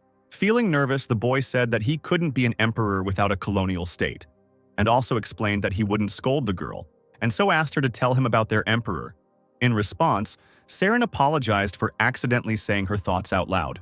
After some time, all the dishes were eaten while the maid was telling stories. Dark voiced, "The king who became a role model through his actions, despite sometimes having to go through thorns, is better than Emperor Song." The maid didn't quite understand what he was talking about, but Dark continued, "I wonder if only in those times when I was called the Light of Nations, the Emperor was the same." Serene still didn't understand what all this meant, but she still answered hesitantly that she understood everything. And the guy said, "Okay, it doesn't concern me anymore." At that moment, he suddenly felt a strange approaching Chi. Making the maid worry, Dark immediately rushed to the window. He pulled back the curtains and began to look around outside, looking for who was emitting the strange energy. Somewhere in the sunset sky, the guy saw a dragon flying towards them. The guy guessed that this was the very creature that he had been told about, but which he had never been able to see. To confirm his guess, Dark asked Siren, "Do your people call him a dragon?" The girl replied, "A dragon? No, it's just a wyvern." The boy was puzzled by this, and the girl explained, "A dragon cannot be tamed. This creature can raise an entire kingdom to the ground. He will never allow a single living soul to sit on his back." This again raised questions in the guy's head. Dark thought about his feelings and realized that the key came from the man who was on the wyvern's back. Looking down, the wyvern rider saw Tozer waiting for him. As the creature descended, its wings created streams of wind directed at the Lord. A few moments later, the wyvern was already standing in front of the man. The rider said, "Long time no see, Lord Tozer." Bowing his head, Tozer said, "It is an honor to stand next to the hope of the kingdom, Prince Rubinsky." At that moment, the fair-haired man dismounted from the creature. Finding himself on the ground and grinning, he said, "I'm a little disappointed. I was hoping to see your surprised face when I arrive." Tozer replied, "How the body becomes young again after reaching the level of a master, to be honest, I learned not so long ago." Rubinsky said it was curious and noted that Corinth would not have told a mage about it. And the Lord replied, "Since His Majesty must know, I will tell you." Tozer began to tell the prince everything that had recently happened. And everything that was said, Siren conveyed to Dark. The guy was amazed that she could hear what was being said at such a great distance. He called the girl's hearing incredible, and she, laughing, replied, "Not only I, but most zoomorphs have excellent hearing." Nervously biting his nail, Dark thought out loud, "They imprisoned Palshan and his team and collected all the information about them using magic, something that bastard did." Watching the prince, Dark thought, "Master, this feeling is definitely from Divine Awakening, Master. How do we distinguish Divine Awakening from Crimson?" At that moment, Rubinsky looked in the direction where Dark was. The guy assumed that the man noticed them. Then the prince said something. Dark asked what he was saying, and Siren replied, "The Master of Water, that's what he said." The boy was alarmed by this, and the girl said, "Oh, they went into the building." Dark thought, "No outside force can take it away even if your finger is cut off." That's what he said. "But I can't let my guard down around the Divine Awakening Master. There is no time, but since I managed to gather a large amount of Kai with the help of the Water Master." The guy turned to Siren and asked her for forgiveness, after which he waved his hand, clenching it into a fist. So he struck the girl several times at once. The alarmed maid was disappointed by this, and she stammered as she addressed her mistress. Siren was losing consciousness, and Dark was holding her to avoid noise. The boy then tore the dress he was wearing, making it more comfortable for fighting. Using the scraps he obtained, he gathered his hair into a ponytail and tied it in that position. Knight Silver continued to stand calmly, arms crossed in front of him, guarding Dark's room. Having finished transforming himself, the guy carried Saren to the bed. Approaching the window, he thought, Silver didn't notice anything. The sun is about to set. Several high-ranking people gathered in the conference room, where Rubinsky said, "We have long decided to attack Subashi first. Then, the forces of Chire will unite with us for the sake of the revival of the kingdom. There is only one problem. It is absolutely necessary to prevent Corinth from ruining our plans. Is this possible?" Nervously, Tozier replied, "It is important to conduct negotiations, but we will have to give up half of our war trophies. Of course, the amount of trophies that we received from the upper floors is just as impressive." The prince asked, "Does our homeland have anything that could satisfy them?" The magician said, "Without the dungeon that His Highness found for us, this would not have been possible. Thank you again. Thanks to His Highness's efforts, we were able to get this far, especially the Amphiros dungeon. It is as impressive as the legends say." Rubinsky asked not to flatter, then, slapping his hand on the table, said, "In any case, if Corinth does not disturb us, there will be no problems. Subashi's military force is very small compared to our country. In other words, we are attacking a weaker country. However, they believe that their military might is superior to ours, and for the last 30 years they have trampled us, not realizing that we have patiently waited to disappear from Corinth's sight, and it is time for them to pay for their lack of defense, diplomacy, and intelligence." All those present unanimously agreed with this. The sun had already set, and the stars and fading moons were shining in the sky. While in his room, Dark began to run. Then he jumped out of the window and pushed off the wall. Moving across the rooftops, he passed most of the guards. At some point, Dark became too noisy, causing the guards below to become alarmed. They looked up, where they presumably heard the noise. However, there was no one on the roof anymore. The knights decided that they had simply heard it wrong, and at that time, Dark was hanging from a window on the inside of the building. The boy felt relieved that he had not been discovered. Someone suddenly said, "I'm picking up mana particles." At that moment, Dark's fingers couldn't take it anymore and treacherously unclenched, causing him to fly down. Since the fall was unexpected, the guy was unable to land softly. He raised himself up and grabbed his leg, which was pierced by pain. Someone unknown who was in the same room asked who the guy was. Dark was surprised and alarmed when he saw who was standing in front of him. It was the Blue Titan who introduced himself as Andromeda. He said, "You seem to be well versed in how to control mana. Your abilities are not encouraging, but you meet the minimum requirements for a contract. Will you make a contract with me?" This made Darka think for a moment. Putting his hand on his chin, he said, "That doesn't sound so bad now that I've injured my ankle just in time." Indignantly, Andromeda said, "Ankle? Are you going to use me as a cane?" The guy replied, "What difference does it make whether you sign a contract with me or not? I have nothing to lose." Andromeda said, "Since you agree, from this moment on, you and I, according to the ancient contract of the golems, are master and servant. My name is Andromeda, and yours?" Dark introduced himself, after which the Titan's helmet opened and Andromeda told him to get inside. The indignant guy said that he had already said that he had twisted his ankle, and besides, he couldn't see anything because it was very dark in that place. In response to which the Titan picked up the girl's body. Andromeda then placed Dark inside himself. Once in the Titan, the guy asked, "How do I control this?" Andromeda replied that he had to take the lever and imagine that it was moving. Dark obeyed, grabbed the lever and tried to use his imagination. At first, he moved the Titan's leg slightly but noisily. Then he made Andromeda doubt his abilities by lunging forward. The disgruntled Titan asked if Dark always walked like that, and the angry guy said, "That was damn loud. Do you want everyone to know we're here?" Andromeda replied that it wasn't his fault and that Dark didn't know how to pilot. Then the guy said, "Damn it, stupid stick, let me go, I'll go myself." Titan obeyed and put Dark on the ground. An indignant Andromeda stood and remained silent, while the guy mentally insulted him. Then the Titan asked if he should wait here. Dark replied, "That's right. Kuma went to some other dimension or something like that. Can you do the same?" Andromeda replied, "I don't know what kind of Kuma this is, but I understand you." Disappearing into some portal, he added, "I will wait for your call in another dimension." Dark sighed, finally alone. However, the problems were just beginning. Somewhere behind a door opened. There were two guards standing behind her, one of whom said, "You see, I told you that I heard something strange. Some sounds were coming from here." The puzzled knight noted that someone was inside. Then he cried out, "Alarm! One of the Azure Knights is missing." Silver flew back from the blow he received in the face. The blow came from the prince, who said, "You useless bastard, and you call yourself a royal guard?" They were in Dark's room, where the knight, kneeling and bowing his head, asked for forgiveness and said that he would bear any punishment, and Rubinsky said to declare that he had no idea. Then he turned his attention to the bed. The knight and the magician looked puzzled as the prince approached the furniture on which the girl lay. He stood for a moment and looked at Saren, who was still unconscious. Tozier approached him, and Rubinsky said, "Unbelievable, the flow of mana was stopped. How did this happen? This is impossible without full control of mana. Who is looking for it?" The lord replied, "We are searching for her with dogs right now, your highness." Rubinsky said, "This is not enough. Send some adepts to reinforce. I and the wyvern will personally join the search." Meanwhile, Dark was already running into the depths of the forest. He continued to move away from the castle, despite the severe pain in his leg.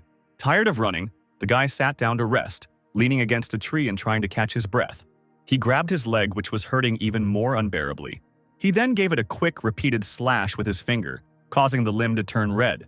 Grinning, Dark thought, "I provided first aid, but it won't last long. At this rate, this is not a solution. I need to somehow heal my leg."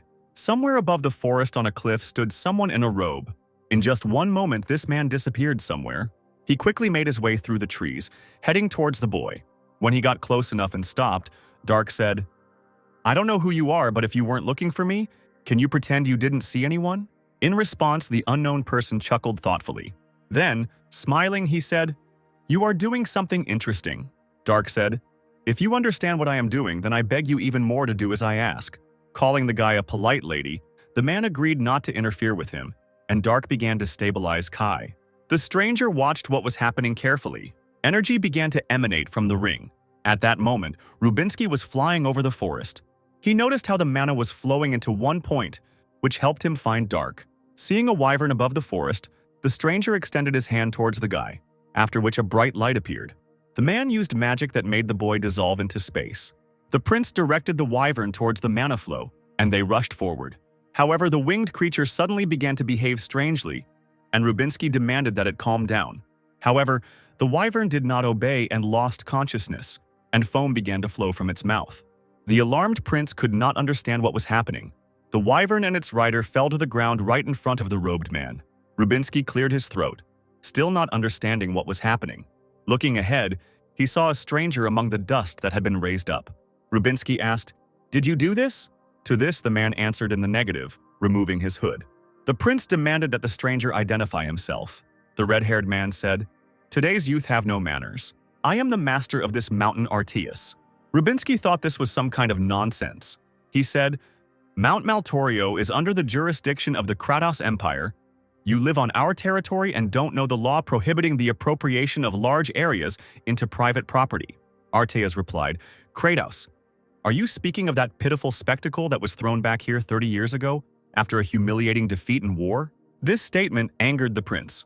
The calmer man said, "I'll say it just once. Mount Maltorio has belonged to me for 4,000 years. Alarmed, the prince swallowed the lump in the city with difficulty. He asked if it was really a red dragon standing in front of him. The indignant Artias cried out, "How rude! I am a royal golden dragon. How dare you compare me to a stupid red one?" This puzzled Rubinsky somewhat, as he had based his conclusion on the man's hair color.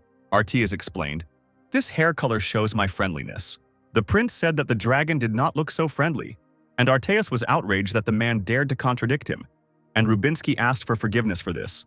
The dragon coughed and noted that he was unnecessarily angry, but then Artias pointed out once again that it was his territory anyway. He cried out again, "I will let you pass because I am extremely benevolent, so don't even dare to claim that you are the master of the mountain." With a displeased face, he asked if the prince had any problems. Rubinsky remained silent, and Artias, calming down again, said, "If there are problems, fight me with all your military might. If all the knights of Kratos are like you, then it might be fun." The man said he would never fight a dragon, and the man told him to get lost in that case. The prince said, "Excuse me, but I would like to ask a question. Have you seen a fair-haired girl nearby?" Turning away, the dragon replied, "Don't make me repeat it. Get out." A frightened Rubinsky picked up the wyvern and quickly walked away. Artias watched him leave in silence. He then turned to the tree, extended his hand and used magic again. After this, Dark became visible again. Smiling, Artias asked, "Is your ankle okay?" The guy replied, "Yes, thank you. I was able to open the mana flow." With a thoughtful face, Artias said, "Yes, now the mana in your body is circulating properly. I wonder what you have done in such a short time. Now go away. I have done all I could." Dark said he wanted to thank Artias. The dragon pointed out that the boy's manner of speech did not suit his image of a girl, and said, "There is nothing you can do to repay the debt." Understanding this, the guy confirmed this thought. Then he folded his hands in a gesture of gratitude. This action somewhat puzzled the dragon. Dark rushed away, and Arteus thought it was a strange greeting. The dragon suddenly saw people running past with dogs who were clearly chasing the girl. Arteus knew that Dark would be caught fairly quickly. However, the man decided not to interfere in this, assuming that Naiad would certainly sort everything out. No longer in pain, Dark ran forward. He wondered if Brother Homa or Karel had such a perfectly organized Kai. This means that this is a stage that no one in Murim has even reached yet, the true enlightenment of life and death. The alarmed wyvern had already regained consciousness and was flying forward. Rubinsky on his back said, "Smart bastard. All this time you pretended to pass out, but given the situation, nothing would have changed. Never heard of a dragon living on this mountain before." The prince thought, and this air, by its sensations, is much higher than the level of a master, at least a worm or, most likely, an ancient one. Arteas, I seem to have heard his name somewhere. The man suddenly remembered the title, Requiem for Arteas. Out of breath and sweating, Dark stood at the precipice. In front of him were knights with dogs, led by Silver, and the guy himself said, "Wherever I run, there will be a cliff at the end." An embittered Silver looked at the girl, remembering how the prince hit him because of her. He raised his hand back to repeat the same blow on Dark. However, the guy managed to react to this and dodge downwards. This angered the knight even more. He swung again, but this time with even greater fury. Now Dark was unable to avoid the attack, causing him to be thrown straight into a tree. Silver said that the girl seemed to need a little teaching, which made Dark laugh. The embarrassed knight asked what was funny about this. The guy in the girl's body grinned and said, "Yes, this is your only chance to beat me up surrounded by adepts. You won't have long to look down on me like this." Silvar flexed his fingers and said through his teeth, "Blows are the best cure for madness." The magician didn't like what Tozir saw next. The knight turned the girl, lying unconscious on the floor, into a bloody mess. Silver claimed they could heal her, and the lord shouted, "Idiot! Healing magic won't work on her because of the Water Lord." Now the knight himself became alarmed, and Tozir continued, "Damn, how could this happen? If she dies here now instead of borrowing this power, we will have to face the wrath of the king's spirit." When Dark's ring began to emit light, everyone around became alarmed. A moment later, a human body materialized in the blue light. Silver guessed what it was and turned to Tozir for confirmation. The lord replied that it was the spirit of King Naiad. Meanwhile, Rubinsky reported to Frank that the golden dragon had taken a liking to Dark. Kneeling, the prince said, "I believe he has been living for more than 4,000 years. Frank asked if it was really impossible to get along with the owner of Mount Maltorio, and Rubinsky replied that he doubted it. The prince explained, "Since we do not show hostility, he will not stand in our way. Frankly speaking, this mountain system is not very big." Frank said, "Golden Dragon Arteus. Uncontrolled variable. Right before the war, this is not good." Rubinsky noted that given that it hasn't caused us any problems in the last 30 years, in fact, we didn't even know it existed. That's a good sign. In any case, I think we should refrain from excessive cutting of trees on the mountain. The emperor noted that then Subashi and Chire would take over production, and when we received the lands of Kronos, we would have nothing to do on Mount Maltorio. Rubinsky confirmed, "Yes, everything will be settled as soon as we restore the former capital of Cradia." After some time, Dark finally woke up. He was unhappy that he was back to square one again. Peeking out from behind the canopy, Saren asked, "Madam, are you awake?" The guy sat up in bed and looked at the girl. What he saw outraged him, and he asked, "What happened to you? What happened to your face?" The girl's entire arms and face were covered in bruises and abrasions. Dark asked, "Were you beaten because of me?" The girl moaned, shedding tears. Then the maid buried her head in the boy's chest and said, "Please don't run away anymore. I thought I was going to die." Dark remained silent at this and stroked the girl's head. The doors to the room opened and Tozir and Silver walked inside. The guy gave them a displeased look. Throwing the girl away from him, who was now buried in the bed, Dark stood up and said, "If I run away, the girl will suffer, won't she? Wherever I go, there are people like you." Ignoring this, Tozir asked where the Azure Knight was, and the boy asked what they were talking about. The Lord clarified that Dark had stolen the Titan. The warrior replied, "Ah, so that's it. His name is Andromeda?" Tozir replied, "As I thought. If you heard his name, then you must have made a contract." The guy asked what was wrong with that, and the magician demanded that the Azure Knight be returned. Dark asked why he would do that. Tozir bared his teeth and replied, "He is not yours. He is our national treasure, and the only right decision would be to return him to where he belongs. The guy said, "This is not what I wanted to hear from someone who put his dirty hands on my property. These are your problems, not mine. If I can get my body back, I won't need something like titanium." Dark's face darkened, and he added, "And if you want it back, undo the spell." Not daring to answer anything, the magician remained silent for a while. Then he said that it was impossible. Tozier explained, "Nothing can be changed now, even if you kill me. The black magic that I cast on you is not so easy to undo." Dark cried out, "So let's check if this is true or not." The boy wanted to call Andromeda, but the knight interrupted him, saying that Dark could not pilot the Titan. The warrior was indignant. "What, I already controlled him and you dare to lie?" Silvar replied, "I already saw the trace, you only took one step. If you want to walk, it's okay. But if I summon my Titan and attack yours, what will happen then? It will start absorbing your mana to fight me. You will run out of mana and pass out from shock." Dark repeated this questioningly, and the knight confirmed, "Yes, you can imagine what we will do with your body." Then the Lord said, "Silver, that's enough. We're not going to do anything specific, but your mana flow will be seriously affected." Turning away and waving his hand, Dark replied, "Do as you wish. I am not going to return it to you." Not having received what he wanted, the magician sighed in disappointment. Then he said, "Great. And if so, would you like to make a contract with me?" The guy, interested in this, looked back at Tozier. The magician explained, "You don't have to return the Azure Knight to us, but in return, you will lend a helping hand together with the Lord of Water." Dark was silent for a moment, considering the proposal. He then replied, "Unfortunately, I know what incredible power the ring contains, but I have no idea how to control it." This surprised Tozier. He asked if Naiad hadn't taught Dark how to use it, and the guy replied, "Naiad, I've never met anyone with that name."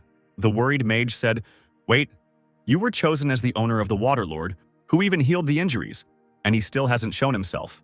Dark demanded that the magician stop whining, and explained that if he knew how to use the power of the ring, he would never have let himself be caught. But the Lord said, "In that case, let me teach you how to use this power. The Azure Knight naturally will also provide you with considerable help." The guy noted that these were unfair conditions. Dark and Tozier stood and pierced each other with their eyes. The Lord noted that the boy had unwavering courage. Somewhat surprising the guy, the magician said, "Okay, then I will try to find a way to undo the curse. No, I will also look for a way to send you back to your world." Dark replied, "For your information, if I return home without my power, it is the same as death."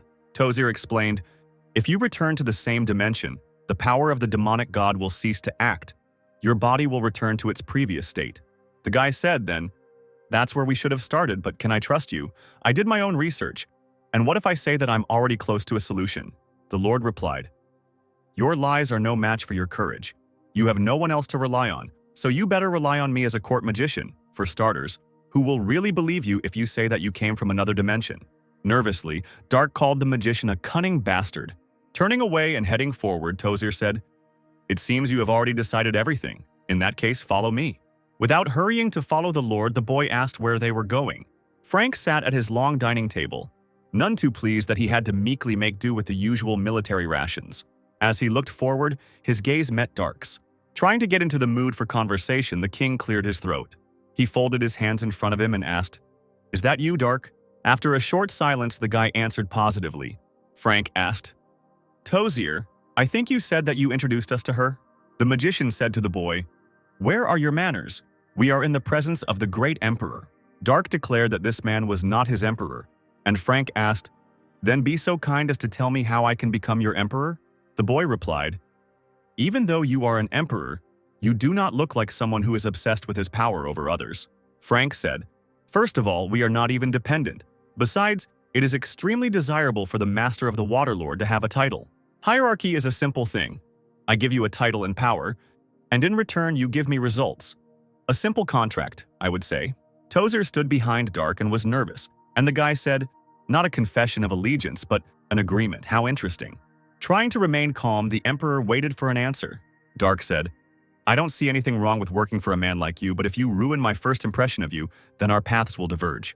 Frank's resigned face flashed before the boy's eyes, as he had previously looked at the low-quality food on his table. Rising from the table, the Emperor gave his consent. Then he told Dark to kneel before him. The guy grinned, but still sat on his knees. Frank approached him, pulled out his sword, and, alternately applying the blade to Dark's shoulders, began his speech. I, Frank von Greyet, grant the title of Baron to Dark. From this day on, you will regain your former glory. As my left hand, you will enjoy prosperity and glory at my side. The guy continued. I, Dark Clyde, gladly accept your command. It was already approaching late evening. A sentry stood on the wall of one of the fortresses and yawned from boredom. Somewhere in the distance, he noticed something suspicious. The knight looked more closely, trying to understand what was happening in this darkness. Clouds of dust suddenly rose up at the tree line. What emerged later alarmed the sentry. A squad of titans was heading straight towards the fortress. The lookout began to stutter and shout, saying that they were under attack. He announced that it was an ambush by the titans. Someone was already giving the command to load the catapults. Following the order, the knights pulled the tight bowstrings of the ballistas, loading them with arrows. Another command was given and arrows flew at the enemies. One of the arrows flew right past the titan. She touched his shoulder, damaging the armor. Another titan shouted, "Ponich, get back, Caproxia, deal with the catapults." The order was given again, causing the arrows to fly forward. At that moment, the red titan seemed to multiply. His shields prevented the projectiles from touching his comrades. The alarmed commander ordered the guns to be loaded again. Just as the captain was about to give a new order, a huge titan flew towards him. This weapon destroyed not only the commander but also part of the wall. Palshan and the other mercenaries were still in the prison cell, dozing. Suddenly, the door opened, letting in a bright light that made the group leader cover his face with his hands. The silhouette of the girl in the doorway grinned and said, "You look even better than before. It looks like Tozier fed you well." Palshan laughed in response, and Mikhail said, "The same can be said about you, and in addition, you even have new luxurious clothes." The mercenary leader was indignant. "Forget about clothes, we can hardly wash ourselves properly, Dark." Many titans were already crowded at the gate. A small part of the wall was destroyed. One knight barely managed to avoid being hit by a flail on a stone building. Jumping to his feet, he demanded that the gate be defended. However, it was already too late. One of the titans destroyed it with a blow from his mace. Just as this same titan was about to give his order, a morning star flew into him, crushing him to the ground. The golden titans arrived, one of whom shouted, "Pathetic mountain bandits, still hoping that these lands belong to you, call upon the mace of justice." The other enemy titans also summoned the same weapons.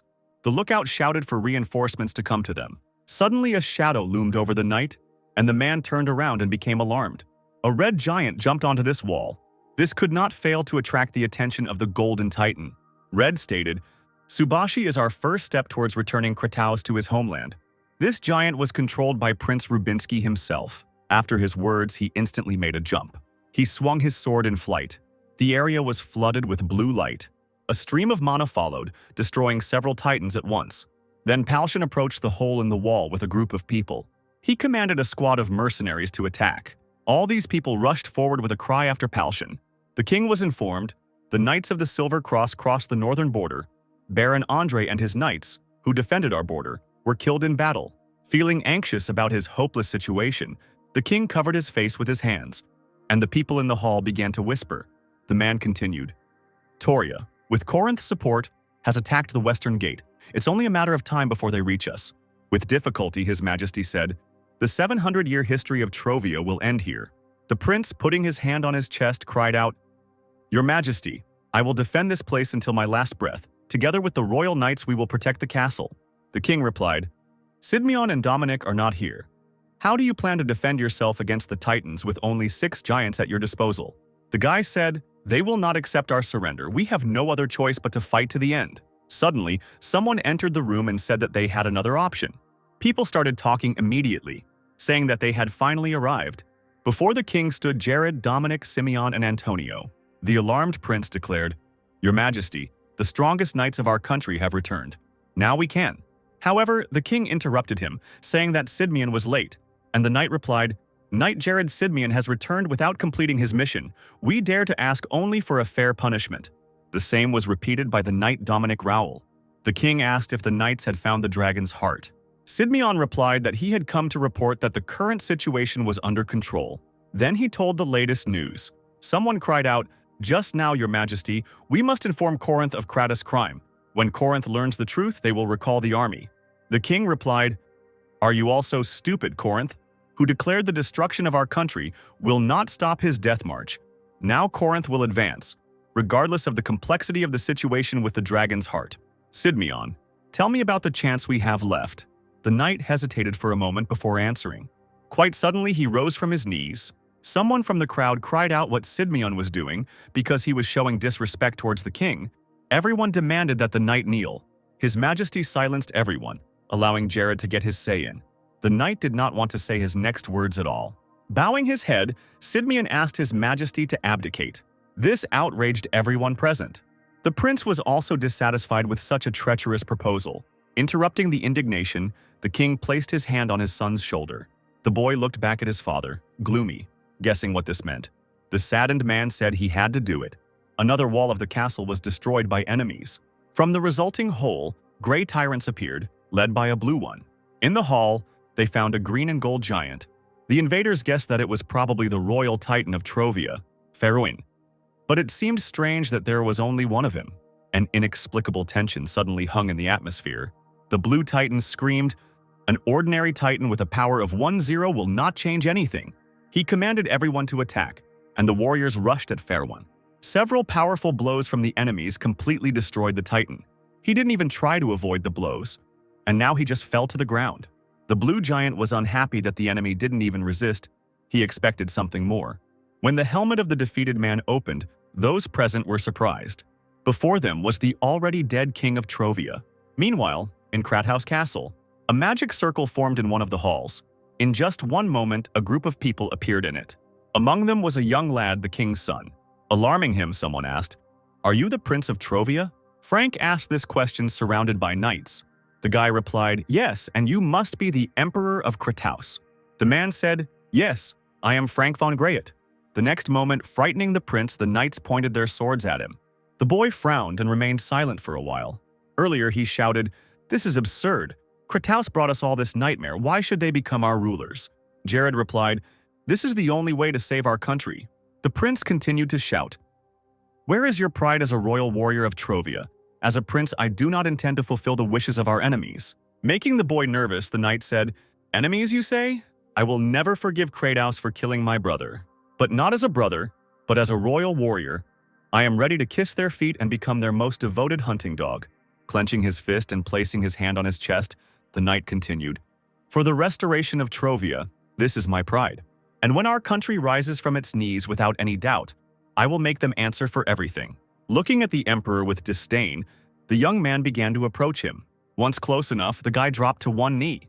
Then he said, "Prince of Trovia Ortolan Chu Bernhard, I ask for protection from Krathaus, and I swear to become a loyal subject of Krathaus." Frank replied that he gave permission for this. While in prison, Palshan shouted out the name of a comrade. Dark stood in the doorway, dressed in the clothes of a male imperial confidant, and grinned. Alarmed, Media asked, "What happened? Are you serious about joining Krathaus?" The guy replied, "Something like that. In any case, I received the title of Baron." This somewhat surprised the mercenaries that Dark passed by. The guy stopped next to Gaston. The magician sat hunched over and was clearly in an unfriendly mood. Gaston said, "I don't hate you for your decision. You're not a Trovian after all, but I think it will be difficult for us to remain friends." Dark replied that he understood everything and he was sorry. A silence hung over them, making the atmosphere oppressive. Not wanting to admit it, Palshan also said that they gave out information about their mission even under the spell. And Dark turned to him and replied, "I know everything. It seems like it will be hard for you to continue working as mercenaries, right? According to Tozir, they are forming a mercenary unit. I have recommended all of you as officers." The mercenaries were shocked that they could be given such ranks as officers. At that moment, Tozir and Silver appeared in the doorway. The Lord confirmed, "Yes, Dark vouched for you. You have become a real problem for our knights and of all people. Some of you are smart enough. As the adepts of the Royal Knight Academy, I hope you all will become part of our management system." Jimmy said, smiling, that he was flattered. Palshan and Media started arguing loudly among themselves, and the brown-haired man thought, "Why are you all arguing?" The mercenaries' dispute was suddenly interrupted by Silver. He said, "Our emperor said that if you succeed in the brewing war, you will become permanent members of the army." This made Palshan think for a moment. Then the leader of the group said, "Okay, it seems I have no choice. This is not such a bad offer." At that moment, he looked at Gaston, who had turned away from them all. Dark said, "Ah, yes," the emperor gently hinted at something. Palshan asked what exactly, and the guy, without rushing, told about it. What he heard interested Gaston and made him turn around. Palshan was right in the thick of the battle, cutting down his opponents. One of the enemy knights attacked him from behind. The mercenary would hardly have had time to avoid this attack. However, a lightning strike struck the enemy. Turning to the magician, Palshan thanked him for saving him. It was Gaston, who was already breathing heavily. He didn't respond to the thanks. The magician recalled the words that Dark had recently spoken. The boy explained that the Emperor of Krataus had hinted to him about Trovia's independence. A meeting was held in the ruined castle, during which someone reported Subashi's troops had created a formation on the Narion plain. Considering the numbers, they must have drawn forces from the border of Chire, a detachment of infantry, 2 detachments of cavalry, 1 mercenary, a fleet, and the king's knights. They hired as many mercenaries as possible and sent their forces to Narion. Holding a pointer in his hand, Rubinsky said, "They have concentrated troops on the border with Chire. Apparently they are going to retreat." Someone from those gathered answered, "It was we who noticed the Knights of the Crayon flag among the opponents." Another said, "As we expected, the Subashi are well aware that they are the next target." The first man also clarified, "There are only 23 Titans. If they reinforce them with 15 Titans of Crayon Knights, then we can assume that this is their entire military power." Folding his hands in front of him and leaning on the pointer, the prince said, "The united forces of Subashi and Chire. This battle will decide our fate in the war." Dark was unconscious for some time. He was alarmed when he woke up. There was only darkness around the guy, and he couldn't figure out where he was. Dark began calling Saren in the hope that she would finally respond.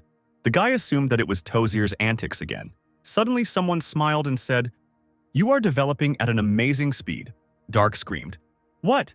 Where are you? Is this your doing? What the hell are you doing?" Someone, continuing to grin, called the guy a brat and said that he had no right to know this. This angered Dark. Although he was nervous, the guy promised to grind the creature into dust. The stranger laughed and said that it would be funny to break Dark's spirit a little, and the guy replied, "Chatting is the only thing you are capable of, since you are hiding in the darkness."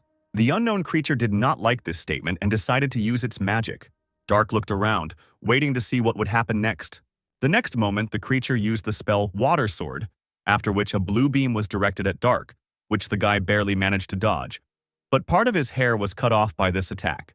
Grinning, the warrior thought, "A sword? No, it doesn't look like metal magic? I must gather Kai to create divine steel." Concentrating, Dark tried to do what he had planned. However, someone shot a water arrow at the guy. Dark crossed his arms in front of him to protect himself from the attack that sent him flying backwards. The boy screamed in pain and hit the ground several times. He stood up and began to insult the stranger. Dark glanced casually to the side and discovered part of an arm. Only now did he realize that his limb had been torn off. At that moment, the creature launched a water hammer. This time the blow hit the guy's leg, and again he was pierced by incredible pain, causing the warrior to scream and grab his limb. Without giving Dark a chance to rest, the unknown person once again launched a water hammer at the guy. The warrior had no chance to avoid it. Now his body was shattered. It turned into a bloody mess. Laughing, someone said, "It seems that's enough for now. Next time I'll make you mine." Dripping with cold sweat, the alarmed Dark stood up abruptly. After the nightmare he saw, he was breathing heavily. Dark lay down again and began to examine his hand, trying to understand where he was. And Saren, who was standing next to him, asked, "Madam, are you unwell? Should I call the priest?" The guy stood up again and replied, "Forget it. Healing magic won't work anyway. Did I fall asleep? I clearly remember that I trained in Kai stabilization." The maid said worriedly, "I think so. You suddenly fell on your side. You told me not to touch you under any circumstances, so..." For a while the guy just remained silent. Then he said that he wanted to take a bath and get some air, and Saren replied that she would prepare everything.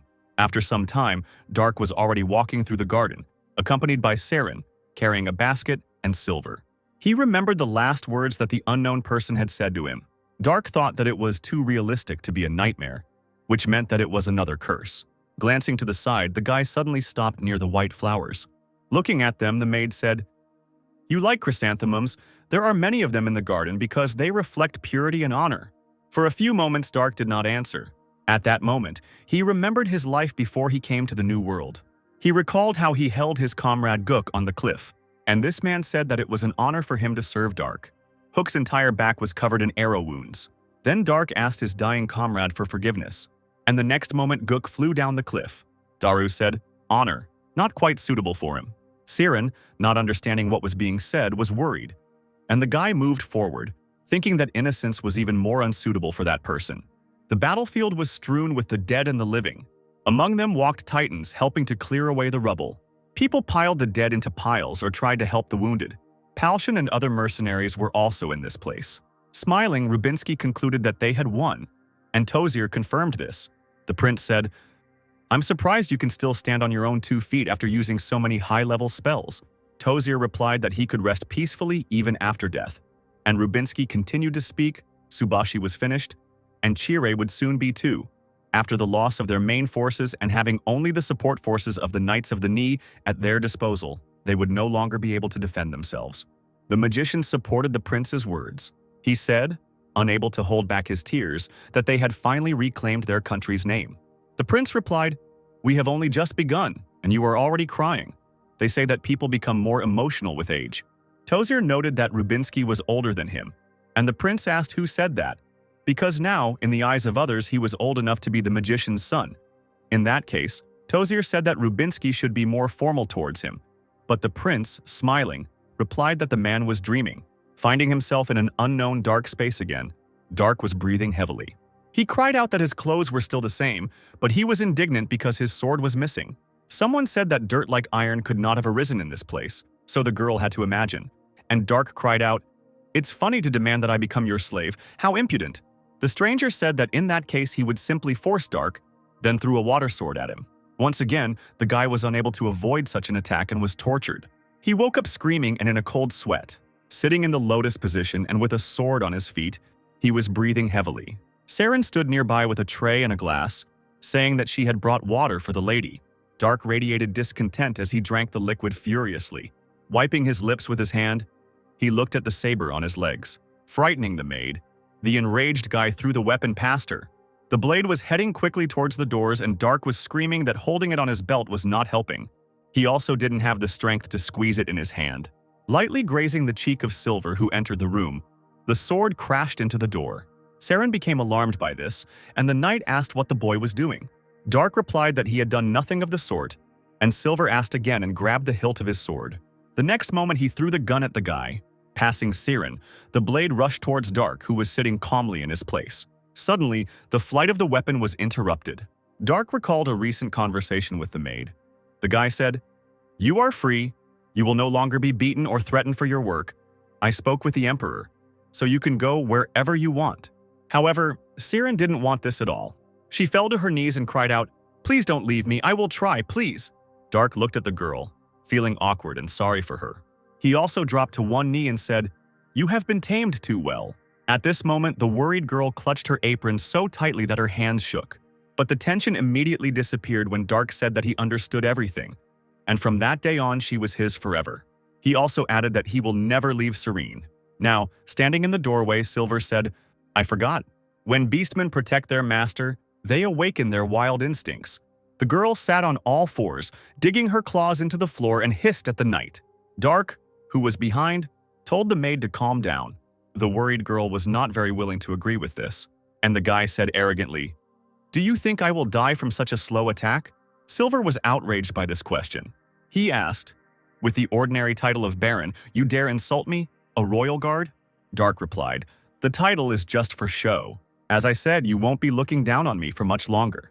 The knight said, "You say you can meet me face to face?" Dark asked, "Do you want to check, Adept?" Clicking his tongue and holding his hands out in front of him, Silver said, "I give up. If I ruin your face, I'll be in trouble because you won't be able to take part in the ball." When Serene heard about the ball, her eyes sparkled. Dark asked what it was, and the girl enthusiastically replied, "It was a place where the nobility gathered to dance and socialize." The indignant guy asked, "Why the hell should I go dancing?" Pointing his finger at the warrior, the knight replied, "Celebrate the victory. Today is a holiday, and tomorrow is a ball. Sort out your appearance and manners." After these words, Silver left, leaving Saren and Dark alone. The guy was still indignant, and the maid asked the mistress to leave the outfit for the ball for her. Rose petals flew in all directions along the main street and fanfares sounded. The knights carried a banner with white and black stripes, in the middle of which was a three-headed dragon with two swords in its paws. In front walked Prince Rubinsky, Lord Tozier, and other high-ranking warriors. The rest of the knights who brought victory followed them. Someone in the crowd was discussing, "It's him, of course Rubinsky. How handsome, really. The prince is surprisingly so young. Siren looked at all this with admiration, and Dark with deep displeasure. The guy thought, a holiday, I'm sure, is a great way to increase support from citizens. But I don't see Palshan's squad. Where are they? Suddenly, someone called out to Dark. This person shouted, "Hello, girl with blonde hair. Lady knight with long hair and a beast-man servant." Siren became nervous and said that it seemed like it was Darka's name, but the guy replied that it wasn't him. Finally, he looked in the direction of the voice. The tall, blonde man said, "You're finally paying attention." Then, alarmed and covering his mouth with his hand, he said, "Oh my God, child, when I looked at you from behind, you didn't look like a child. I was wrong. Do you have an older sister looking at you? I bet your sister will be just as beautiful." Dark was outraged by this behavior. Looking at the smiling man, the guy recognized the master in him. Dark replied that he didn't have an older sister and asked who the man was. Ignoring the question, the stranger said, You are a noblewoman, but your outfit, well, it doesn't matter." At some point, the stranger saw another girl with her back turned to them. After saying goodbye to Dark, he immediately headed towards her. However, when the man saw that it was not a girl but a dog, the stranger did a forward somersault, passing the animal. Silver approached Dark with treats, and the boy asked if there were any more masters in this country, and the knight asked if Dark had spoken about that man. Giving the treat to the delighted Siren, Silver said, "Just don't tell me that you can tell whether the person in front of you is a master or not, just by looking at him." Dark replied that the knight was free to believe whatever he wanted, and the man replied that he would report this to the chief. The guy asked if Silver was going to report everything to Tozir, and also noted that he would also go to the magician. But then the guy looked at Siren, who was eating the treat with gusto. She said that it was delicious, and Dark said that Tozir was a little busy now. He suggested going to the magician a little later and asked to give him a treat too. After some time, Dark and Silver were already in front of Tozir, who said, "I will pass on the report to Prince Rubinsky. He knows better because he is the master." Tozir also asked what Dark wanted from him. The guy clarified that it concerned the ring. He asked if it could cause nightmares for the owner. Unsure of this, the Lord repeated the key word questioningly. Then he opened one of the books, trying to find the answer to the question. The man looked through the old pages for a while, after which he replied that there were no such entries in them. Darren added, "But since there are only a few entries here, we can't be sure." The Lord asked, "And why do you think that the nightmares were caused by the Lord of Water? Firstly, what kind of nightmare did you have?" Dark looked at the ring, not daring to tell about it. But he still began to explain to the magician what the matter was. Folding his hands in front of him and bowing his head, Tozir said, "That is true. The voice you heard definitely belongs to Naiad." Darren confirmed that it was clear from the name of the spells alone. And Dark, running his hand through his hair out of concern, said, "He did a lot of damage to my body and mind. I can hold out a little longer, but I don't know how long." The Lord said, "I didn't think you could be so weak. Firstly, these are not dreams." This statement surprised the guy and made him ask questions. The magician explained, "When you realize that you are in a dream, you can do whatever you want there. We call it lucid dreaming. But if I believe your words, even though you are aware that you are in a dream, you cannot resist the voice. I want to say that this is not a real dream, but rather psychological magic, maybe even a spatial field." Dark wanted to ask how to deal with this, but Tozir interrupted him, saying that nothing could be done about it. The Lord explained, "Naiad is the king of spirits. I'm sorry, but I can say with confidence that there is no magician who can compare to his magic." The disgruntled guy cried out, "Wait, but this bastard chose me as his master. Is that why I can't take him off?" Tozir thought, looking at the ring and scratching his beard. Then he made his guess. "Maybe you were chosen as a slave or something like that?" The words spoken by Naiad sounded in the boy's head again. "Become my slave." Enraged, Dark shouted insults at the Waterlord and slammed his fist on the table. Now the boy wondered why Karel gave him this ring. Tozir looked nervously at the dent on the table, and Darren said, "But this is strange. If the spiritual king decided so, then he would have no problem brainwashing the Baron right now. Why is he forcing him to submit of his own free will?" The Lord